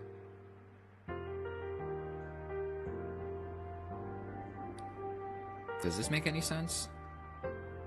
If he takes, I just take back. But this pawn push really limited his options for attacking my weaknesses. So now the rook can no longer access these two squares to attack these two pawns. So I feel actually really good about this pawn push. He got out of the back rank checkmate ideas, but I might have even pushed this instead. And so, what if I just straight up bring my king? Like just boom. You go here, I push here. If you go back here, I push here. If you go here, I come up. I think we're going to maybe go for this. King activity overall. So yes, he's attacking this pawn. For one, I could unactivate my rook, but I really like blockading this pawn. So I think we could just push forward. Then he goes back and we push again. If he attacks here, I'm really getting ready to just bring my king, and then this pawn, everything makes a lot of sense. So I think we're just going to push this pawn. Still got 6 minutes on the clock, so essentially time is really not going to be of the essence. If I go this way and he attacks here, then here, then here, I can step back and guard it. But then he's got the push. But you know what? I really like the idea of just coming in and mopping up these pawns. So I think this move is slightly more versatile. I'm like defending the rook and I'm ready to step over here if need be. But now I'm ready to come in. I can also give this check. So if this happens, I can force the rook trade. So if he does go for this, I'm just coming in. So I'm just going for these pawns. Straight up. And I have blockaded this, so there's no amazing tactics. And like I had just mentioned, you want to trade... You are absolutely insane. I don't think I even need to think about this for a second. I can simply take, and then I'm touching this pawn. So it ruins his pawn structure. He literally does not have a single pawn in the position that is not weak. So now we have transitioned from trading my bishop for the knight to create the weaknesses to trading the rooks to make way more identifiable weaknesses. So pretty much I can grab this. All we need to be worried about is his king getting in, like behind my pawns. but I'm really just not convinced, because if I win this pawn at any point, this becomes a passed pawn. So I think we're going to be okay with just grabbing this. He can step in, yes. But now this is an outside passed pawn. So I think we're going to step in. If he goes for this, I mean, we just take, right? If you take here, I take your pawn. And then I just distract you with my outside pawn, and you're just completely lost. So grabbing this is not equal. It is not equal at all. For one, I can kind of just challenge that, but I mean, I'm fairly confident that just pushing this makes a whole lot of sense. If he ever is to grab this, I grab his pawn. And so I didn't have to think too incredibly hard here, but we're definitely going for this. He's never going to stop my passed pawn. He has to get so deep into the position. But what I'm a little bit worried about is him grabbing all of these pawns. So for one, I can just try to trade everything off. I can bring my king, or I can push my pawn. If I push, he essentially has to take, then I take. I mean, I could probably just do this and make a queen, and that's completely winning. Like this, this, this, this, this, this. But I'll lose a lot of pawns. So I think jumping forward, and I mean, if he takes, then he's only got this one passed pawn. So I think this move kind of just clarifies stuff. Hanging two pawns, hanging two pawns.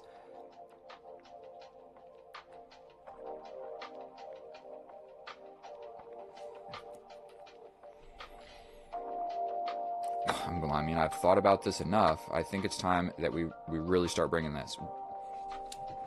And I'm fairly convinced. Like, what if I go here, here, here, here, here, here? I think bringing my king actually makes sense, because I'm going to have all the time in the world to make this queen. So I kind of like the idea of just stepping in. He'll go for this, I go for this, he goes for this. Then I step in. He'll step here. But then I step over and I just kind of stop this pawn. So we're going to bring the king. I'm not 100% sure if I need to do this. I can probably just make the queen and we're good to go. We're going to step in here. If he pushes this pawn, then we start pushing. Okay. We're going to just start pushing. And I mean, he's definitely going to get this, but he's not.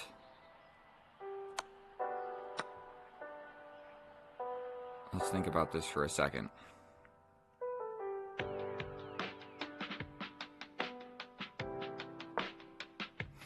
Got 2 minutes and 38 seconds to not draw this position. I think stepping in and touching the pawn puts him in a Zooks Swan situation or whatever, where these squares are cut off, so his only legal move is to step away from the pawn where I can grab. So we step in, touching his last pawn, and he has to resign, because what else is he going to do in this position? He has to step away from the pawn. Now, going back, I mean, that was a pretty simple, straightforward game of chess, just like making some weaknesses in the enemy's position and winning in the endgame. So, fairly confident this was very accurate. Maybe that little stumble here in the opening wasn't so great, but straight up in this position, giving up the bishop, kaboom, for this ruined pawn structure, we have a tactic, but even after this, I feel like my pieces are just more active. My rook is doing stuff, I'm attacking stuff, and these pawns are still super weak. Like, yes, this pawn over here is weak, but not as weak as yours, because your king is very far away from actually doing anything. Okay, my king is close to eating these pawns, your king is nowhere close to eating my pawn. So let's check it with the computer, see how accurate it was, and I'll see you over there. And here we are in the analysis, and I'm quite proud of that game, and I'm going to be able to explain every move to you in great detail, because I played like all the best moves. That was a near perfect game of chess. It was not like a crazy attacking game or anything, but simply making the right trades into an advantageous situation. And so, before we get started, take a look at this graph. Now, I try to stress the importance of endgame techniques in every single one of my videos, because look in the opening. Ain't nothing important happening. The middle game, ain't nothing important happening.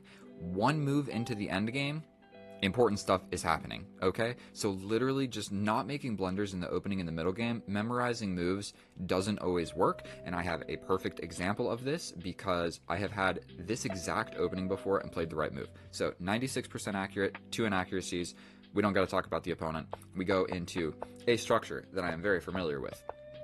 We trade off the light square bishops, like I alluded to in the video. We have a lot of pawns on light squares, so getting rid of our light square bishop makes a lot of sense because our dark square bishop is the one that's like gonna be able to move all through the pawn structure. Does that make sense? You have all of like these like through the pawn structure moves, okay? The light square bishop doesn't have any of those moves. Imagine if the bishop was here. He's locked forever, or here, locked forever. So that's why you trade the light square bishop, and that is how you know which bishop sucks and which bishop is good. So like our opponent right here, a lot of pawns on dark squares.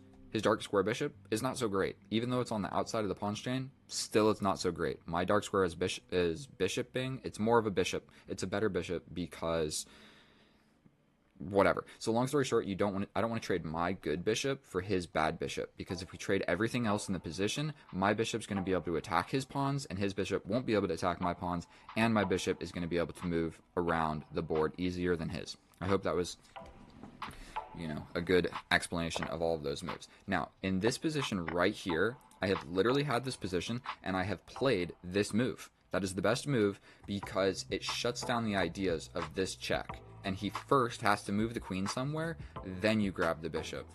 It's not actually like that much better. Like if you look at it's 0.1, and if you just take here, it's 0.5 plus 0.5, so it's definitely not the best move. That is one of my 2 inaccuracies of the game.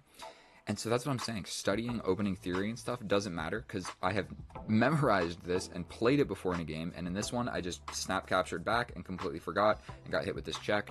It's not really the end of the world because trading the queens to prevent your opponent's king from castling is normally not a good reason to trade the queens, because without the queens on the board, the king in the middle is actually maybe a good thing.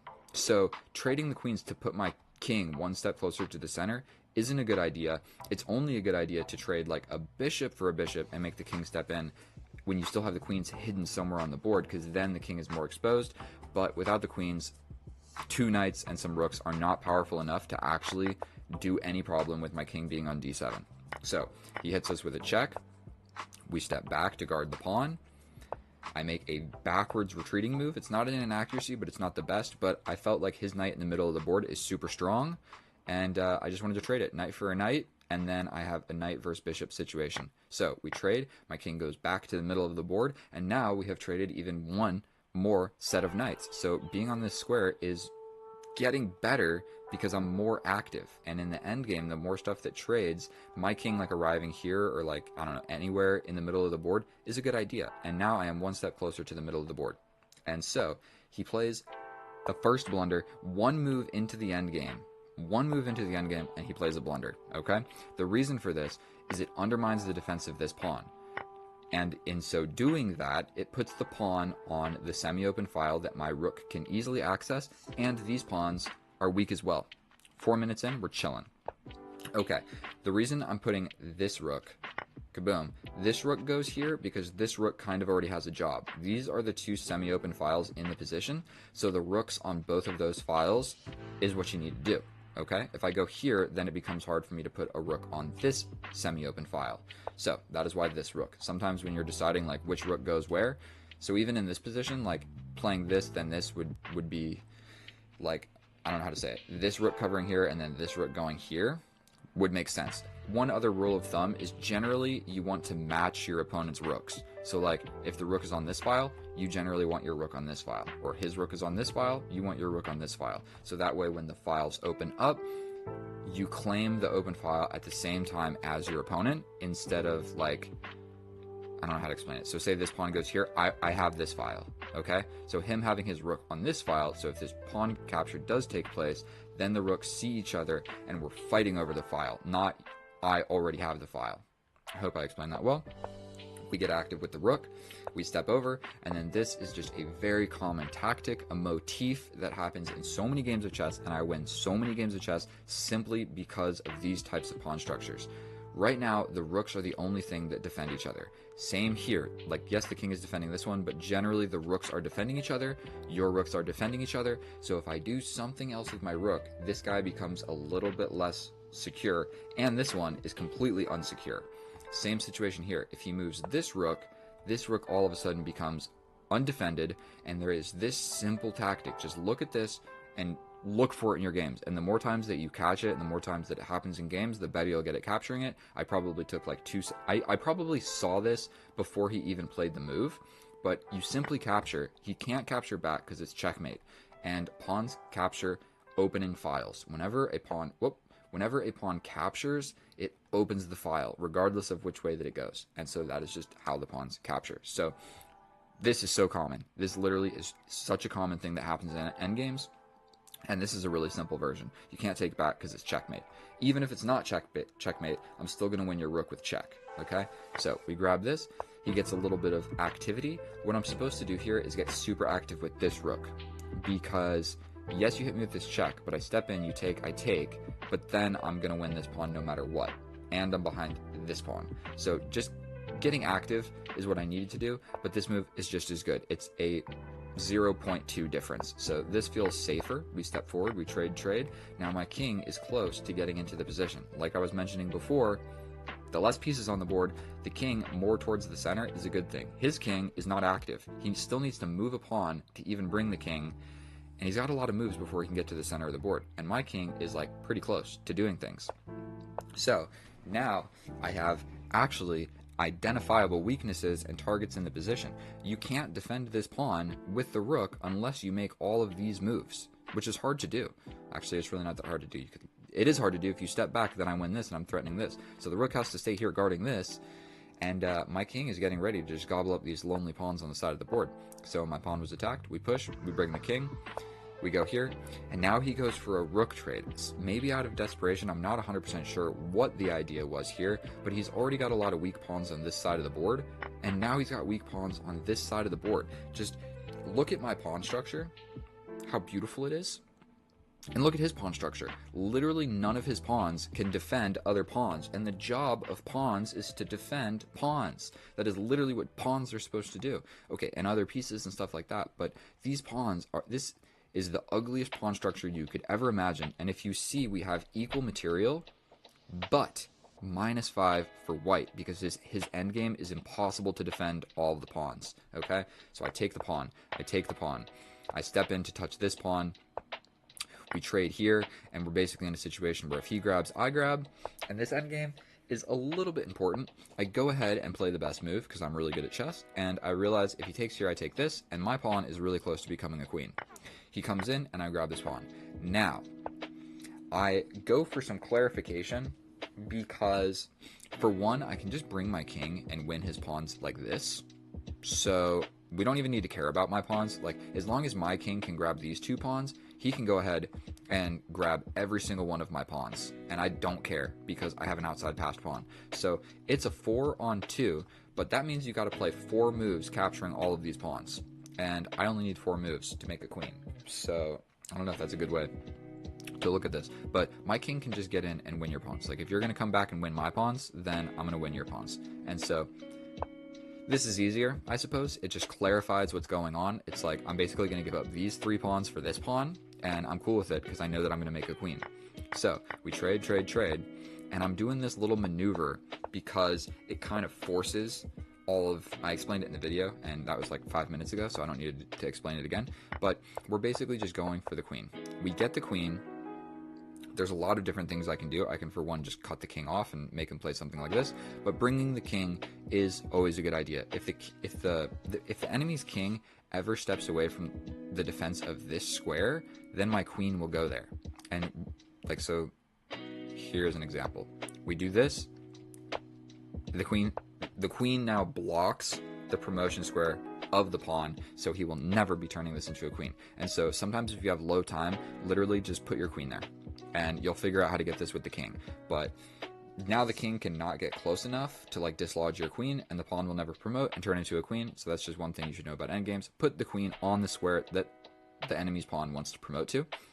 But We step in, and now he is in Zugzwang, where he has to step away from the pawn. He only has one legal move. Be careful not to get checkmates in positions like this, but he has to step away from the pawn because he has no other... He can't push the pawn, he can't go here, he can't go here, he can't go here, so he has to go here, and when he does, I'm grabbing the pawn, and then that is a wrap. You are not winning this game of chess, my friend. I'm sorry for doing that to you. It was a slow and steady, gradual, decrease in... his position just slowly fell apart. It wasn't like an attacking game of chess. And if we look, like, we're almost equal material. Like, I had a pass pawn, you had a pass pawn, but it's not about material in those. It's about who's getting the queen first, because that changes everything. So thank you so much for watching my video. Sorry if that explanation was longer than it needed to be. The game was probably like 10 minutes long, and the explanation was like 10 minutes long. So either way, I love you. I'll see you in the next one. Subscribe, please. Bye. Oh, hello and welcome back, and thank you so much for clicking on my video. In today's episode, what we're going to be doing is playing the Caro-Kann against a random person that I have actually faced before. So, I lost the other game, so wish me luck in this one. And so, we have the Caro-Kann, the Tartakower variation. He might even go for the Alien Gambit, and if he does, then I will be defending for the next 10-15 minutes. He's thinking about it. He doesn't do it. So the main line here, the plan of development for me is pretty straightforward. You develop the bishop to the square, you castle, you bring the rook over, you pin the knight if it's an option. So we're going to go ahead and castle. And we're undecided what we're doing with these minor pieces yet, so I believe scooting the rook over first is the correct idea. And I wish I should have looked at the game in which that I lost against him. And so what we don't want to see is some nonsense like this. So I talked about scooting the rook over. I know that's the best move, so I don't even know why I touched the bishop. Now, I think we're going to go here. If he attacks us, we scoot back and we go for the pawn cube structure. And every chess player loves to see a pawn cube. So hopefully we all get it and we can look at it and say, look at this beautiful pawn cube. It only really arises in this opening variation. When else does it occur? You know what I mean? This is the only time. Let's do it, bro. My hands are sweaty looking at the opportunity of this pawn cube. Let's go. Come on, bro. Do it. Okay, so he did not take. We're still worried about these ideas, but we got to do something with this knight. Coming this way is actually an okay idea, because what's about to happen is I'm going to have a pawn cube at some point. I guess he doesn't really need to take it. I mean, this option is there. So one chess principle is if there's a situation, I guess... if he moves the queen somewhere, I can maybe get out of it. But when you're in a situation where it's like this is always going to be an option, playing other moves first is actually okay. Because this isn't going anywhere. You're going to get that bishop, and I'm going to get the pawn cube. And so there's no reason to fret about it. Is that the right word? Fret? I can bring the knight now. Queen up or knight this way. This is a very, like, cagey type structure where we're both taking all of the necessary precautions before we actually start making advancements forward. Now this knight is defended. I mean, I don't know if this was something I really needed to be worried about. But just in the end game, I think having my rooks on the two open and semi-open files, I'm putting the rooks in the middle of the board. It just makes sense. This pawn push can attack this, so maybe pushing this forward or this forward will make sense in just a little bit. And then, okay, with this right here, with G3 played, I don't think that I've had this exact structure, but imagine that it was there. I have almost definitely had this exact structure. He needs to take this and I'll be more familiar with it, but one of the ideas is sliding back with the bishop, and the bishop lives here because we're worried about some sort of crazy stuff happening. Also, the knight can do it in 2 moves. But I think we're just going to push a pawn on the side of the board because I'm undecided and I'm unsure what to do and how to proceed forward. Basically what we're going for, and the most important thing that I've learned through all of my years of playing chess, and specifically in this past year as my rating has gone higher than it ever has been before, is, bro, just survive the opening. Like, just survive the opening, survive the middle game, and the game will be won and lost in the end game. So right now, I'm fairly convinced that it's more or less equal structure. But now, the idea of escaping suddenly comes to mind. If I play this, what's going to happen? You play this. I take. I think I'm going to go for it. He had the chance. I mean, the position has changed just enough that now my bishop is supported. When he captures, my rook is in the middle of the board. But I think that it's more or less unassailable. I'm ready to double the rooks. There's no check discovery. I mean, there's a discovery here that looks at my defended bishop, so it's not like that's not going to be scary. And if he doesn't take, well, by golly, I think that I'll just take. And it's hanging, and that will make your knight step back. Okay, so he takes. I take with the rook. That was the idea all along. He can definitely touch it. He can give my rook a little touch ski, so that's not great. But the idea of doubling the rooks on the only open file in the position can't be a terrible game plan. And then my knight doing a little ziggity-zag to the middle of the board seems reasonable. And his knight is no longer attacking my bishop on either of these squares because the bishop is dead. And so his knight on the side of the board is kind of stupid. And so what's he thinking about right now? I mean, my game plan is more or less pretty simple. And you know what? Just for you guys, I might even go for this. Just to get the pawn cube. Because I talked about it. We thought about it. We thought we were going to have a pawn cube structure, and he didn't go for it. So if I can do it by trading off a knight instead of my light square bishop, then I'm a happy boy.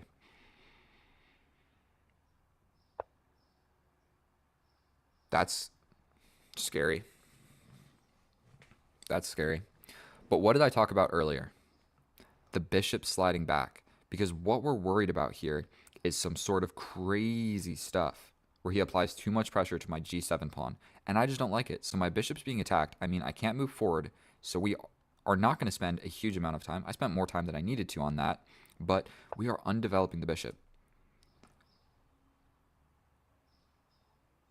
We're sliding in with this check first. Okay.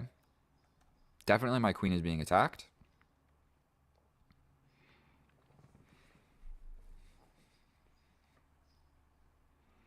What on earth are my options? This doesn't work. This is like the only square that seems to be doing anything in the position. So if I come in and then knight jumps in, I don't have to take it. The only thing I don't like about this is it doesn't really give my knight. So maybe I come all the way out and attack this. I'm coming all the way out because I have this open column. What do we call open rank? I mean, open rank. That's the term for it. I was thinking about like an Excel spreadsheet. We're playing chess, not Excel. And so this attacks the pawn, and it also attacks the knight.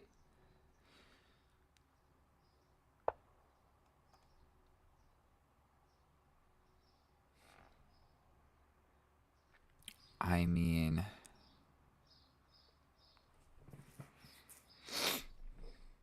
that attacks this pawn.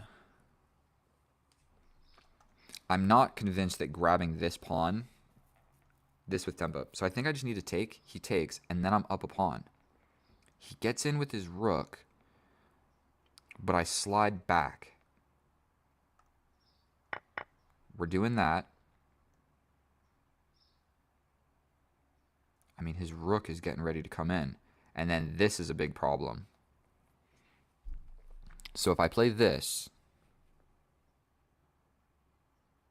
he brings the rook in. I come back, attacking this. He steps over attacking. I step over attacking. This is now defended. If he attacks my queen,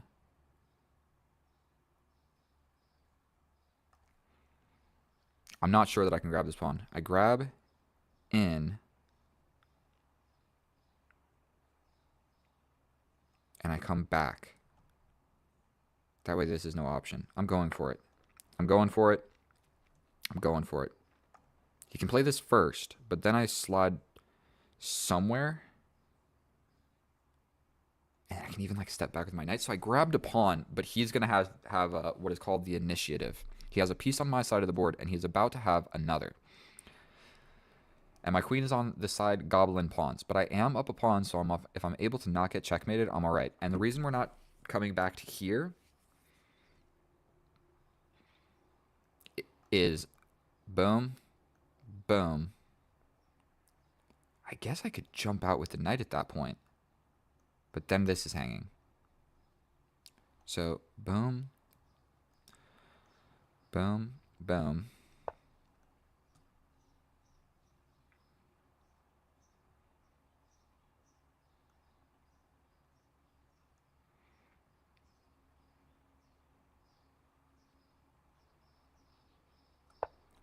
Not sure what to do. I was basically deciding between these two squares.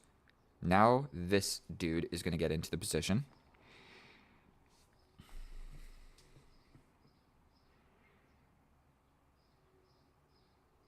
And like I said, I can defend it. I can defend it, but he can push this pawn. And then I'm in a real problem. So my knight is hanging. If I go anywhere, what am I trying to do?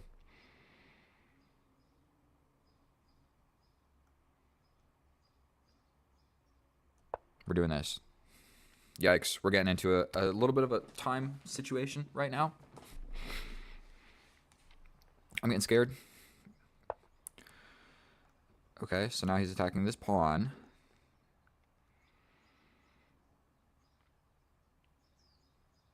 Check. Does that accomplish anything? No. I can step here. We attack the bishop. He can defend like this. So he can grab. We give up just the knight? What am I supposed to do here? We go here, here, here.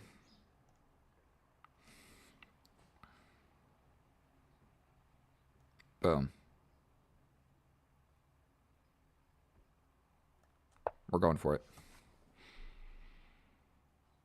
You can play this. No, you can't. What am I talking about? You can play this, but then I grab. So this bishop is pinned. So I think he has to step over, and then I step back. And then it's a completely even position, but I'm the one with the separated pawns. I think that's a blunder, right? Is it? I step in like so. I step in, defending this, my back rank. I'm so scared. I think that was it. And if the queen gets ideas... Okay, so he pins the knight.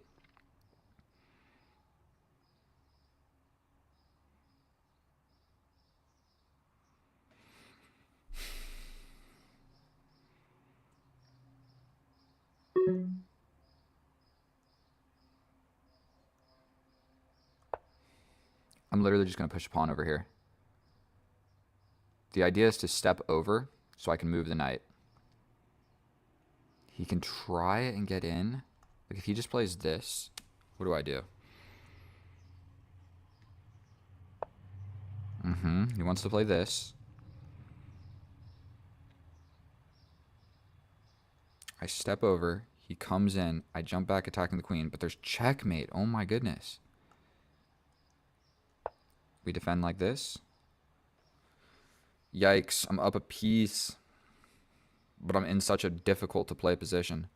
If he comes in like so.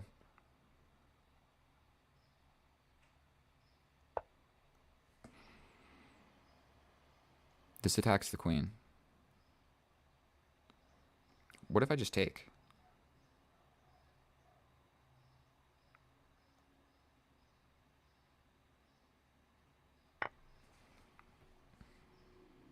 We're trying to step back.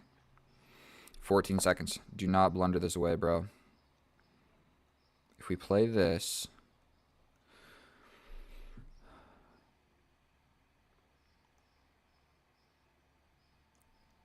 Bro, I'm just going to hang my queen. Oh my god, bro. I hate chess.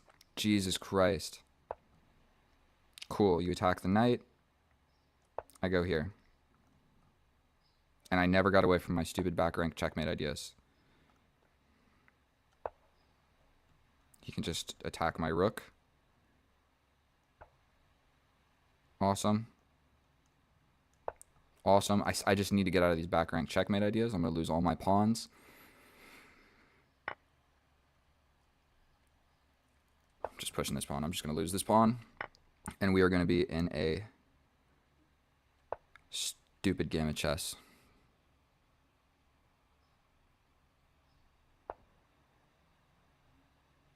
Check here. I mean, can't be good, but we're going for it. Here. Sucks. He can just attack me like this. If I step in like this, he just steps in. Another check. If anything, I'm just helping him mobilize the king. We're going to give this check. He steps forward. This check.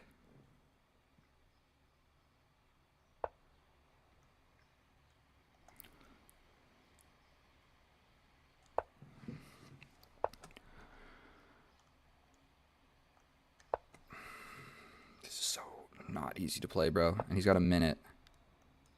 Okay. You can just push this.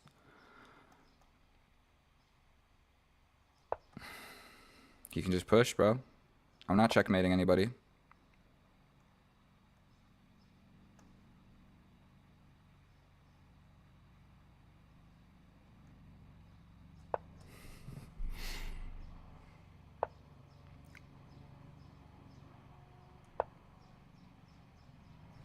Did that work? Oh my god.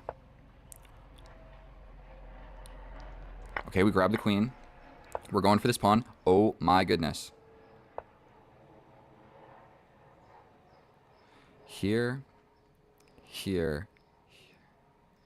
Which pawn do I grab? Grabbing this pawn.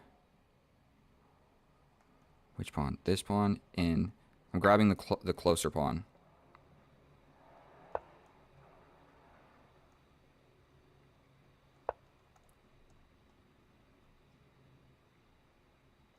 You know what? I'm in an endgame that I think I can win regardless. So we're stepping closer with the king, and if I get in here, I can win all these pawns and just trade for this one. It's not really what I want, but it will work.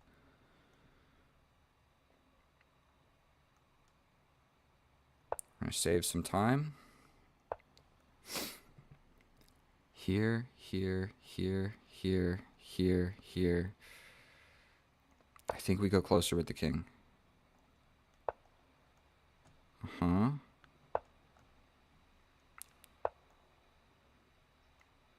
Get a pawn. He can go for my pawns too.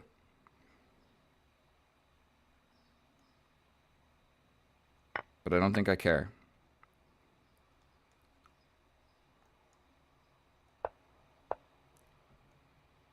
I'm so scared.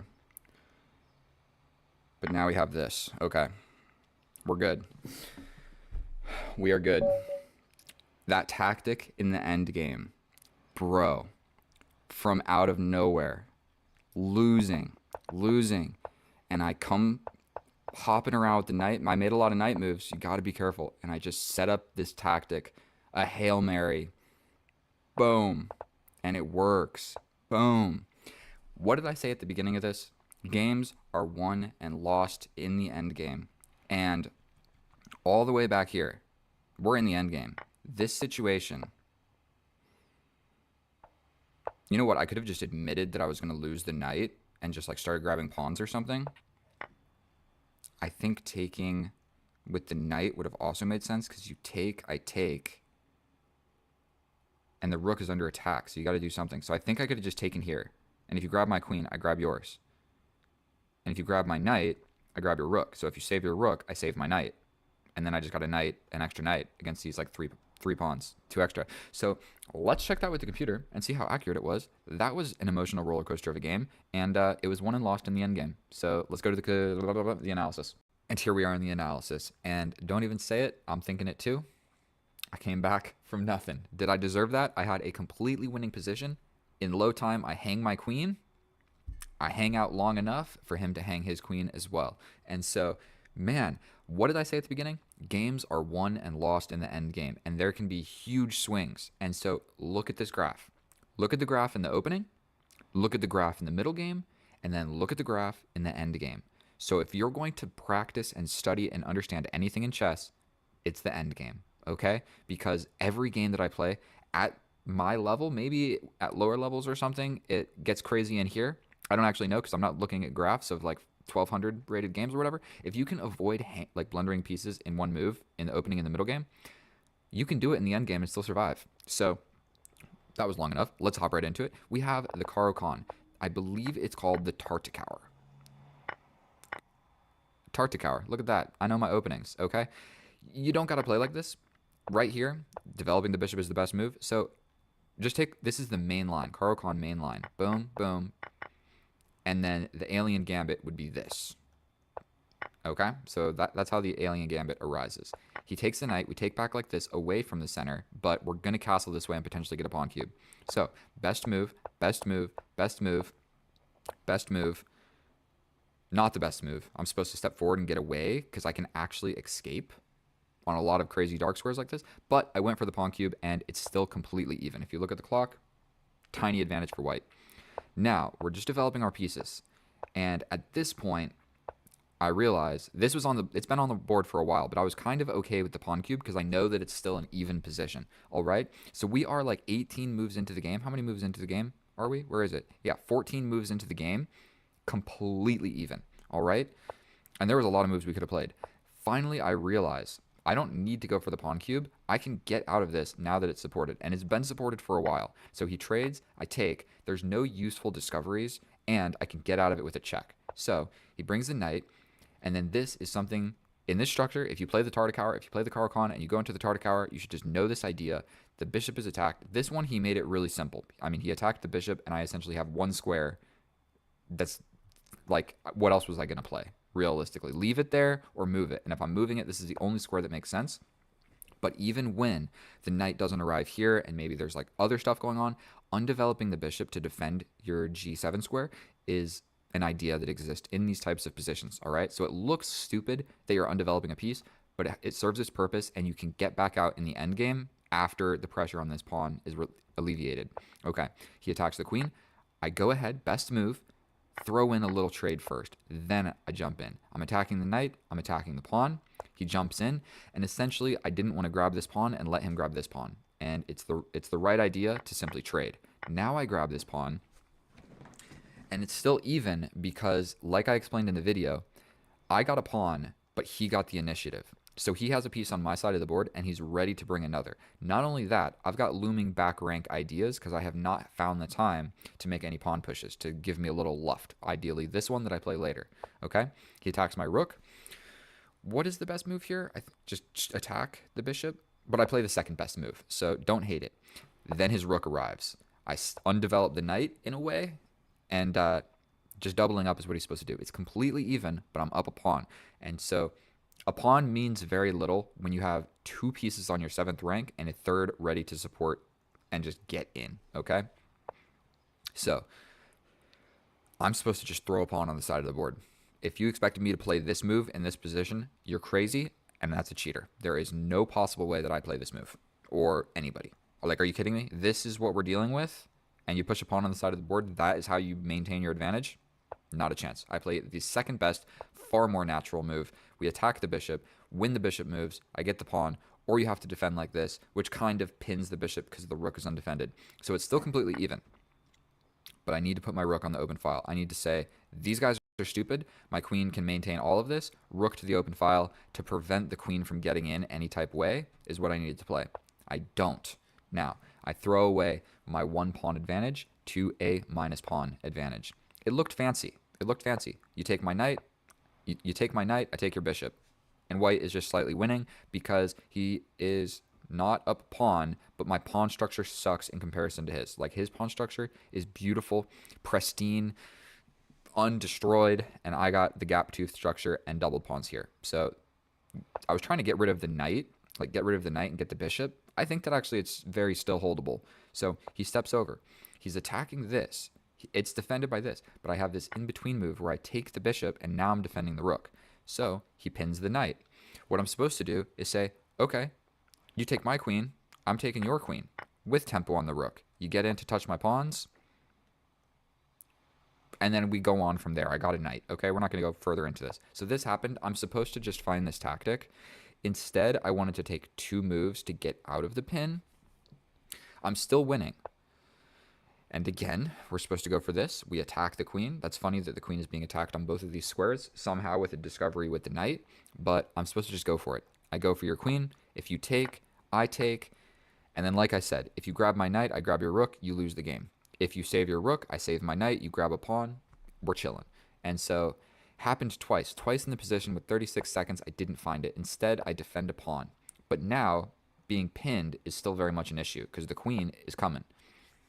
One more opportunity. He basically forced me to look at. I looked at it. Like before, you got to find this yourself. Here, he literally forces me to think about what happens if my knight takes. And with 26 seconds, I don't know why I didn't play it.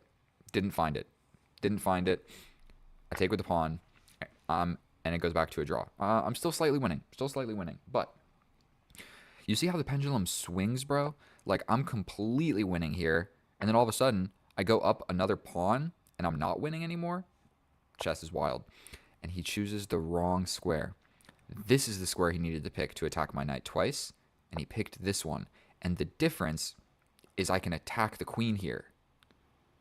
So if he takes here, I'm going to checkmate you in 10 moves.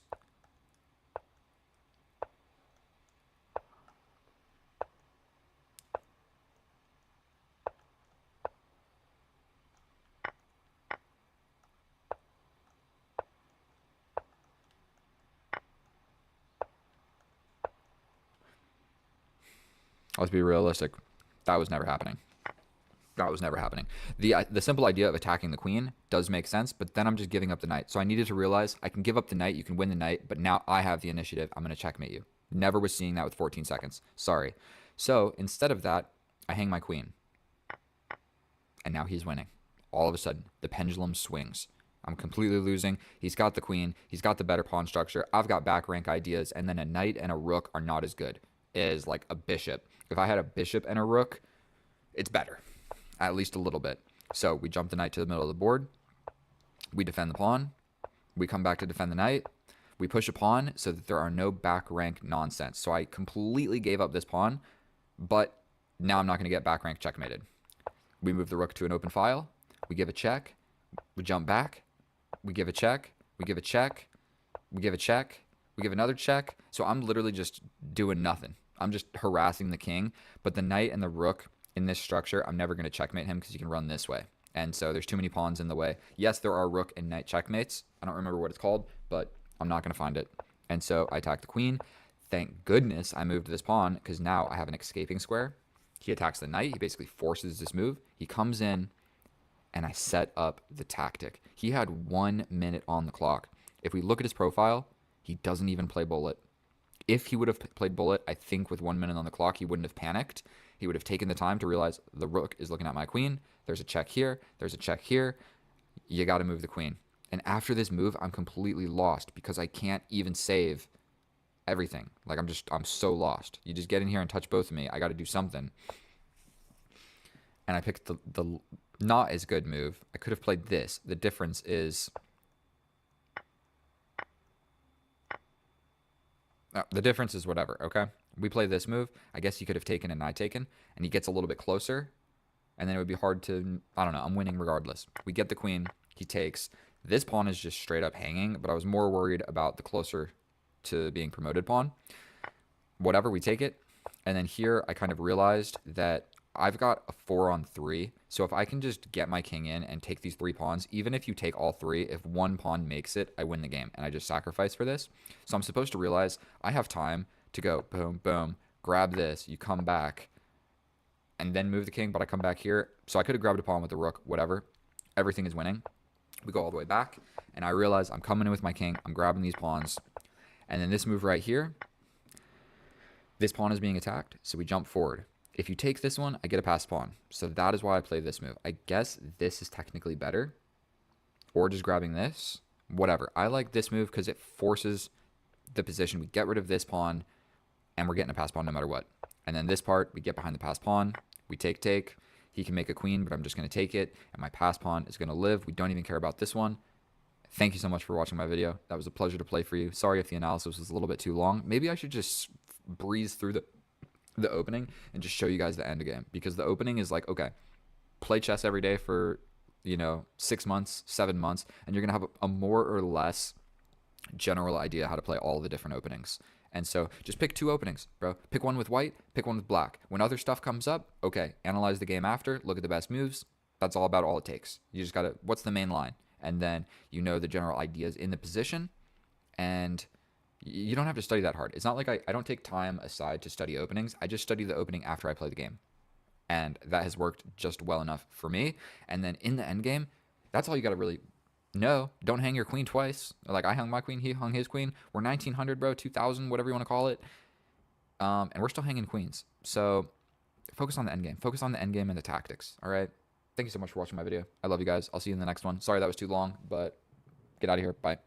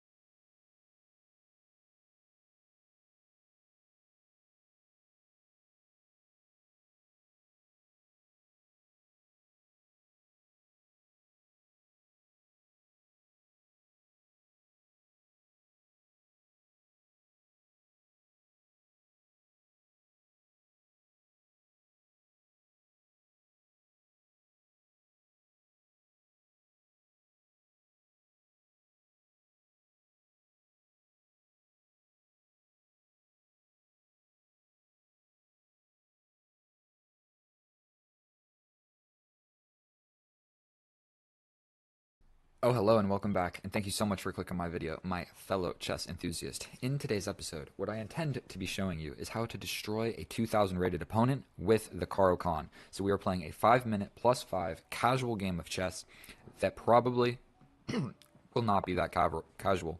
And so we're hopping right into it. Caro-Kann, main line, what will he play? Sorry, I should... Exchange variation. Sorry, I should have cleared my throat before starting this video. Oh my goodness, I hate this move so much. I hate it so much. It's absolutely my least favorite move out of every single move in all the Caro-Kann, maybe minus the fantasy variation. The fantasy variation sucks, and whatever this variation is also sucks.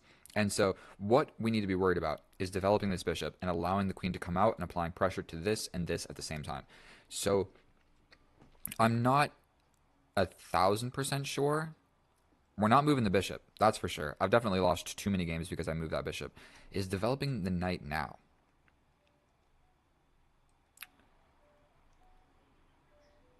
Is developing the queen now a reasonable move? If he comes in, I get him with this.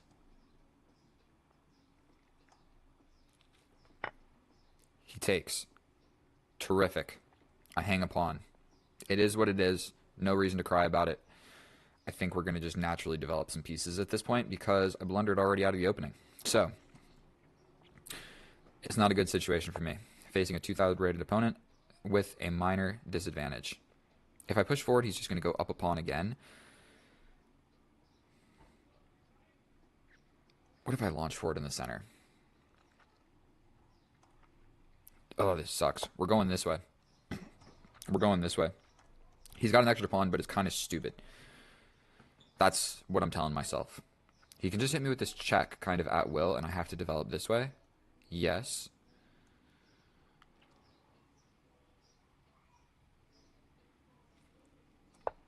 The knight can come forward. And then we just do a lot of trading. Okay. I think he's going to go for this, which I actually don't hate it. He could also kind of just like, no, he couldn't. Okay, so we're doing this. I lost the right to castle, but we got rid of his light square bishop for a knight. And I guess he doesn't really need to take here either. He could try and use this to jump in and attack me, but I would step like this. Then he would attack me here. But then I can take this, attacking this knight. Then he would take, and then I step up. Then this knight would probably jump in with check. I would step back to defend the pawn. My position sucks. Make no mistake about it. My position sucks.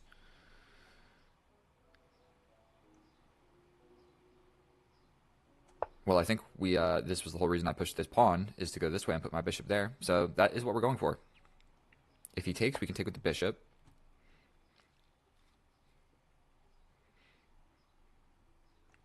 We're going to castle. What if I come in here? Does he have like a great way to defend this pawn, actually? Like if I can do something with this knight. Taking is absolutely not what I want, to give him this huge, I lose the game if I take that knight. Okay. That hung this pawn. You can just get over, but then the knight's hanging. So, you got to be careful when you play a move like this. If this comes over, I take. My king's not over there. I'm going for it, bro. I am going for it.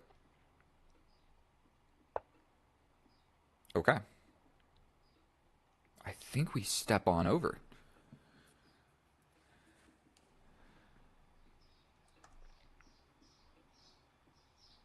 We take this opportunity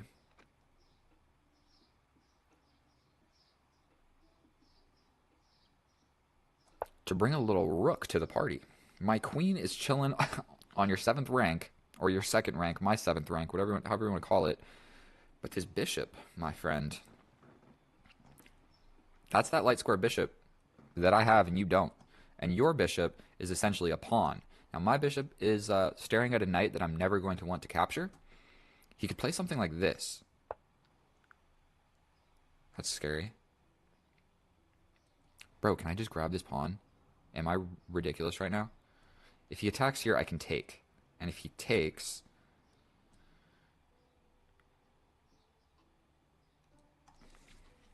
Because this works. No, it doesn't. I go here. Bro, do I just grab another pawn? I'm so greedy for this. So unbelievably greedy for this. But who's up a pawn now, Mr. 2000? Who's up a pawn now? My queen is pawn goblin. And so, my adorable, cute little bishop is being attacked. I don't love it. If I do this, he just kind of gets a passed pawn. So I don't love that either. But, bro. Another pawn? Another pawn? Really? You want to allow that? He takes, I take. At this point, I don't care. We trade the queens. Bro. Call me whatever you want. But we're taking another pawn and defending this so that when this happens, the knight is defended.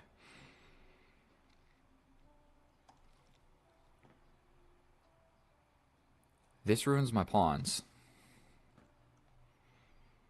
I can simply just trade a rook as well. Okay, so that loses my queen. So, you see the fork? So, I think we have to play this. If he takes, I mean, we're chilling. And now I could kind of kick him out. And then step forward, and my bishop has a new life on this diagonal. And now we're just in an end game where I think that I'm doing quite well, except I'm down a minute on the clock. And I wanted, if you made it this far in this video, I wanted to share something with you. Hopefully I don't lose, but I'm a big fan of cryptocurrency. So first of all, let me show you this. So that applies pressure to my knight.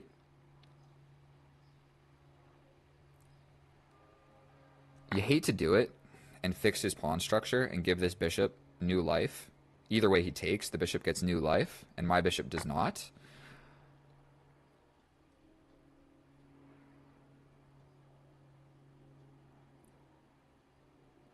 We push forward. I mean, I'm not sure if that is really reasonable. Probably that diagonal is what's going to need to be played. This move, but then he can kind of just mobilize. I can also threaten a queen trade and just let him trade and take in the middle. I can also go for... I can play this as well and attack the queen. But then he gets this with check. I step over and he would get this pawn. A little bit complicated. Here, here. I don't know what to play. 1 minute on the clock. This I don't think works. Does this make any sense? If he takes, I take. He takes, I defend.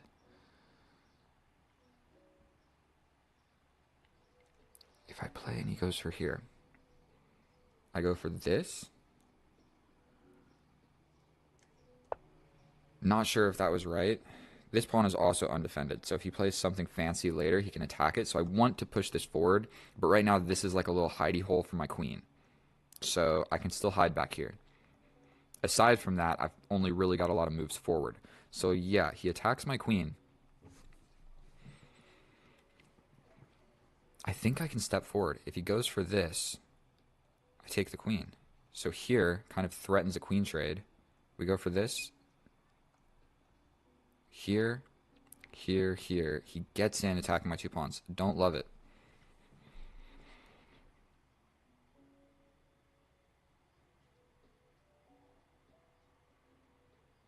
What about this?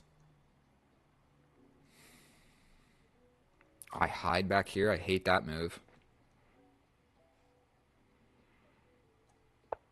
I hate that move. I need to put my pawn there.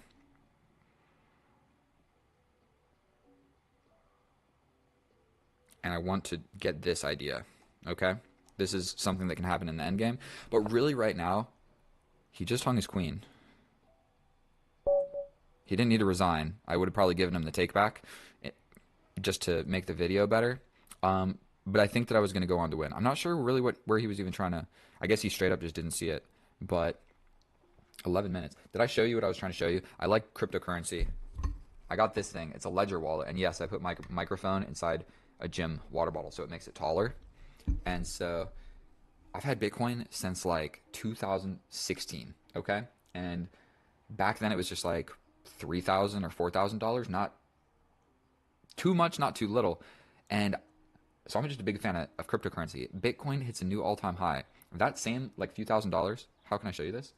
Bro, 17,328. And then I also have like another 3,000 in Robinhood. That is a shit ton of Bitcoin. That is more Bitcoin than I should have. But we got it. And then this thing like live updates. Is there a way that I can just like, see? Live update. Did a little something, something.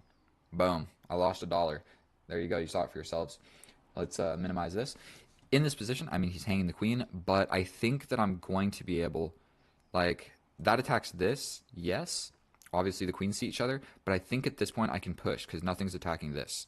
So, like, say the queens didn't see each other somehow, I think I can push this and I'll be all right because the rook is defended by the queen and I'm ready to play something like this. And furthermore, when I push this, I have two pieces defending this. I have all of my pieces defending this pawn. So this pawn push, I basically have a 2-on-0. I'm up 2 pawns, but it is literally a 2-on-0. I'm going to trade the bishops. I'm going to trade the rooks. We're going to just go into an endgame, and these guys will still be hanging out. And I'll probably go for like a plan like this. Like boom, boom, something like that. And then the game becomes about the passed pawns, and I'll force a trade. And so, not sure how accurate that was. Definitely going through the opening, I was in a little bit of trouble. I'm almost guaranteed. I just hung a pawn, but dude, you get scarred when you develop the bishop. like one step back, you develop the bishop here, and the queen comes out, and it's just -1 for you, and it's so hard to defend because he's just got so many attacks. It's not good. And so let's find out how to play that more accurately, and I will see you over there. Oh, hello, and here we are in the analysis, and thank you so much for watching that game. Sorry he hung the queen. Something that I just straight up don't understand about Stockfish is it's saying this is the best move. It's definitely not, right? And so I cranked this thing up to the full depth. Now it knows, okay, e4, that is guaranteed the best move. And so we go into the Caro-Kann, the main line. Maybe I need to change the settings. I don't know if you guys can see this, but we're going to bump it down to the Stockfish different level. Caro-Kann, main line on the board. Capture, capture, and then this isn't, it's not the best move, it's the third best move, I think, but if it's the most played, the second most played after knight f3. And so, oh my goodness, do I hate this line. And as you can see, I still don't know how to combat it effectively because I'm scarred. I'm scarred from developing the bishop. Look, if you develop the bishop, the queen comes out, and bro, I'm going to let you know, black wins 37% of the time. And I'm part of that 37%. I don't think I have ever won a game from this exact position. And so I'm scarred from bringing the bishop and the queen coming out. So I just kind of intuitively thought, like, what if I just bring my queen out first and all the ideas stop? Unfortunately, it just hangs a pawn. So he takes a pawn. It's defended by the knight. I can't take it back. The queen is not attacking it. I'm straight up just down a pawn. But something important in chess is people are really focused on the opening. Like, to me, the opening is almost the least important. Is the least important. You don't have to say least. It's a double negative. I think it's the least important part of the game because you're not going to win in the opening. You're probably not even going to win in the middle game. You're going to win or lose in the end game. And so I firmly believe that the middle game and the end game is far more important than the opening. So we'll look out of the opening. Our opponent has a 1+7. I actually play the best move because I'm figuring I can't really push this or he gets a pass pawn. Some ideas, like, I don't know. So we get hit with a check. I can confront it with my bishop, but this leaves the idea for tickling the bishop, and now it is almost -3 for me. If he just maintains the attack, he's chilling. He can also take with the knight that attacks my queen, so I got to do something else, and then he could survive with the bishop. And then he still has the bishop. He didn't trade the bishop for the knight. So the reason that I go for this and give him a little tickle is he's thinking, take, okay, dude can't castle anymore. Or I take back here and undevelop my piece, and then it's not being active. So either one, I can't castle or I undevelop a piece. And he goes for it, and that throws the advantage from basically 2.7 to 1.8. We capture, and now we're just chilling. We can castle, and it's an equal position. And are you ready? This bishop was defending that pawn. It's scary to play a move like this, but you can do it when you have tempo on the knight. So if the knight is defended, like if you develop to here, then it becomes risky because you take and the rook comes over, defended by the knight, and the knight is defended by the bishop. When the bishop's here being a pawn, you can take this, and he can't scoot over because I take the knight. So we go ahead and we do that. And then at this point, we put a rook to the open file. I figured that the game is kind of going to be like, this side is pretty locked. I don't know how to mark this side of the board. Boom. This side from here over is locked. And it feels like we're going to be fighting on this open file and this 1-on-2. Plus, this is where all of my pieces are kind of looking, okay? So I'm figuring the game is going to be played over here. He jumps back. I grab another pawn. Is it greedy? A little bit, but it is a perfectly fine move. He steps in, and oh my god, am I greedy.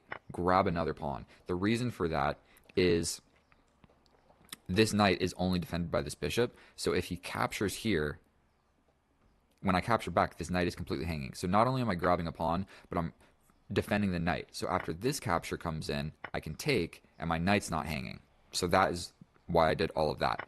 We go ahead, and his knight is uber defended in the middle of the board, and we just trade it off because this knight is a problem. He is looking at a lot of important squares in my position, and I'm never getting rid of him, essentially. I'd have to push this forward and lock my bishop in jail. So we just trade a knight for a knight. I'm winning, so we're chilling. I scoot up here. Not the greatest move. It was basically going to separate my pawns, is kind of what was going to happen, like this. Then I have two pawns. Like, how am I going to defend all of that or whatever? But I'm still probably going to win. So that's why I did this. If you take me, it just separates my pawns, but we get rid of some of the strongest pieces on the board. We step back, best move in the position. I don't really like my queen being here. I want to push this pawn so that I have like a defense, and this pawn is defended. And this is a weird place for my queen. I don't have a lot of moves, but he comes here and he hangs his queen. And that's all she wrote. That's all she wrote. So, in the beginning, let's just memorize the next best move. Knight comes out, and I just developed a knight. If he captures, we capture. Then if the queen comes out, we defend the knight like this. Okay, that's all we got to know. That's all we got to know. In this position, don't bring the queen out. Develop your minor piece like normal. All right. Thank you for watching my video. If you made it this far, if you like Bitcoin, put something in the comments, and it would be funny. And so, thank you so much for watching. I'll see you guys in the next one. Sorry he hung his queen, but sometimes it'd be like that. So I'll see you in the next one. I love you. Get out of here. Bye. Oh, hello, and welcome back, and thank you so much for clicking on my video, my fellow chess enthusiast. In today's episode, we are facing one knight f3, which is a strange move. So what we're going to do is go with my same first two moves, literally no matter what the structure is. I literally just go for my pawn pyramid like this, and I make it work. So we're going to just develop some pieces, and I'm not 100% sure I played this exact structure. We're going to walk directly into this pin. We're going to break the pin. We're going to develop a knight. We're then going to give this guy a little tickle.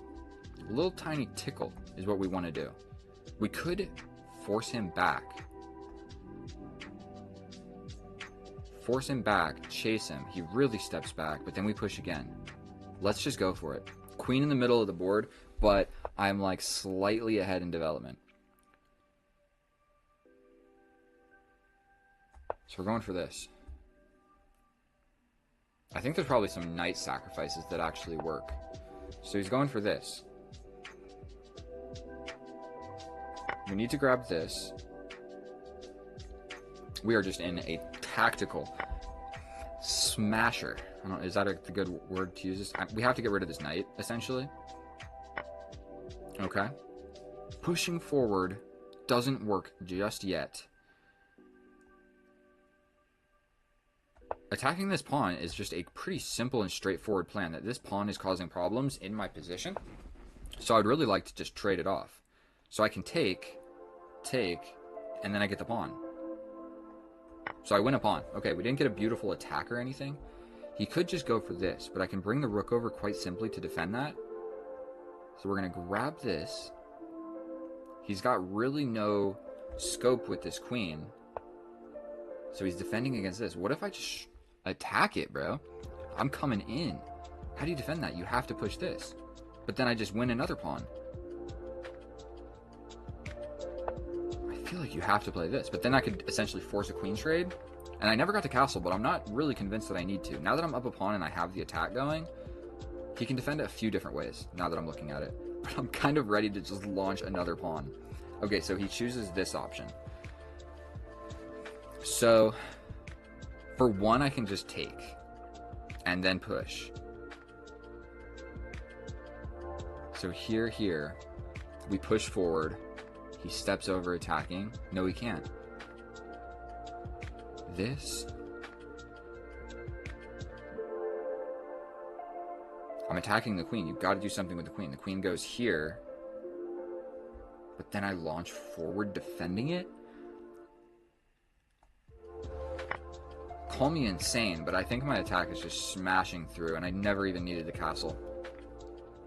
That's the one drawback of trying to hang on to your bishop. So, okay. The queen needs to stay here guarding this. Basically, I can't castle because this pawn is hanging by this rook, so I just don't want that to happen. So what if I just jump forward? Seems reasonable to me. Then I'm ready to castle, and my rook is on the open file. Oh my goodness, I'm really starting to love my position. And look at this just conglomerate of pawns in the middle of the board. And I'm ready to just castle this way. I castle this way. He threatens me with a fork. For one, I can avoid it one way. Alright, I looked at enough. The bishop's defended by the rook now, so he's got this fork, but I can step over threatening the queen trade.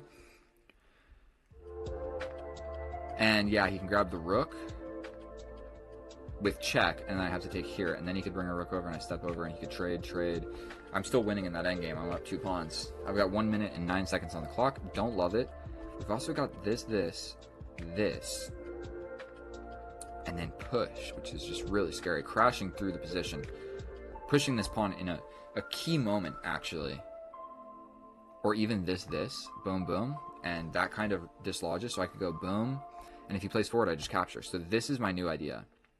This, and then if the queen comes in, my rook comes attacking the queen, and I love my position. Okay, so he's going for this. So it looks like we're going to trade everything off. Because my queen is attacked. I can either remain with the queen, but we're going to do this. He could bring the rook, but I take this first.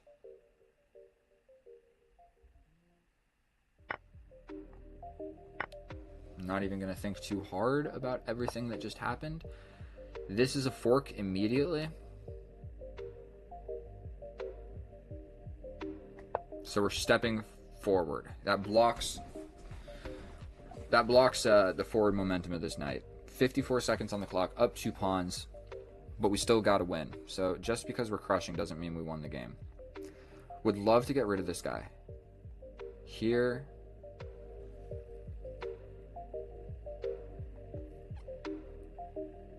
Here. Here. We then attack again. And you're trapped, actually.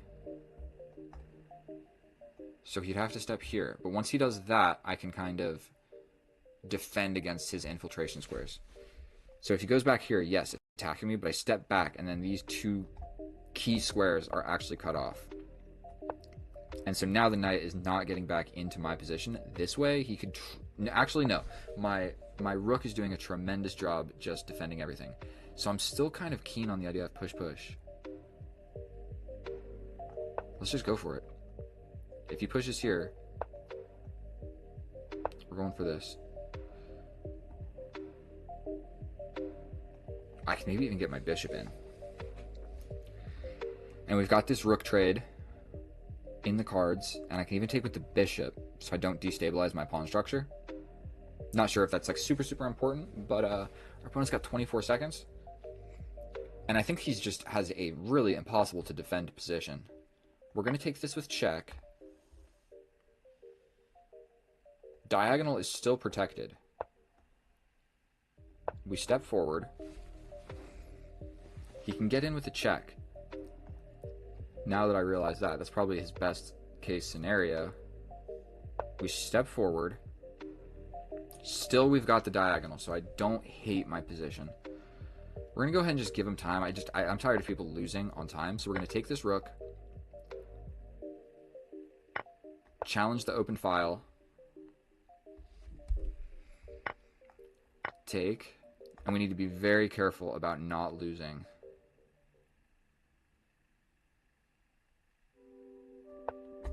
This is protected, so if his king ever wanders too far...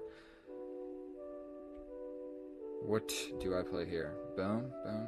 I think this creates a pass pawn over here. Like so. So, destabilized, yes. King can't immediately get in.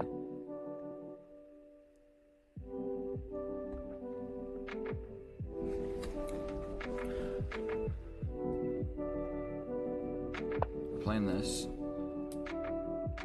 Defended by my dude. Okay, we're going for this.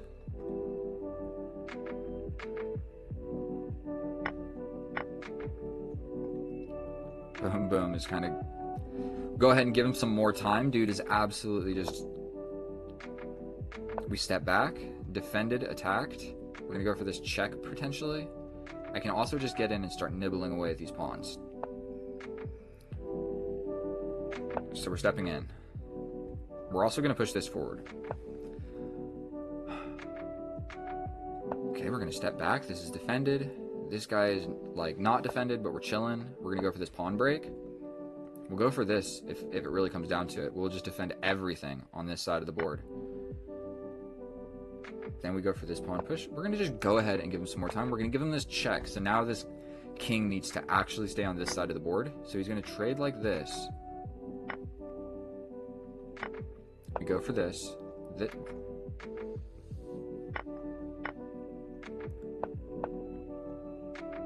And that's a wrap, ladies and gentlemen.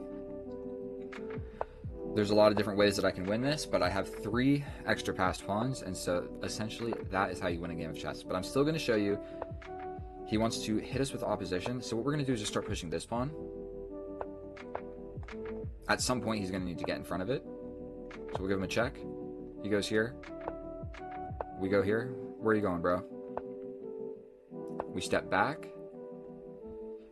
and then he's going to have to go left or right, essentially. And so we are going to go this way. We're going to let him get this pawn. So we'll step over here. He can grab, but we're going to make a queen with this new pawn. And it appears that our opponent does not fancy the idea of resigning. So I'll show you a quick and easy way to checkmate this guy. He's stepping over, and so we're trying to get the king in a smaller and smaller box. So the box has yet again shrunk. Right now, I can't put my queen on another box string, so we bring the king. We bring the king. Now, shrinking the box has all of a sudden became an option because it is defended. So now he's forced with the idea of shrinking the box yet again.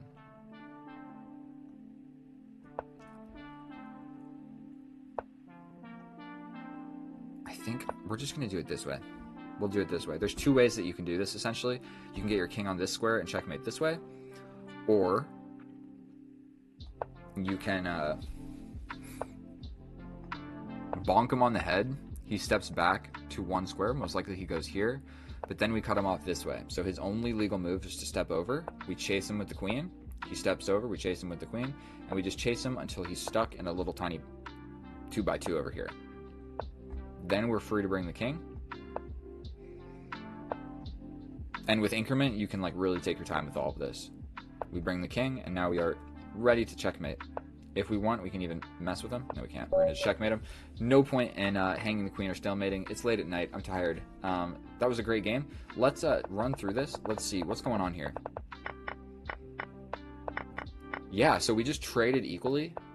Got the bishop, got the knight, but we just ruined the pawn structure. So we just made weaknesses in the position. And so just trade pieces if you can make weaknesses, such as doubled pawns. Generally, the way you win a game of chess, I would say like 80% of the games that you win are from just being up a pawn. Like you're able to just grab a pawn and you get into some sort of end game where you promote and get a queen, and that's how you win. So let's check with the computer and see how accurate that actually was. It felt pretty good. I felt like most of those moves that I was making were fairly reasonable. So let's run through this. The opening doesn't matter all that much. We get some stuff developed. I'm liking it. Chasing him is the best move. Was. Chasing him again. Capture. Capture. And we just made two weaknesses. Okay. He could have just stepped back as well. Immediately we attack it. He can defend it like this. So I didn't see that. I must admit.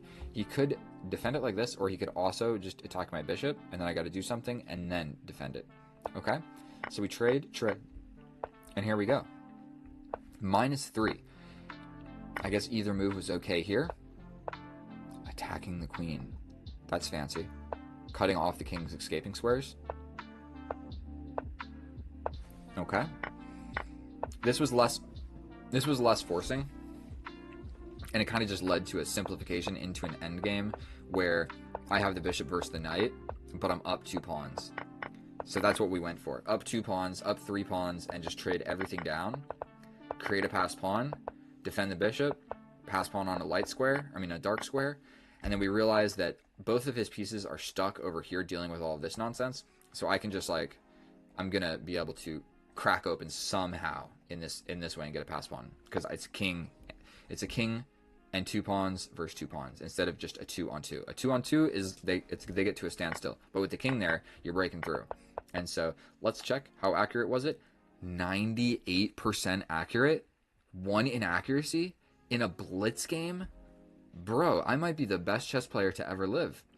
98%. I've only ever done that 4 times. It's normally 96, 97 when I feel like it's a good game. That was a really accurate game. Holy macaroni. Please subscribe. I'll see you in the next one. Goodbye. Oh, hello, and welcome back. Thank you so much for clicking on my video. My fellow chess enthusiast, today we are facing a 1900 with a bunch of question marks. He's decent at blitz and bullet, not terrible. And so what I'm going to try and show you in this video is how to play some chill chess, okay? We're going to just avoid getting attacked, and we're going to win in the endgame. That is generally the plan. And when you're playing with the black pieces, if you play pretty much anything other than the Sicilian, you are in a more of a defensive position, okay? This pawn push generally makes sense. Maybe not right now. That pawn push doesn't make a lot of sense, and so we're going to develop our knight first. And so I'm a little bit hesitant about locking my light square bishop out of this pawn chain because he can quite quickly grab it. So I'm going to push this pawn so my bishop has a place to go. And it looks like we're just going to happily and merrily develop our pieces and hop into a game of chess. Now, the best move is to castle. The best move. Without a doubt, I know for a fact, all of my minor pieces are developed. Moving the queen makes a fair bit of sense. But for the sake of the content, we're going to go this way. If it allows. Opposite side castling. And now we have a game of chess in our hands. Now, I'm almost guaranteed that this was an inaccuracy, and I know that this was the best move, and this queen here, maybe it wasn't the greatest idea. But by golly, let's just push a pawn. Let's just push a pawn. He's pushing pawns, I'm pushing pawns, and we're going to have a tactical scrimmage. Did I mention something about playing a chill game of chess? Sometimes I switch gears and I feel like attacking. So disregard everything I said about having a chill game of chess. If we castled this way, it was a completely symmetrical chill game of chess. So he's got a lot of pieces looking at this square. This is only defended by this knight. That is something that we need to note. Jumping forward with my knight seems to probably maybe make some sense. Does it? Does pushing this forward do anything? I mean, he could just capture, then I capture. Wait. If I push, he can just capture. Capture. It's not good for me. What about jumping forward with my knight into the middle of the board? Promptly, with the idea of my other knight coming behind it. Or casual little push forward. Then if take. Then if he takes, I take, he takes, I take. His queen comes out. Knight to the middle of the board. If you can put a knight in the middle of the board, it is 9 times out of 10 the correct move. This is only defended by this knight and the king, and I have a battery aiming directly at that. So if he tries to run away like this, if he tries to make a move like this, it is a blunder because he hangs this with check, then I take.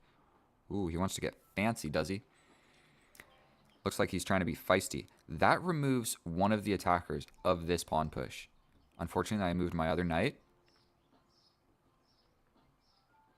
And I think he's just trying to blow open the position. But I don't know if we care. Push. Capture.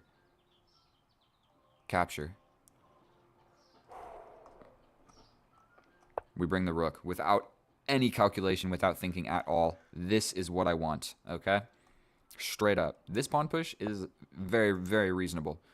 But you know what, bro? I think that I can step over with my king. Like, if something scary does happen over here, I think I'm just 2 moves away from being all right. And now, this is where the real chess is played. We also do have this sacrifice, where if he takes, we hit him with this check. No, this knight is there. I think what we really want is to just open the position. So again, we're not even really going to think about it. This pawn push makes sense, but then we open up this file. And this knight is getting ready to just kill himself.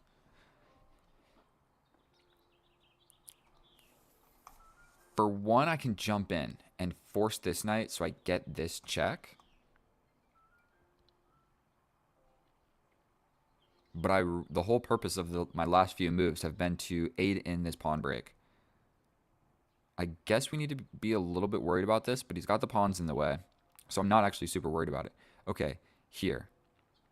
If he takes with the knight, and we take with the pawn. So we push. If he pushes, we push again. If he pushes, we plant the knight there. Oh my goodness. So if we go and he takes, then I take back. If he takes, I do have this check. No. We're going for this pawn push. I don't even really want to calculate anything further on that. Like, that just seems to be the move to make.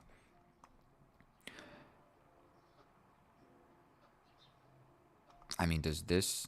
We go in. If he captures, we're good to go. We push the pawn. We're attacking the knight with check. He can't really do this idea.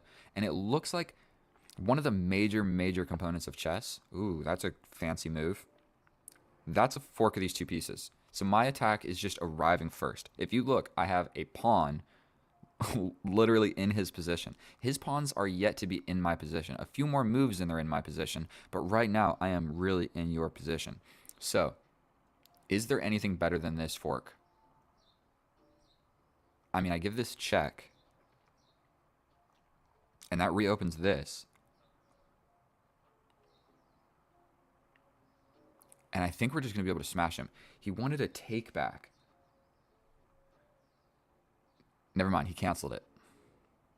I think we're just going to go for this. I mean, the whole purpose was to open up this file. Now, I don't know if I have sufficient attacking material. Like, if I sacrifice this rook, that is what I'm talking about here. He steps over, I step in. If you block here, I take. Can I sacrifice this rook? I should probably grab this first, no? This, he pretty much has to play this, and then I can hit him with another check. All right, we make a queen. Obviously, this is a move that needs to be played. Now we need to get rid of this pawn, and checkmating is all of a sudden a real threat. He steps back.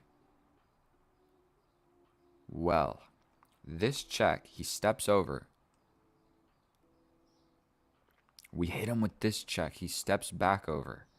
We repeat the position for no apparent reason. Sacrificing the rook, the knight just comes.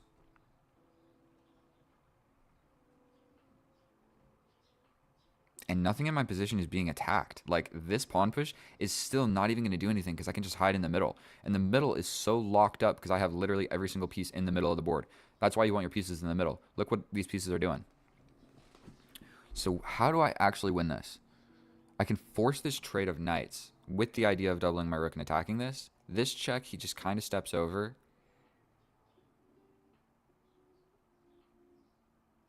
Then I play this. I mean, this trades some pieces. I'm up a rook for nothing. I think playing it slow might even be the right idea here. Because if I do this, he just comes in with a knight. And I'm not convinced that that's going to work out. I can jump forward with this. We jump forward. We're jumping forward. The general idea here is, for one, I can do this and kind of fork more pieces and shred apart the position. Or I can take, and I'm threatening this. This move seems to make sense with a very simple idea of doubling these rooks.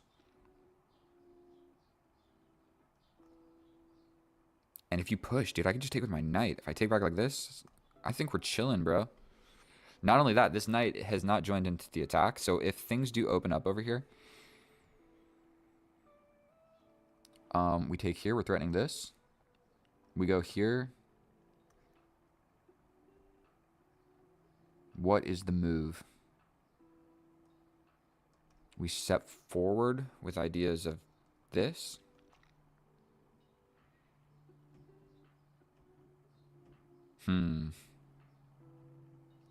I feel like bringing the knight. He takes. I take. Do I have sufficient? Like, he takes. Boom. Boom. He's got this check. But I just step over. And what are you doing? So I think I maybe want to bring this. Playing this. Now these guys protect each other. This rook in the corner was undefended. And so there could have potentially been like ideas once all these files open up. Okay. He's got a bishop in the middle of the board. Great defensive piece. I mean, to be fair, we can just shred that apart. Like, we can just move here. We can go here, then here.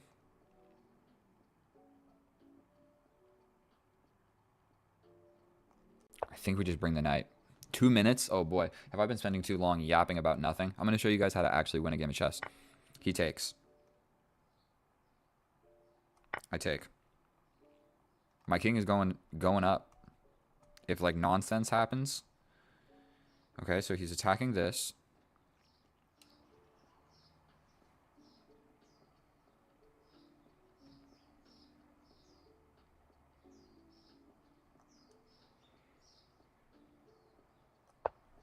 Knight to the middle. Rook over here, I step up. I mean, I can take that with the knight. I can take it with the queen. If I take it with the queen, we're going to just do it. Unafraid. I'm up a piece. So basically, if I don't get checkmated, a little bit unfortunate that right now my... he resigns.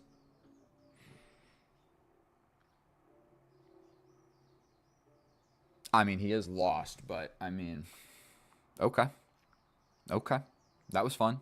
Thanks for the game of chess. I really wish he would have finished it. I don't understand what was the reasoning of resigning here opposed to resigning here. Like after this, bro. You still have the same terrible position. It didn't get any better. It didn't really get any much worse either. All we did was equally trade, which favors me, but he didn't need to play like that. So hopefully that was educational enough. And so let's go check this with the computer and just see how accurate everything was. And I'll see you over there. And here we are in the analysis. And oh boy, I just played a perfect game of chess. I did nothing wrong. And maybe I'm speaking too highly of myself, but look at this gosh darn graph. That is telling the tale of a person that knows what they're doing playing chess, okay? A person that knows what they're doing playing chess against somebody that kind of knows what they're doing playing chess. And so our opponent, 4 inaccuracies, 3 mistakes, 83% accurate, and then myself. 2 inaccuracies, 93%, no mistakes, no blunders, and my inaccuracies, I called them, okay? I said, this is probably a mistake or an inaccuracy, but we're going to castle opposite and see what happens, okay? So sometimes you do that, you know, at the cost of a fraction of a pawn, and you get opposite side castling. So in this position right now, we develop a piece actively. What he is worried about by pushing this pawn is, let's explain this. He's defending against this because the only reason you push this pawn is if your dark square bishop is out here and you need a place for it to go. You following me? So but his dark square bishop is not ever getting out. He's trapped inside of the pawn chain. So this pin, for 1, his bishop is here. For 2, it's a pin to the queen. So you don't have to worry about it as much. If it's a pin to the king, like a pin like this, my knight's here, that is an absolute pin, and I can't move my knight. I'm trapped to this square until we deal with this bishop. So those ones you got to be a little bit more worried about. When it's the queen, you don't have to be as worried, and his light square bishop is still in here, so he can just defend against it, okay? So this pawn push, for 1, it didn't address the center. For 2, he didn't need to be worried about the square. For 3, he didn't need to put his bishop here. So that is like a lot of analysis on a single pawn push. But okay, it's why he lost. And not only that, it gave me a hook later on in the position.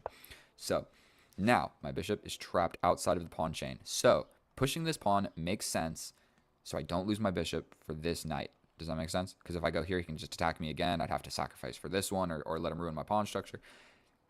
Okay, he develops a piece. Now I push this pawn. This is very different. Now I'm not pushing this pawn to prevent this pin because that's not going to happen anyway. He's got 2 pieces in the way. I'm making a place for my bishop because I don't want to lose my bishop for a knight for no reason, okay? Now, we develop another piece. And if we just take stock on how we have developed our pieces thus far in the game, my pieces are developed very actively. They're looking into the enemy's position. Do you see this? This knight is getting ready to jump in the enemy's position. This one, not really, but where else was he going to go? Over here? Come on now. Let's be real. None of his pieces are even attempting to go in my position, other than this knight, but to a square that's defended too much. So this bishop sucks, this knight sucks, this rook sucks, this queen is actually okay, I guess. This rook sucks. This is the only piece that's potentially thinking about doing anything, and he's not thinking about doing much, okay? So I play my first inaccuracy of the game, and I said it in the video. I'm not sure that this move makes any sense, and I'm not sure that the following move makes any sense, but by golly, we're going to have an opposite side castling game of chess, and that's what we got at the cost of an inaccuracy. So the reason, we're going to go into this in a little, explain a little bit about this. The reason that this is an inaccuracy is because I don't need to castle at all. If we turn the computer on, say he plays the best move, I launch a pawn. Say some more stuff goes on, I put the pawn, let's say we scoot back. He plays a move. I put my rook here. I don't even care about castling yet. I initiate my attack first, and then if I need to, I castle, and if I don't need to, my king is perfectly safe in the middle of the board. So I needed to realize that thinking that far in advance, I spent 10 seconds on this move. I just realized castle opposite, launch an attack. So I didn't actually calculate what's going to happen with when all the pieces start moving around, and then my king would be just fine staying in the middle. I didn't even think about it. So moving the queen is an inaccuracy because I didn't need to castle, and the only reason I moved the queen was so that I could castle, if that makes sense. Okay? Now, we launch a pawn. Best move in the position. We launch a pawn. My pawn is closer to doing damage than his pawns are, okay? This pawn push serves as a hook. When I push this pawn forward, it sees two things. It sees the knight and it sees the pawn. If the pawn was here and I push forward, he can move the knight and I'm not actually threatening to take anything. So that's why these moves are a little bit risky if you're doing it on the side that your king is on, okay? My pawn is not pushed over here because it would serve as a hook where you would attack two things. And when you attack two things, you have to do something about it. You can't just move the piece away. Okay, we jump the knight to the middle of the board. It's not the best move, but it's one of the best moves. This queen move. I think he's gearing up on an attack. And so what he needed to realize here is my attack is simply going to arrive first. And so this is one of the best moves. It's not the best move. The reason for that is he can put the bishop in front of my pawn advancement, okay? So he has the opportunity to play this, and I can't push the pawn forward. And he's attacking this. So I'd probably have to play something like this, and if he takes, then I got a bunch of pawns in the way. Whatever. He doesn't see it, and we get to push this pawn. Actually, for our opponent, this makes the most sense. Out of all of the moves in the position, that makes the most sense to me. Like, you're getting attacked, so either break in the middle or launch your own attack. Those are the options. And so, look at how passive his pieces are. He's playing defense right now. And these pieces are his attacking pieces, and they're not even really attacking. And so, we push the pawn. We push the pawn. And then right here, what I needed to realize was giving up this bishop for the knight is good because it opens the way for my queen. So I didn't want to lose my attacking bishop for the defending knight for the simple reason of that. But what I needed to realize was take.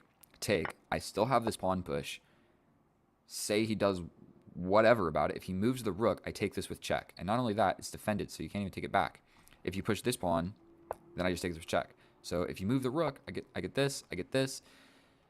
And if you move the knight, then I still take this with check. So there's nothing he could do. So what I needed to realize, and at the end of some of these lines, so say like he plays something, my queen is the one that is recapturing, getting into the position. And then I'm getting my queen closer to the king. So didn't see that, didn't give up my bishop, don't hate it.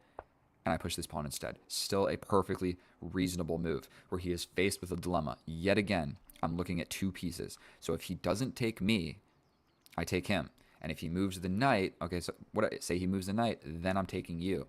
And now it's defended with a check and a fork on the rook. So my attack simply arrived. And even in this position, I spent a little bit of time thinking, is there anything better? And there is. There's this bishop sacrifice, and the idea is if he jumps in, we still have this. He steps over. We sacrifice again when he steps over. We sacrifice again when he captures. We come. Okay, we do this. And I'm just winning, okay? There's no checkmate yet. In 10 moves there will be, but I'm not going to see that. So I needed to sacrifice the bishop. You don't always need to sacrifice stuff. Like, I mean, like, really, am I ever going to play this for an idea of mate at 10 rather than just, like, forking and getting the rook for a pawn? No. Get the rook for the pawn, bro. You don't got to calculate checkmate in 10 unless it's easy to calculate. So we hop in. Now, I jump in. This is my inaccuracy of the game. The reason, it's hard to even see if you're looking at the board, this is the best move. That is the idea. This pawn is saving the king from dying. Basically, I can push this pawn once that's gone, and I'll have two open files, and you are getting checkmated, guaranteed 100% every single time. Even sacrificing the bishop for not really the most clear reason is a good idea. But stepping back with the queen and simply eyeing this pawn. You can't push forward and defend it. You can't really jump forward and defend it. I'm just going to come in. And so, yeah, because this is defending this, so you can't really jump in doing stuff with this knight. Needed to see it. You step back and attack like this. That was a hard move to see. So this is an inaccuracy because it was mate in 10, and now it's just a +9 position. Whatever. We take with the rook. More active. He pushes here. We don't even need to be worried about it. We double the rooks. This rook was undefended and potentially could get attacked later on in the endgame. He moves forward. I jump forward with the knight. Capture. Capture. Steps here. I jump in with the middle. I jump into the middle of the board with my knight. He captures. I capture. He doubles his rooks. And now, in this position, our opponent resigned. It's mate in 6. I don't think that I was going to see that. But what I potentially could have seen is this. Very simple idea. We grab this. Or we can even jump back this way. And then we grab. Or I sacrifice. I would just grab the rook. Look, we don't got to be too fancy when you got 2 minutes on the clock. And so there was an absolutely disgusting line. Let me show you. We step over. He steps over. We sacrifice the queen. Not yet, but we're going to. We give this check. He steps up. We sacrifice the queen. He takes. Check here. Checkmate. Disgusting. Stockfish is an absolute maniac. I would have never seen that. I'm not going to even pretend that I would have seen that. It's maybe not too hard to calculate. Yes, it is. I would never calculate that. Never in a million years. Rook sacrifice to sacrifice the queen to get mate with these two pieces. Never in a million years. You could give me this position, and I would have to sit here for 3 hours before I saw that. So, and you'd have to tell me, hey, there's a queen sacrifice for a mate. Either way, thank you guys so much for watching that video. I hope that that was long enough. Our opponent didn't spend enough time. Or he didn't spend, yeah, he should have spent more time, and maybe I should have spent less. That is how you attack in chess. I played a literally perfect game of chess. The only inaccuracies didn't matter. And so going forward from here, I mean, it would have just been operation cleanup. I would have just given this check. He steps over. I get rid of the rook. You can capture this. You can capture this. It doesn't really matter at that point. My king is safe. Your queen's not doing anything. This rook sucks. This bishop sucks. My rooks are amazing. I'm winning the game of chess. So that's how you attack from the black side of the board. Thank you so much for watching my video. If you learned anything or you simply enjoy watching me play chess, I'll be making more videos. I'm going to get better at making videos. I'm going to get better at chess. Thank you so much. I love you. You guys are the best. Subscribe. I'll see you next time. Goodbye. Oh, hello and welcome back, and thank you so much for clicking on my video. In today's episode, instead of the traditional rapid game of chess where I smoke my opponents, what we're going to be doing is playing Bullet, and I'm trying to reach my all-time rating of 17-15. So really, I just need to win a few games of Bullet in a row, and it'll be easy. But we're going to lock in, absolutely go for this, and we'll see if I can accomplish it. Because I've been primarily playing... Oh, we don't want to pre-move that. We pre-move the Caro-Kann. Boom, boom, boom. Pawns in the middle. Man, I cannot be misclicking this early on in the game. Pin the knight. Trade the queens. It's not the end of the world. I think we're just going to step up, bro. We're stepping over. Kind of pin these knights. Step back. Here to attack the rook. We get the rook. Attack this knight. He can go to the middle, but we can just take. We're going to try and centralize this knight somehow. And we're going for this knight to this square. I think we can just trade that. This is a good square for my bishop. Things are looking actually pretty... Oh, and I hang my bishop. Okay, okay, okay. We can get out of there. We go here. And I'm down 3 seconds on the clock, but I think we're going to be all right. Double up the rooks. Step to the middle of the board. Force the rook trade. We get the knight. We get the bishop. Now all we really need to do is get this bishop, and we're chilling. So there's a lot of pawns, but now we get a pass pawn over here. 26 seconds, we're chilling. I mean, okay. I guess we're going to do it like this.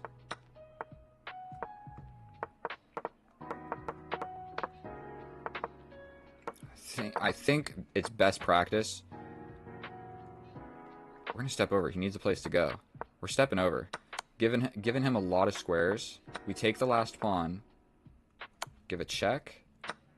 Check. Checkmate. I almost screwed that up, but if you go back, you got to be really careful about those stalemates. And if you saw, I paused for a second because there was a stalemate position. Our fellow wants to rematch, so I will be obliged. Let's go for the 4-move checkmate. Never mind, we get the Sicilian opening.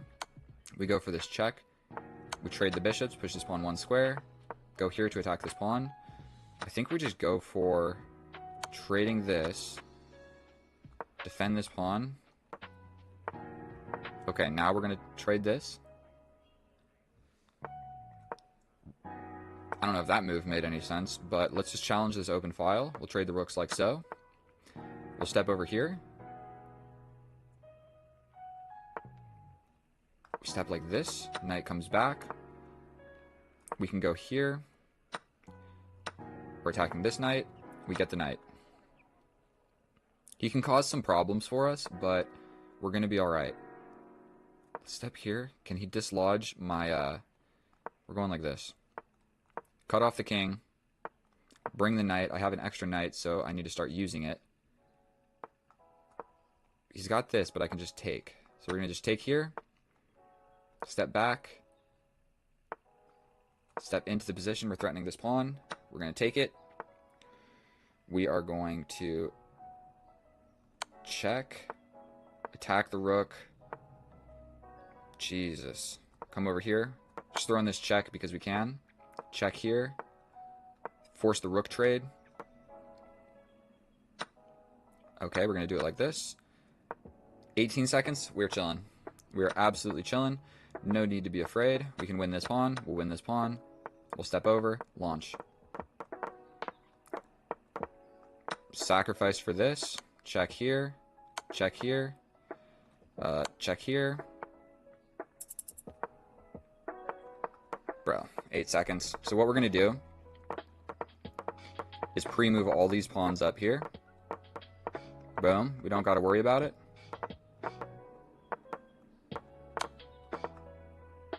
I'm not even sure if this is working.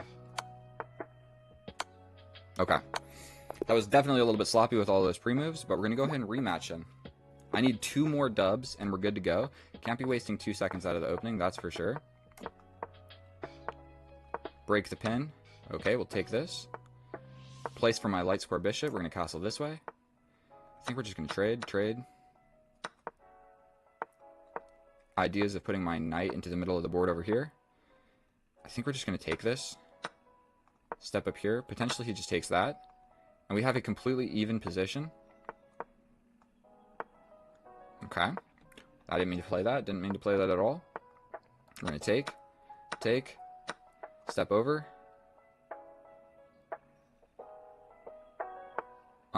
I think we're just going to push this pawn forward. We step up. We step up.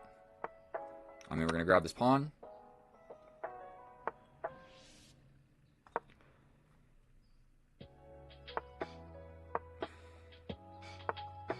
Bro, if he does not leave me alone. We're going like this. And we're going to start pushing this pawn, bro. And we're going to trade off some pieces for this pawn. Here. Here. He's losing on time. Horrendously. Okay, so we can trade that. We lose this with check, but we're chilling. Push this pawn. We're going to just take this. Here. He basically has to trade. He wins this pawn. Now it's a draw, but unfortunately... 8 seconds? I don't think so, bro.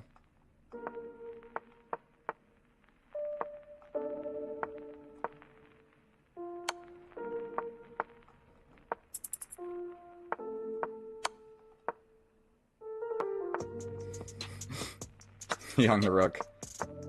Now we get a queen over here. 5 seconds. Check. Check.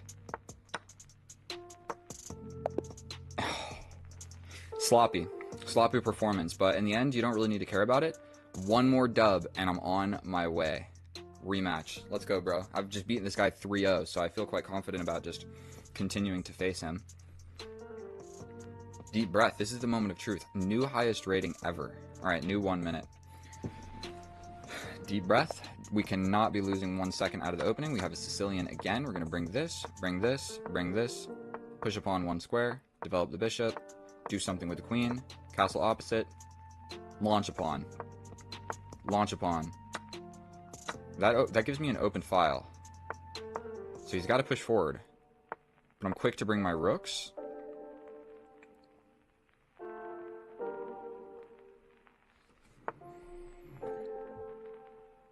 I think we're going to just take a step over here.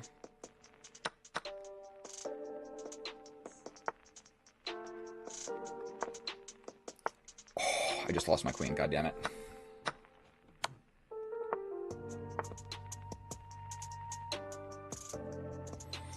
Yikes. This is not fun.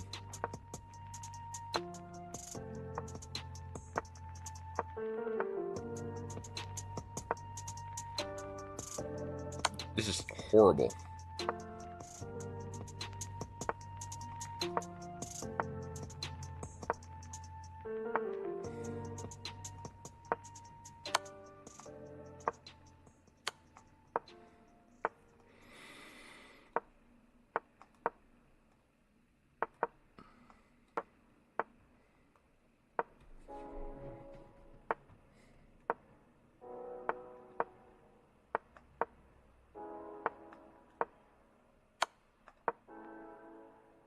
Bro, he can just give it up. He's wasting so much time here.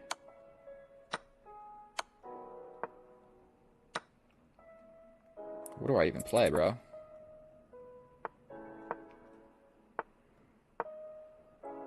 Ten seconds, no way. Not a chance.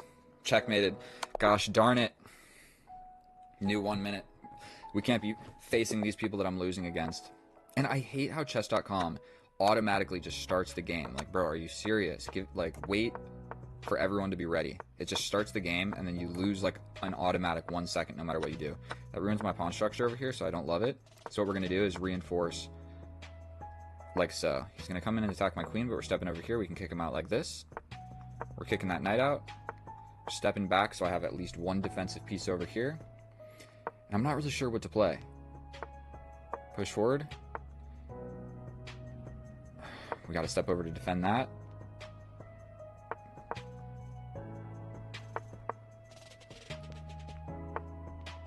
I mean, yikes, this is getting absolutely horrifying. My knight's coming here.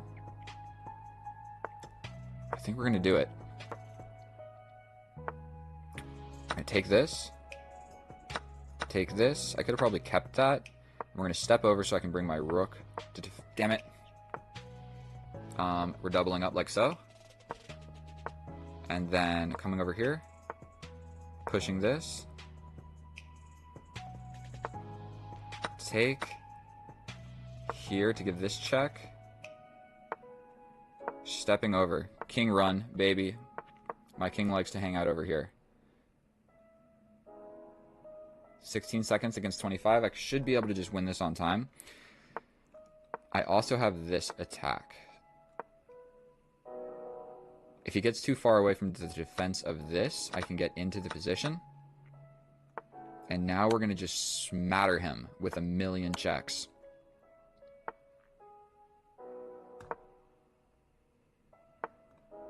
I think we can probably just win this endgame. Didn't mean to do that. Did not mean to do that.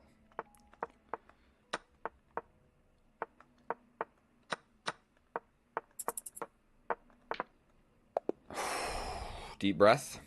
What's the rating? Did I do it? Let's check it out. Stats. I was able to do it. Was that the win that I wanted to get? Wait a minute. 313. Bro, I thought I did it. We need one more dub. Hold tight, ladies and gentlemen. Hold tight. Please let me get this dub. Okay, opponent plays a strange move out of the bat, like in the beginning. I don't even know what I'm trying to say. I can't speak. I feel like I'm playing too slow.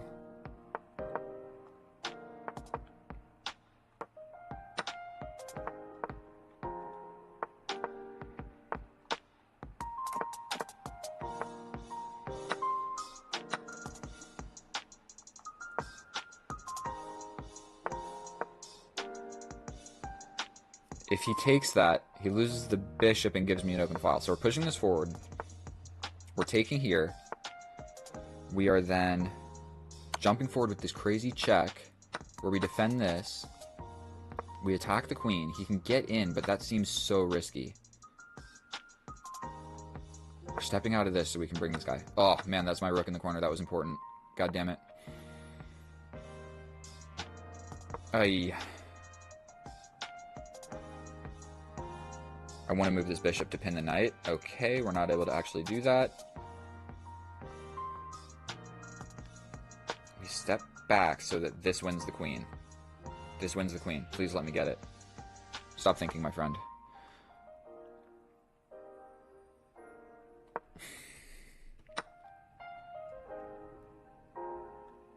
Check.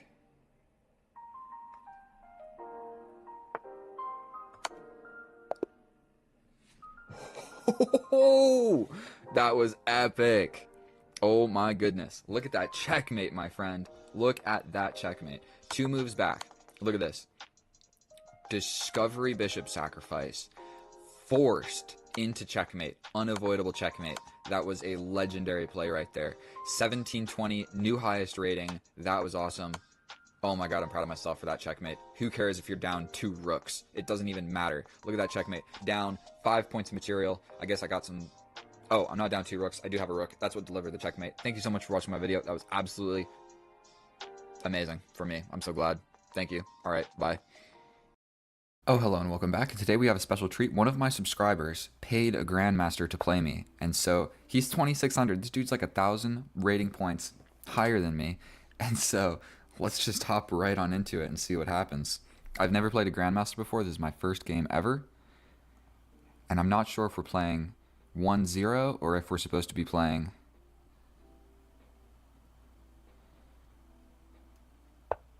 Oh boy, we are in it. Looks like we are playing 1-0.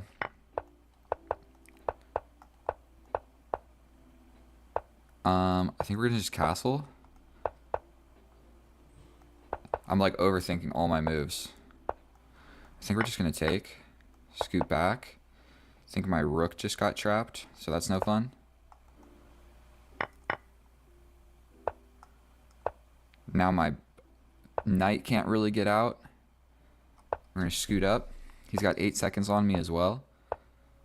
We're gonna step back. Step all the way back.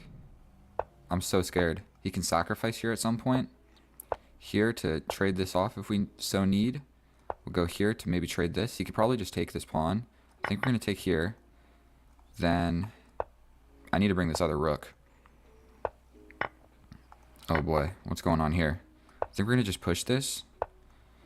Slide here. Oh boy. We step up. We lose something. It is what it is. Maybe we trade the queens and just lose. What am I supposed to do here? Oof. Oof. I'm so lost. Oh boy. So that's how Grandmasters play chess. Now we know. Sorry for the commentary. Maybe I should have been playing like a 3 plus 2 or something to get a little bit more of an instructive game, because I just have no hopes. Oh boy, we are doing a 3 plus 2. So let's just hop right on into it. Oh boy. He probably doesn't know how to play the Caro-Kann, so let's go for that. Okay. The Tartakower.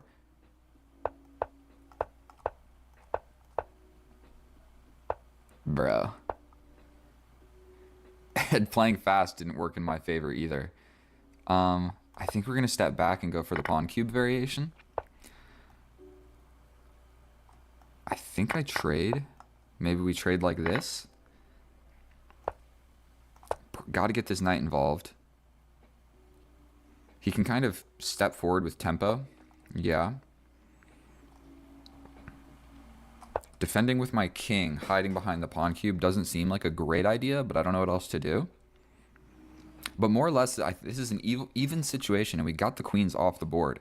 So if I can like bring the rook, he's got the bishop pair. So actually, he's probably slightly better than me, and his rook is better.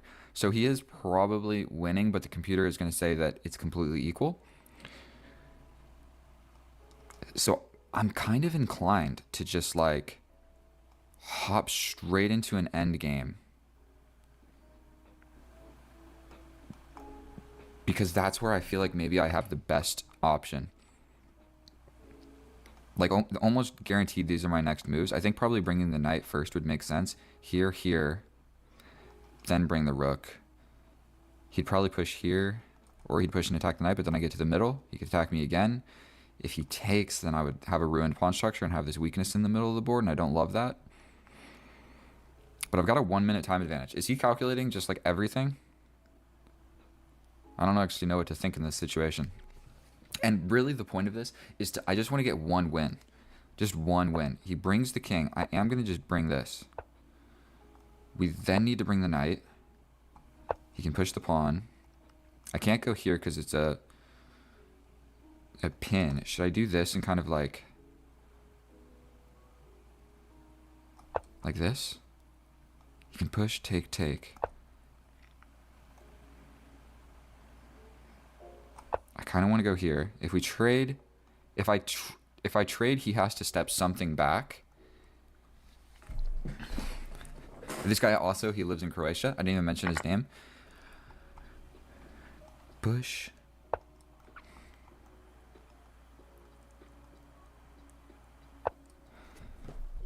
King forward. That kind of stopped. That was probably not the greatest.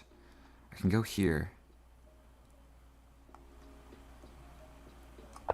King active. He can get a check like this. And then these pawns back here are a little bit weak. But I've got this 4-on-3. What's his idea there? I think we just step back with the knight.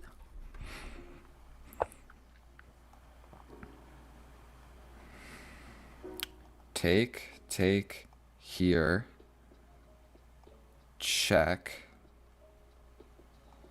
So take, take, and then I have to... If I step forward... So if I take, he hits me with this.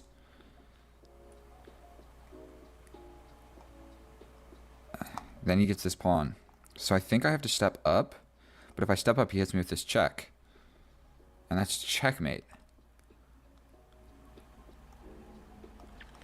If I step up, just checkmate, right? So I have to take and just let this happen.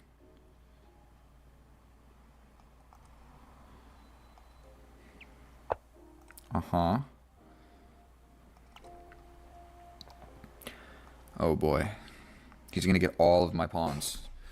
I step here. He takes my pawn.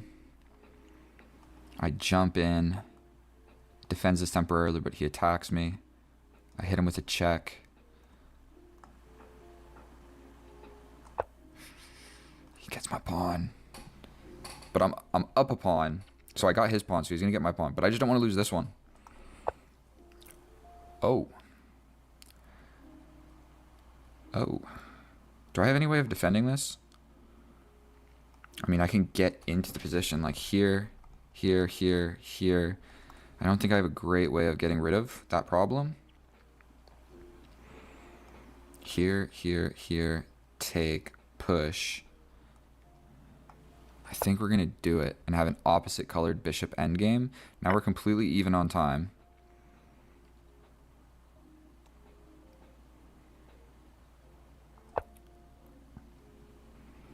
He's not going to take, but even if he doesn't, now this pawn is just on a light square. He can just go behind it. Yeah, that was stupid.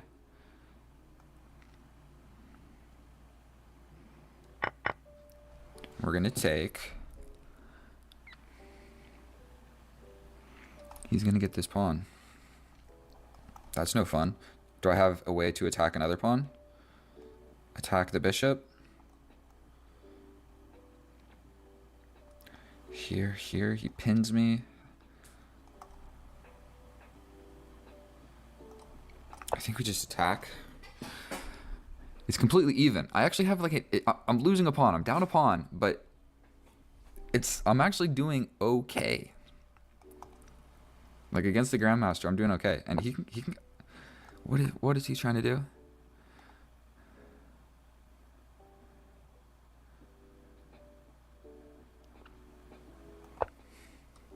I mean, we hit him with this check, and we're attacking this pawn. He can just grab this at will, whenever he feels like. And he can also kind of start doing something like this. We hit him with a check. I felt like that needed to happen. What if I just...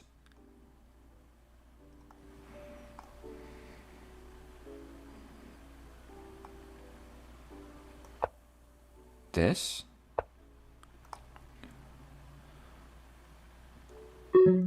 This? I mean, this guy is trapped. He can get in. We push up on. We step back.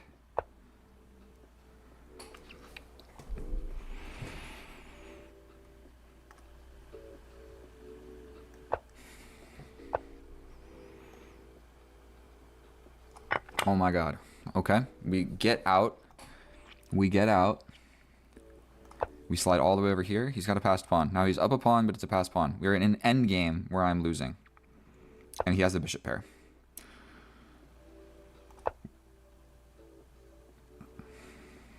He can go here, but I'm going to jump in. I'm going to jump in with this fork and get rid of this guy.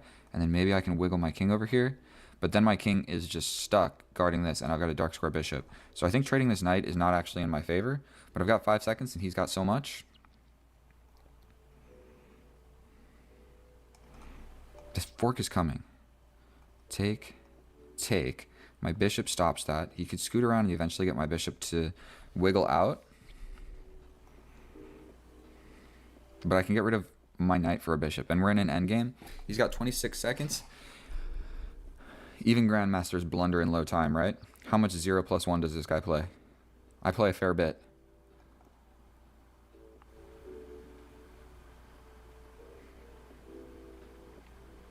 What is going on? Where'd he go?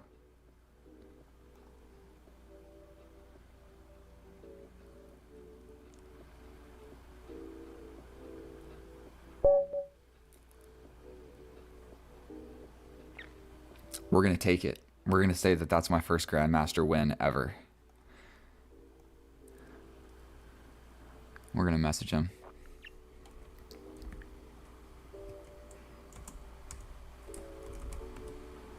I'm going to message him and say what happened.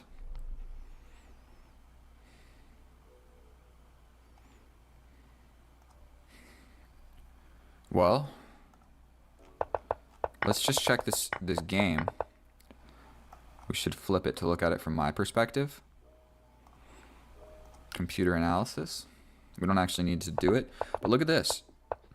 He's slightly winning, but we've got like an equal position.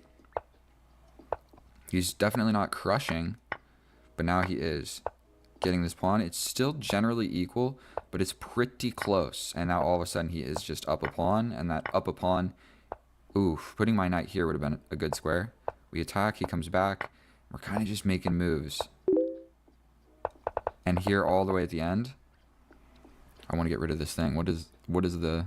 He's absolutely winning. Okay. We're hopping into it again. So scared. What's he going to play? The Sicilian? We go into the open Sicilian. Not the open Sicilian, but I'm going to bring my knight. Defend this. Probably we push this pawn. We can scoot here. We'll probably just trade this knight. We're going to castle. Scoot this guy back because I don't want to get pinned. I know that this isn't a great move, but I'm going to do it anyway. And then this knight, dude studies his openings. This is where my opening knowledge is completely kaput. I'm going to just push this pawn because I don't know what else to do. You can push here because this knight has a great future jumping to this square. Normally I would want to trade it off. How do we feel about stepping over here?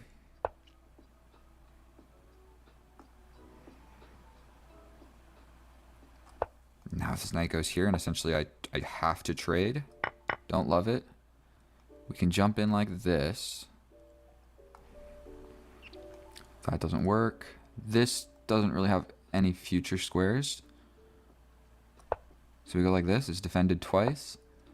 He scoots the queen up. Now, essentially this, I'm going to get pressured here. I'm actually fairly convinced that pushing is what I'm supposed to do. Do we scoot up?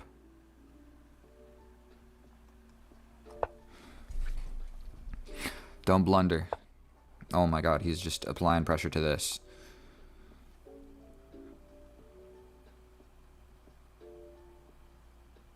I can't do anything. What if I like...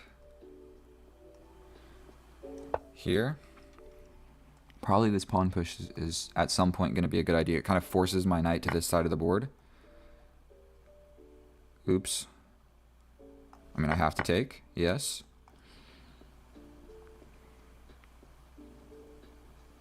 I'm going to lose my pawn. Oh boy. I mean, we knew this was going to happen, so there's no real reason to get upset about this.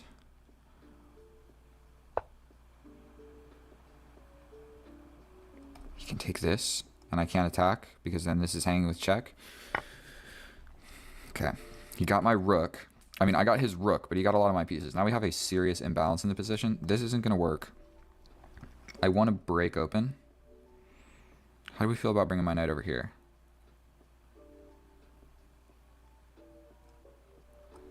Or like this? Let's just bring the knight this way. This is getting attacked a few times. Or, I mean, it's getting attacked by the rook. He has 3 minutes still on the clock.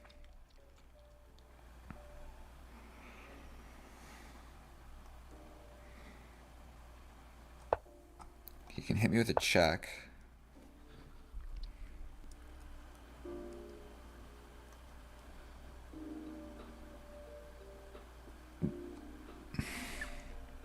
Here. Does this work? I mean, he just scoots back, but I get rid of this.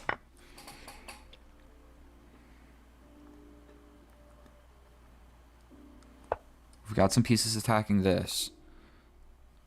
And I got the rook for the knight and 2 pawns, so these are the 2 extra pawns in the position. I think I have to take that. Okay.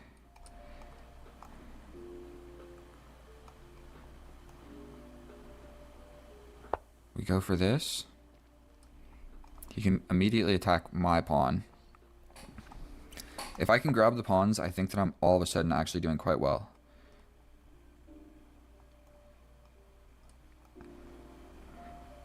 We get active with the rook. I need to bring the king. He's got these 2 passed pawns, so he's basically just pushing the passed pawns is what he wants to do here. What do I want to do here? I could double up on it. Like this. This. I could force the pawns. This. This. What do I do? What do I do? What do I do? We bring the king. If I can get into the position somehow, I will be really happy. We push this. Dude is just advancing pawns.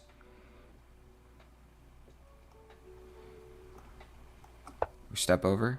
This fork, not sure what I'm supposed to do. I want to bring my king over here. We bring the king here.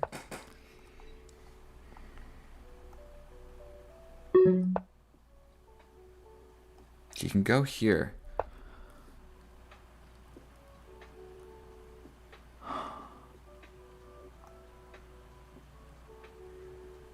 Here? He just pushes again, right? If he jumps in... Bro. I mean, at least I have a check, but... We take here. Here. Here.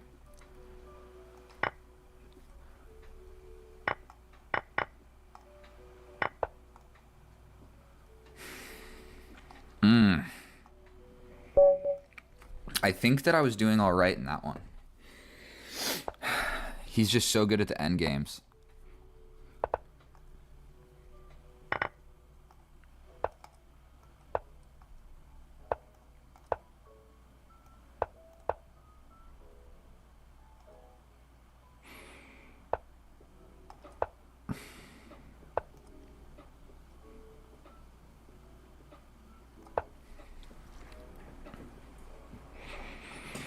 That last game, I felt like there was a chance. There was a small chance. He sacrificed, you know, the exchange. I just needed to get rid of some of those pawns. He pushes a pawn, I'm going to push a pawn. If he pushes this, I believe that I'm supposed to just take. I can also push forward.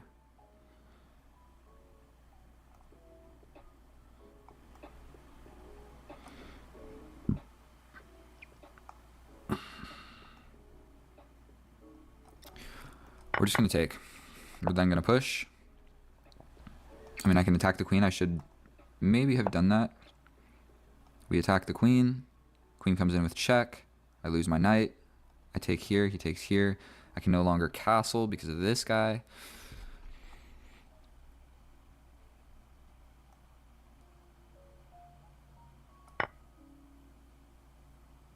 We're doing that essentially, because I want to bring this knight to the middle, if at all possible. He takes with the bishop. If I take here, here, here, let's just do it. Boom, boom. If we see this, I think taking is really scary. Okay, so he attacks my knight.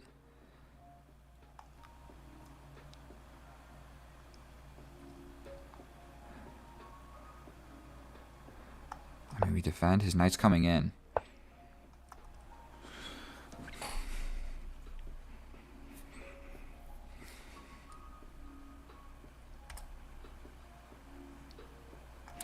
Boom.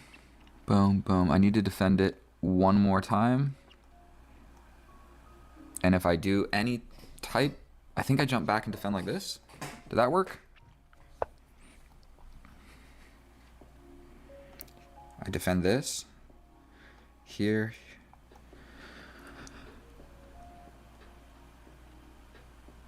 Here. Here. I think that does work. I'm spending all my time trying to just defend this. He can sacrifice this, yeah. Ugh. And I take. And then he's up a piece. We resign.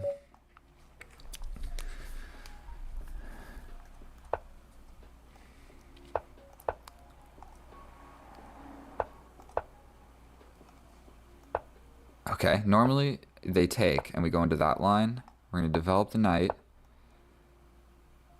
Bring the bishop here. Here. Take. And I get forked. Bro, I'm so bad. I'm so bad.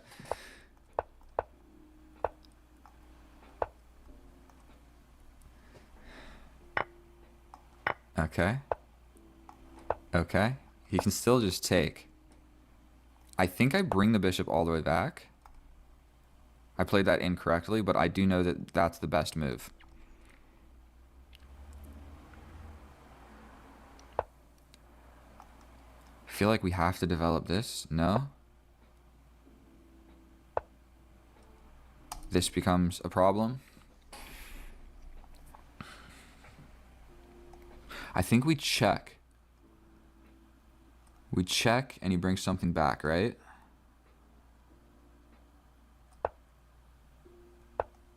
Oh, he blocks like that. That didn't solve my problem. Okay, now I think I need to play this.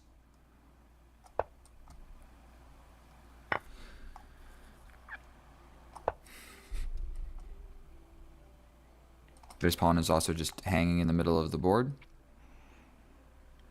And he can take it and maintain defending this.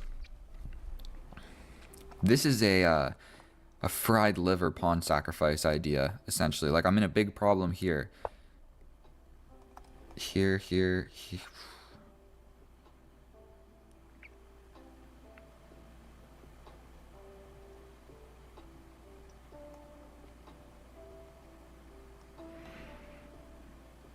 I mean, we do this. There's this check. This is still covered by the queen. I can maybe develop here. He can hit me with this check, but then I could step up. Okay, so that makes sense. He doesn't necessarily want to just allow that. I can take here now.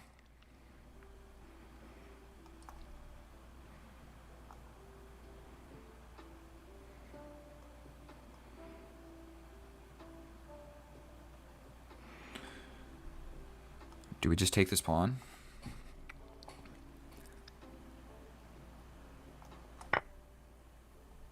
He takes, right?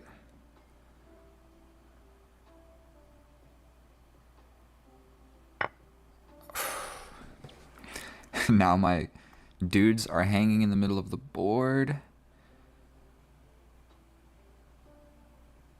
Check. I mean, he comes back. This is still defended. Not a lot we can do about all that. Check. He comes back like this, attacking this. Am I just lost? If I go down a piece, then there's really no point. Those first few games I did okay. Do I just push? If I push, he hits me with this check. And I lose my queen. I don't want to be disrespectful and do that, but I'm pretty sure that I'm lost. If I push, check. If I take, he takes my queen. So I think we just need to resign.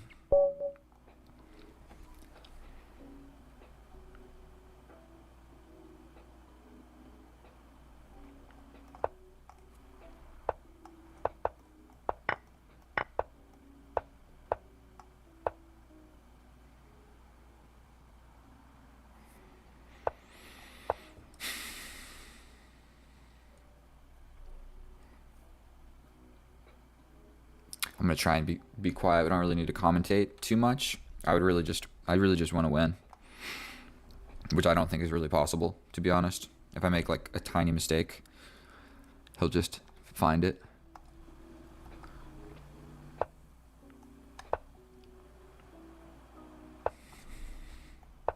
I'm so scared of this player, dude. We're doing this. We're doing this.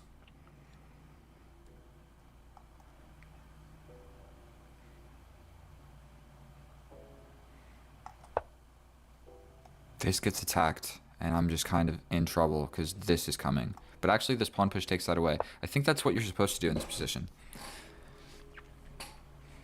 Probably we need the rook over here. I can also push.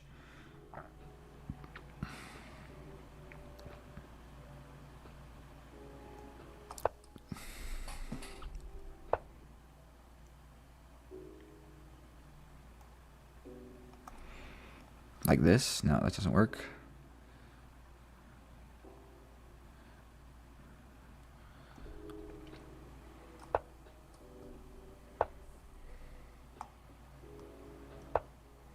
We defend the pawn like so.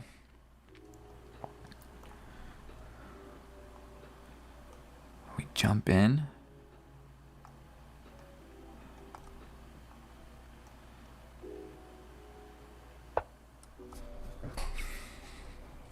Take. This is hanging all the way at the end. I think this makes sense. So that the queen can't take it at the end of all those lines. This isn't really going to work because I lose a pawn.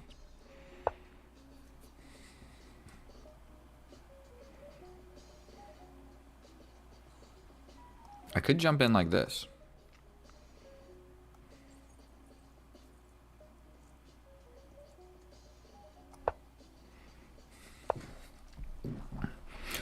Makes sense. Makes sense. We step in here. These knights, I'm not sure what to think about this position. I think we're just going to slide up here. Still, my bishop is defending this.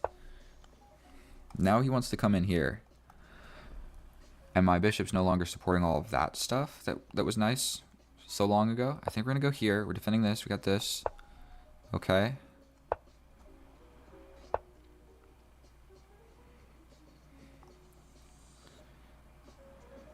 If we take here, and he just crams this pawn into my face.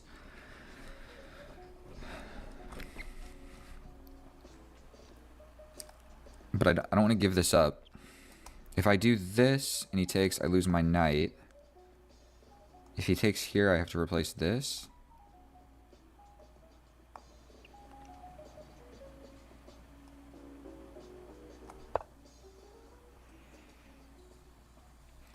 Got a lot of holes in my position. Did I just hang a pawn?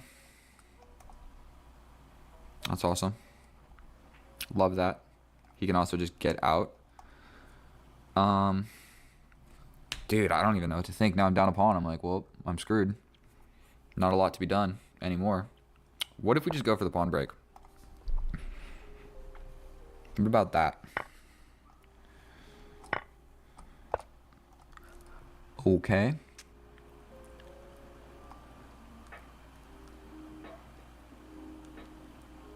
Here. If he takes, I take the bishop. He takes with his bishop. I throw in no check that works. What if I push forward first?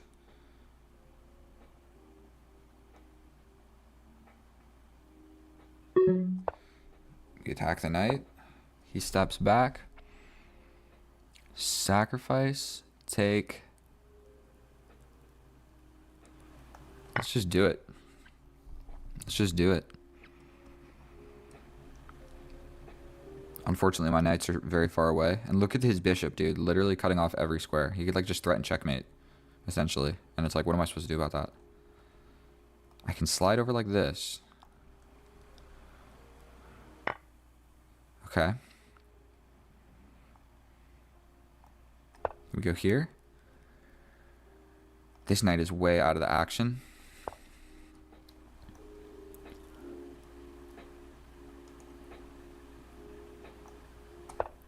I'm so lost. Chess is hard. This is so weak.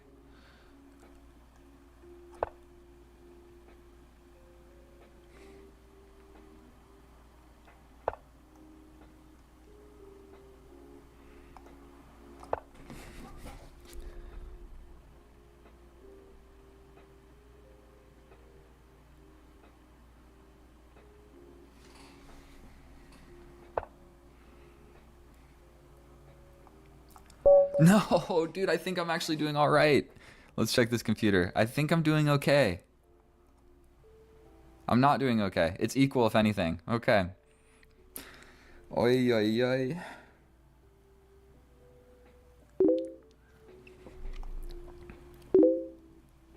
He says, last one. Pray for me, boys. Pray for me. Oh, boy. Boom. What's up? What do you know about this opening? It's not a real opening, so he's probably never seen it. Although it gives black pretty much just an advantage right off the bat. We're going to go ahead and do this.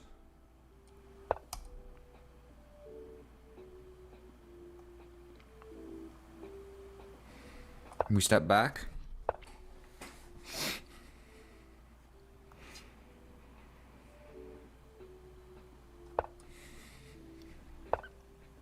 That's scary. What if we just take? I don't want a castle. I'm so scared to castle. We're going to do it. Okay. Okay. I mean, quite frankly, this knight probably needs to be doing something.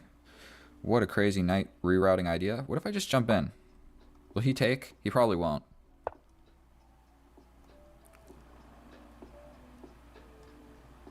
We grab this.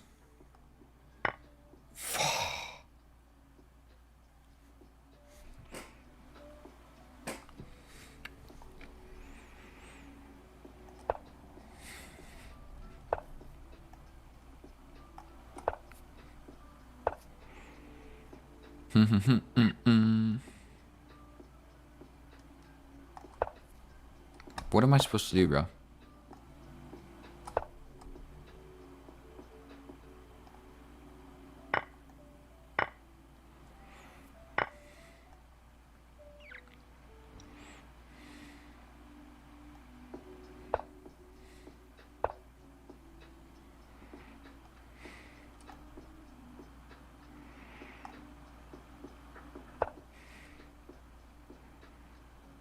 You can even do something like attack my queen.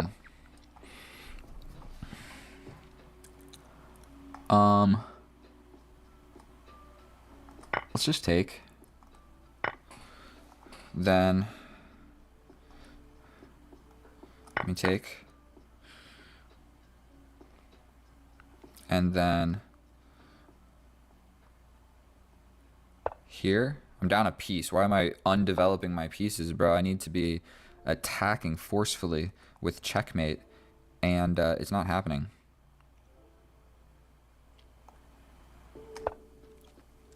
That's like a crazy, crazy, almost checkmate idea. Like, he can hit me with this check, and I would have to take. So if he gets rid of the bishop, then this is checkmate, which is kind of an interesting checkmate. So now he could play here and sacrifice the queen for it.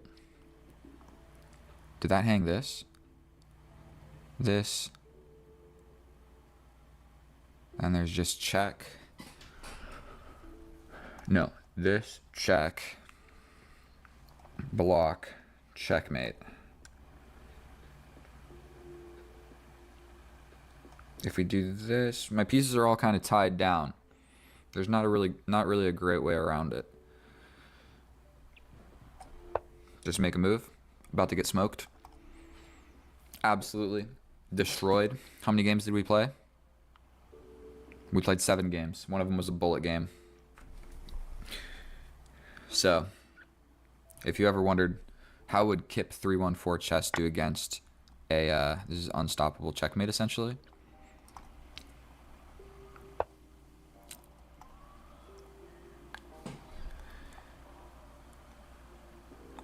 That's wild. That is wild. Wow. Well, if you watched that entire match, it wasn't even close. There was never a moment. There was the first or second game when, and it was kind of close. He's basically saying thank you. Wow, that was epic. I think we're gonna go check profile. It was like the second or the first game. So let's check with the computer. We're gonna check it with the computer, and I will see you over there. And all right, here we are in the analysis, and I just got done having a little chat with him, and he basically said in my Sicilian with white, f3 is a bad move because I'm supposed to f4, push f4 and castle queenside, and then just launch the h4 pawn. He said that's the correct way of playing the Sicilian.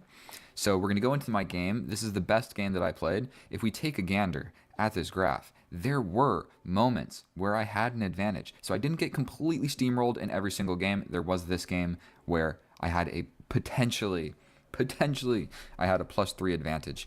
After that, we don't got to worry about this side of the graph. We know what happened there. And so he played 85% and I played 81%, 3 blunders. So let's just hop right on into it.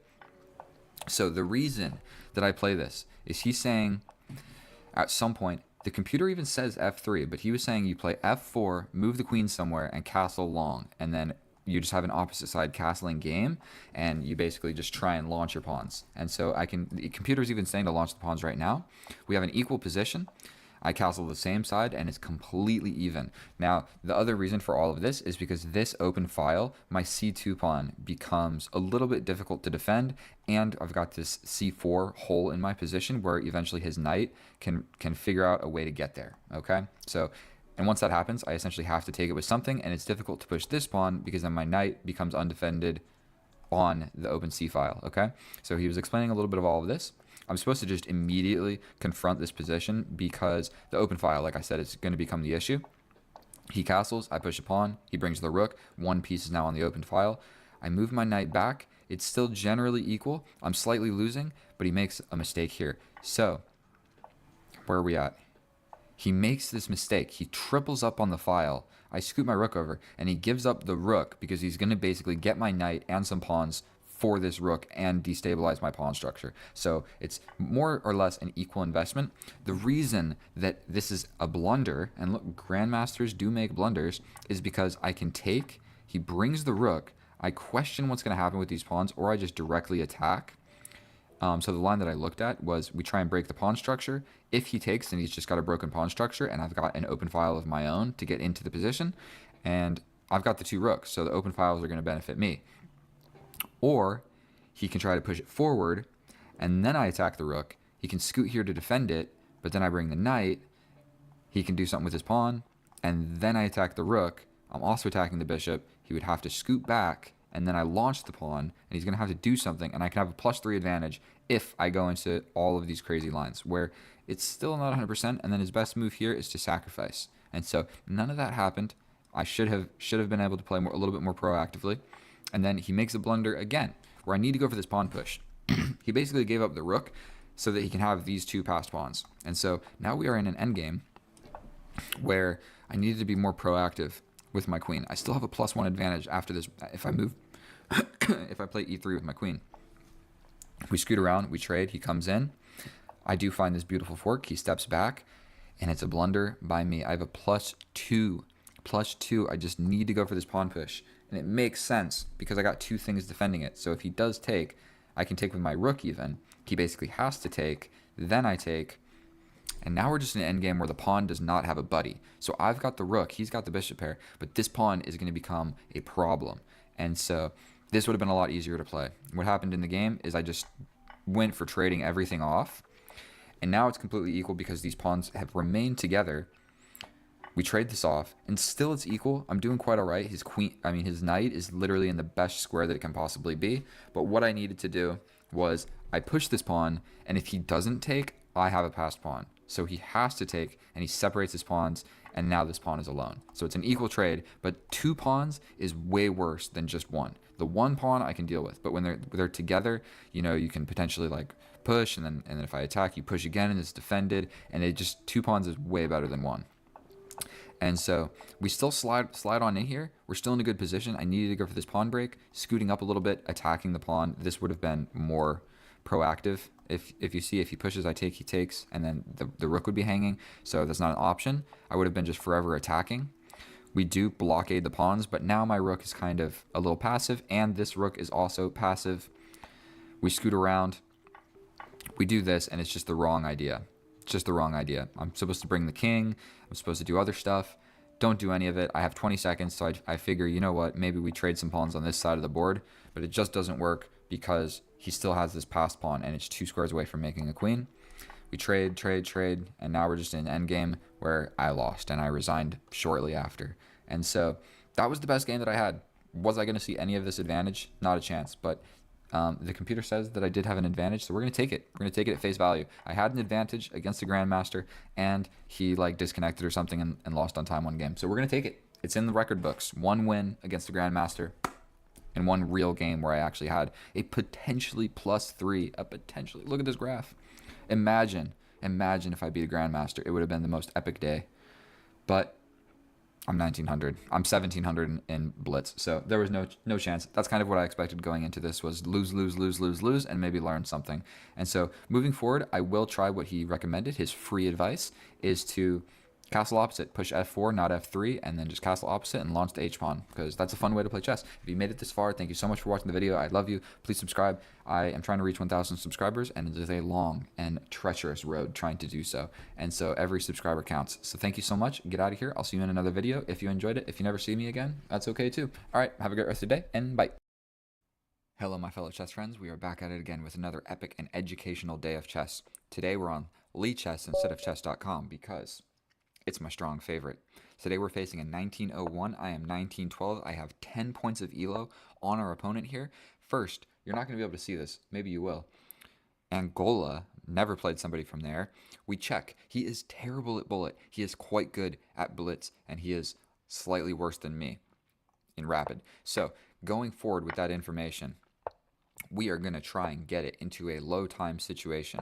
And so I believe we need to tickle this, because if he jumps forward and he attacks my knight while it's pinned, it's no fun for me. If he steps back, we simply chase the dude around. This is not necessarily a structure that you should love, but we're going to jump forward, defend this pawn. Should I have... Was the whole point of pushing these pawns so that I could get the bishop, and now he has a little place for his bishop to get away to? Quite possibly. That was a minor inaccuracy on my part. I think I should have chased the bishop, but you know what? It's never a bad idea to just develop your pieces.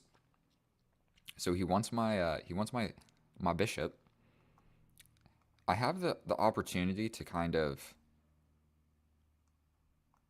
like scoot forward, and this pawn push will open this diagonal, which my bishop would most likely get on with my queen. And so pushing this pawn also takes away his retreating square. So we're going to slide back.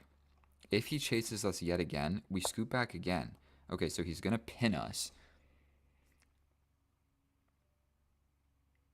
I mean, I'm going to pretty much need to develop this bishop anyway, so I'm able to castle, so we might as well just break the pin. And the goal here is to maintain a more or less equal position. So he wants to just chase my bishop around. Be my guest. Be my guest. Not sure if... he's got a weird pawn structure over here. We're definitely going to take back this way to open up the rook on this H file. And somewhat, move our pawns towards the center because, you don't want to capture like this. Doesn't make any sense. I mean, castling this way seems to be out of the question. Castling this way takes my rook off the file. So I'm not super, super opposed to not castling at all, potentially. And I mean, this knight's not doing a whole lot. Is there any sacrificial ideas? I mean, he would just take here, and I would take, and then he would take. Then I get in with my queen. But you could probably quite easily just like bring your queen or bring your rook. So I don't think any of that is going to work in my favor. We might slide here. We might do this.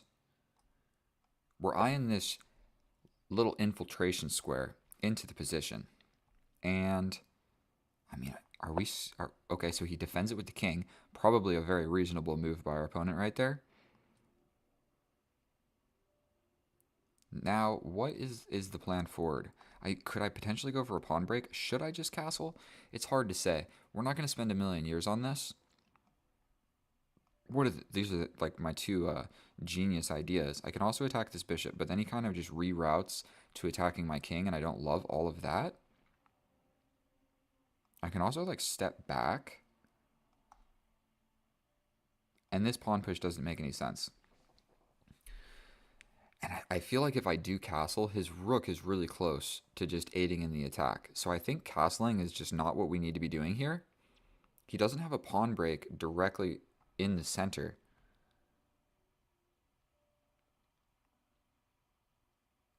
So when in doubt,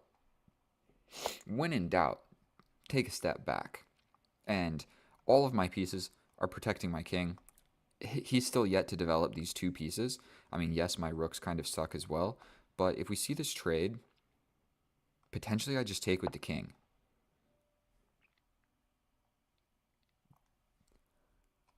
We're going to just do this. He can grab this pawn. But then I get out with my rook. I mean, then I get out with my bishop. So we're going to slide here because this pawn is pinned.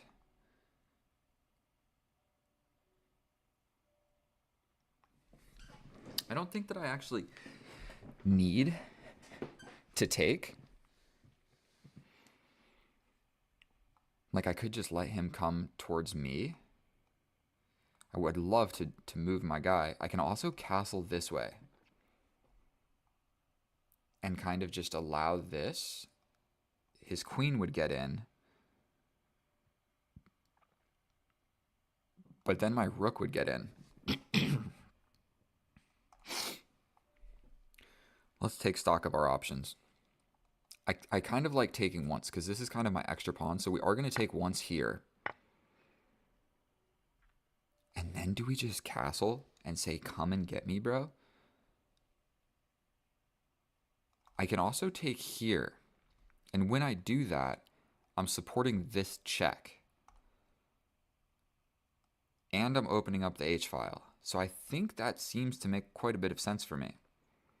So we go here. If he captures, I come in with this check. Only move is back here. I think we're going to go for this. Like, he's trying to bust open the position and attack me, but your king is really naked. Like, I think you're more naked than I am. You're going to get a public indecency charge on this king right now. Because my queen is still eyeing this square. So potentially, like, doing something to defend that would make sense. Now I can take this. Wait, no, I can't. No, I absolutely cannot. What am I talking about? Castling seems to make sense. Like, yes, you grab this and get in with your queen, but then I could just slide my rook over and attack your queen. And if you grab here, I'm not convinced that you can actually get to me. So maybe pawn sacrifice for a little bit of activity. And I can also double step and get into the position like this. What is the correct move? I mean, definitely getting my king away from all of these attacks would make sense. And I can't take. Castling that way.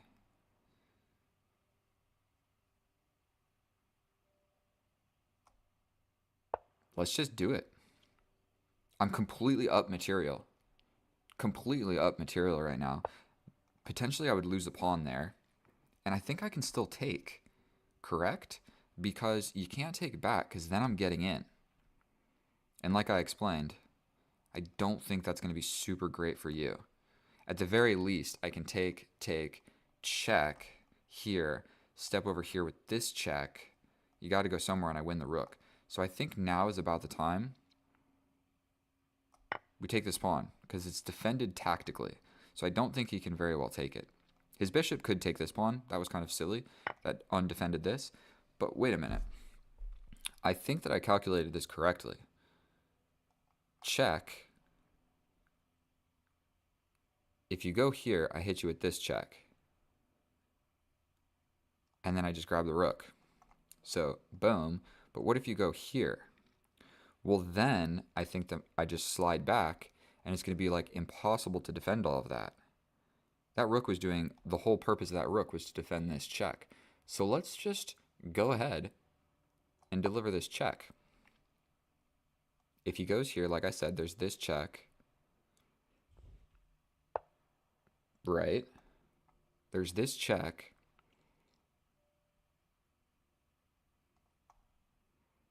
Check. I'm attacking the rook. You can't really block it if you can't step here. So check here. And then I think we're good to go. So let's just give this check. Only move or block with the queen. But blocking with the queen isn't going to work because I'm just going to hit you with this check. And I'm just going to shred apart this dude's position. Like his two major pieces. You know, this is a loose piece. You got to be careful when you go gobbling pawns. Okay, so I can just grab the rook for free. I can potentially give a check first. Then he comes back. So I could give this check. I'm going to take a little bit of time just trying to figure out what's better. Because I would love to shimmy around the king and be able to get maximum destruction out of my queen right here. So if I go here, if he does this, I just take with check. So that's not going to happen. So I could go here. If he steps anywhere on this file, I can hit him with this check, which is essentially checkmate. So I think that this is slightly more accurate.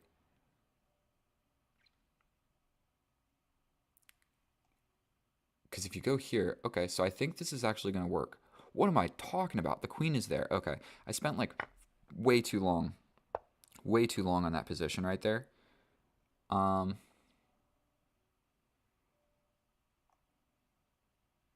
mean, we're just going to give this check. I mean, I'm going to just win this endgame, so let's go ahead and do it. Another beautiful, beautiful check. I think we're going to develop the knight, and now this is defended. Potentially jumping forward makes a lot of sense. I mean, you can take this, but you don't really want to do that. I guess you could have pinned it, but then I can defend like this. So I think maybe that's what we want to do here. Hop forward. We can allow this check. It's not going to ruin me. I think stepping forward onto a dark square, just so there's no nonsense with this guy. And potentially we just jump forward. Okay, so we're just going to trade that off. Absolutely, that's a good move. I can then throw my knight into the center of the board. Kaboom. If you take, you just are in an absolutely crushed endgame. Nothing you can do. You can attack this pawn. I can just defend. We'll defend that. And this is the part of the game where I'm going to kind of slide away from playing 100% accurate. What we want to do is just get rid of his rook. Either checkmate or get rid of the rook. So how can we do that? Well, I like the idea of giving some sort of check and pushing this pawn and getting the rook that way. That's my first idea. This is also being attacked. So let's just step and defend that. Step and defend that. This guy is weak, but I'm pretty much just going to get in, I think. And pushing this pawn also is quite scary. So if the king ever goes here, I can just attack it. So like check. I mean, you step forward like this. There's trade the rook like that. Okay, so that's one option. So boom, boom, trade the rook this way. Or check, you step to the back rank, and then you're just going to lose because also there's still this. So check. If he came here, I hit him with this discovery. He wants to rematch, but I just don't think that I've got it in me. And so I think run through this without... I think this was a little bit of a mistake here. I mean, maybe it's not. Developing a piece is never a bad idea. I should have gone for this. So what I'm going to start doing at the end of my videos is like guess the accuracy, and we're going to see how close I actually can get. Because also maybe some of that didn't make a lot of sense. This is all good. That retreating knight move didn't make a lot of sense. He just didn't recapture the piece. So this was just a huge blunder on our opponent's part. Like, you needed to recapture. I literally took your bishop, and unless you're doing something very intelligent, you need to just take the piece back. So you got to think about that. He lost the bishop. He did not capture back, and then we're good to go. And he even could have tried to throw this in right now, but then I slide back and defend this pawn being pinned from the queen, so I would be able to take the bishop. So he could like win a pawn, but then I would still get out. It would have been better than doing absolutely nothing, because now that's defended, and he didn't get my bishop. Okay, so either way, I think that I played like 89% accurate. That's what I feel. I think in the opening I missed some stuff, and in the end game, who knows, 89%. Let's go to the analysis. I'll see you over there.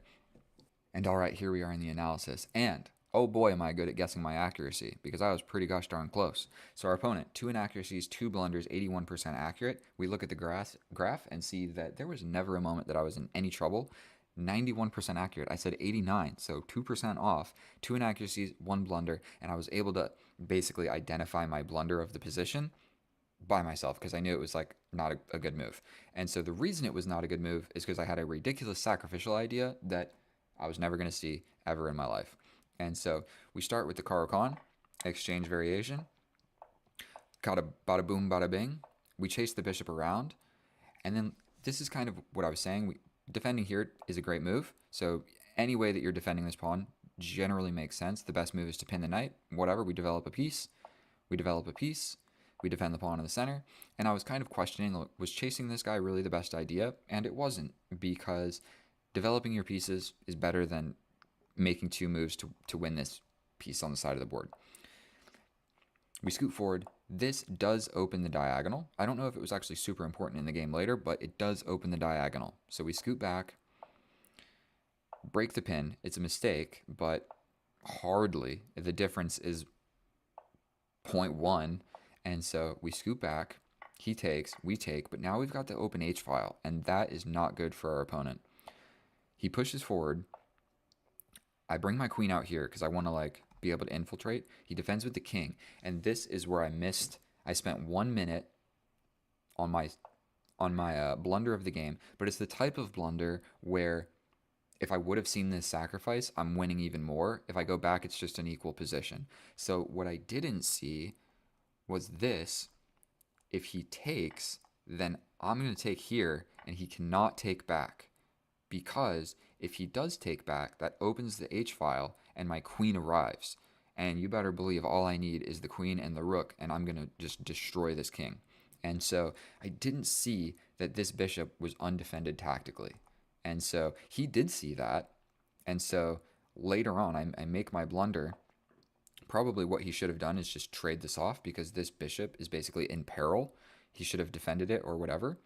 So he did not defend the bishop, and he did not trade off the bishop, and so now this move still stands. I took it. I thought he needed to just take back, but I didn't see that that opens up the H file with this absolutely brutal attack. And I'm not going to go into the lines, but if that happens, I win. Not only that, if he takes, I can just simply win the queen like this. And so, let alone checkmate, but I'm absolutely going to win. So here, I realized that this pawn was pinned by the queen. I got a little bit scared about it, and I scooted back. This is somewhat of an inaccuracy because I don't need to be worried about that. I can simply just take, and then my attack is still going to arrive. We scoot back, don't hate it. We take once, correct move. Take with the bishop, not the best move. I could have taken with the rook, but whatever. We take with the bishop because I like the idea of being able to move the bishop and have a discovery if the king over goes this way. He scoots forward, and this is another blunder of the game because I missed this crazy sacrificial idea where it's a clearance sacrifice. I'm getting the bishop off of the h file, and if you take with the king, I simply win the queen like this. If you take with the queen, same deal. I can also just win the queen like this. I can even come in and probably do more damage, but I would have just played this and win the queen. If you take, whoa. If you take with the rook, I don't even know which ones I explained. If you take with the rook, then I'm coming in with this checkmate, where this is the only move. I come in with this check, you come in, and I sandwich your king like this. Did I see all of that? Would I have seen all that? Probably not. It's hard to find all these checkmating ideas, definitely when there's 3 different options to take the bishop. So no matter what you take with, it's gonna be bad. And so didn't see it. Don't hate myself for that. We castle. He brings the knight. Okay, don't hate that move. But this was defended tactically. And so this rook was defending my queen from arriving here. And he takes here, and it's just, he's cooked. And I even was contemplating this. What was I thinking about for so long? I gave this check. He scooted over here, and I was literally considering this check, but his queen would have just taken me. And so sometimes in chess, if there is, you calculate one option, and you realize it doesn't work. I mean, there's a free rook on the board. Like, just take it. Just take it. He comes here. I go ahead and I pin the knight to the queen. He comes over here, and this is another inaccuracy because there's a better way to checkmate the king. Like, I can scoot the bishop forward and bring the rook to kick him out or whatever. Don't be complicated. You know, I've got 2 minutes on the clock. Trade the queens. I'm going to win the game. Absolutely, I'm going to win the game. Nothing to worry about. He gives me this check. I step forward onto the light square so that doesn't happen again. He lets me just trade off a piece. We trade off the piece. I jump forward into position. Never in a million years do you want to take this. For one, you don't want to trade a bishop for a knight for no clear reason. For two, it gives me a pass pawn. For three, then you have 1 rook versus 2 rooks and a bishop. And so he just did not want to do that. You potentially could flag me. Like, I have 1 minute and 50 seconds. So if you just keep the pieces on the board and like just let the game go on, maybe I get low on time. I blunder some stuff. You get a pass pawn, and all of a sudden, you're not losing anymore. So don't do this. Like, if you're in a losing position and you still have some stuff, you can maybe like whittle them down on the clock with 1 minute and 50 seconds. It's kind of a lot. He comes in here. I step over to defend the pawn. If you let the computer run long enough, it actually thinks it's an okay move. But you don't need to. I'm not worried about this pawn. Like, I can just come in and win the game. So I step over. You know what I mean? I didn't want to allow it. Who cares? And then I believe in this position, our opponent resigned. And you basically have to, because my next move is infiltrating the position. If you scoot forward like this, I have this discovery idea. Oh, no, I don't. You would just take the bishop. And then I lost the bishop for no reason. So that's what I'm saying. Don't resign. Maybe people make moves like that, and it's not so bad. And either way, that was a good game. I'm surprised at how accurately I was able to guess my accuracy. Thank you so much for watching. If you feel like it, subscribe. I'm going to make more videos. Sorry I haven't posted one for like a week. I was making a bunch of shorts and stuff and snowboarding. So, all right, thank you so much. You guys are the best. I love you, and I'll see you next time. Oh, hello, and welcome back, and thank you so much for clicking on my video. In today's episode, what we're going to be doing is an opening masterclass of the Exchange Variation Caro-Kann. Boom, we have it on the board. And look, my opponent's name is Clip. My name is Kip, so let's get to it. I think I actually have to develop this knight first, and then this knight. I'm not really sure if it really matters, but I've done it in the wrong move order sometimes. So that whole masterclass about the opening is it's pretty simple. Openings like this, I mean, look, we got a symmetrical, like completely symmetrical structure. The only imbalance is he has traded this pawn for this pawn, okay? And so right now the bishops are looking at each other. My game plan is going to be trade off those and then put my pawns on light squares. Then what we're going to do is develop my bishop, so if he takes, I take back. So that's pretty cool. I'll even pre-move it. He wants to go for a pin. So first I'm going to tickle him. If he wants to step back, it is what it is. If he takes, that's a bad move for him. So sometimes you want to throw in these little tickling the bishop moves, because there's like a 15% chance he does what he just did right there. And then, you know what I mean? Now I have the only bishop on the board, and that's a good thing for me. So, I mean, I'm 1900. This dude's 1936 with a question mark. Joined 2 years ago, so that's, I feel like, a decently accurate question mark number. So, bishop's under attack. Fork is under attack. Not a great way to defend it, so we're going to step all the way back because I don't want to give up my bishop. I could go forward, but that probably is going to walk into, like, if I step in, I don't know, some ideas. Long story short, we don't want to get forked and we don't want to lose the bishop for no reason. So we need to think of an alternative plan. What are we going to do to save both of those things at once? My immediate response was step all the way back. Then kick him out and maybe put the bishop on this. So I think we're actually going to go for that. It's safer than putting my piece on the opponent's side of the board. And I wasn't convinced that this was a great idea. This pawn push seems to make sense now. To me, that's probably what I would play if I was playing the white pieces. Or getting real confident with this. But we're going to stick with the game plan of tickling this knight. We don't want the knight on our side of the board applying pressure to stuff like that. Now, I was going to do this. But I think we need to castle. I do kind of want my bishop to get up, like, somewhere. So we're just going to put it here, just so that the rooks see each other. If you noticed when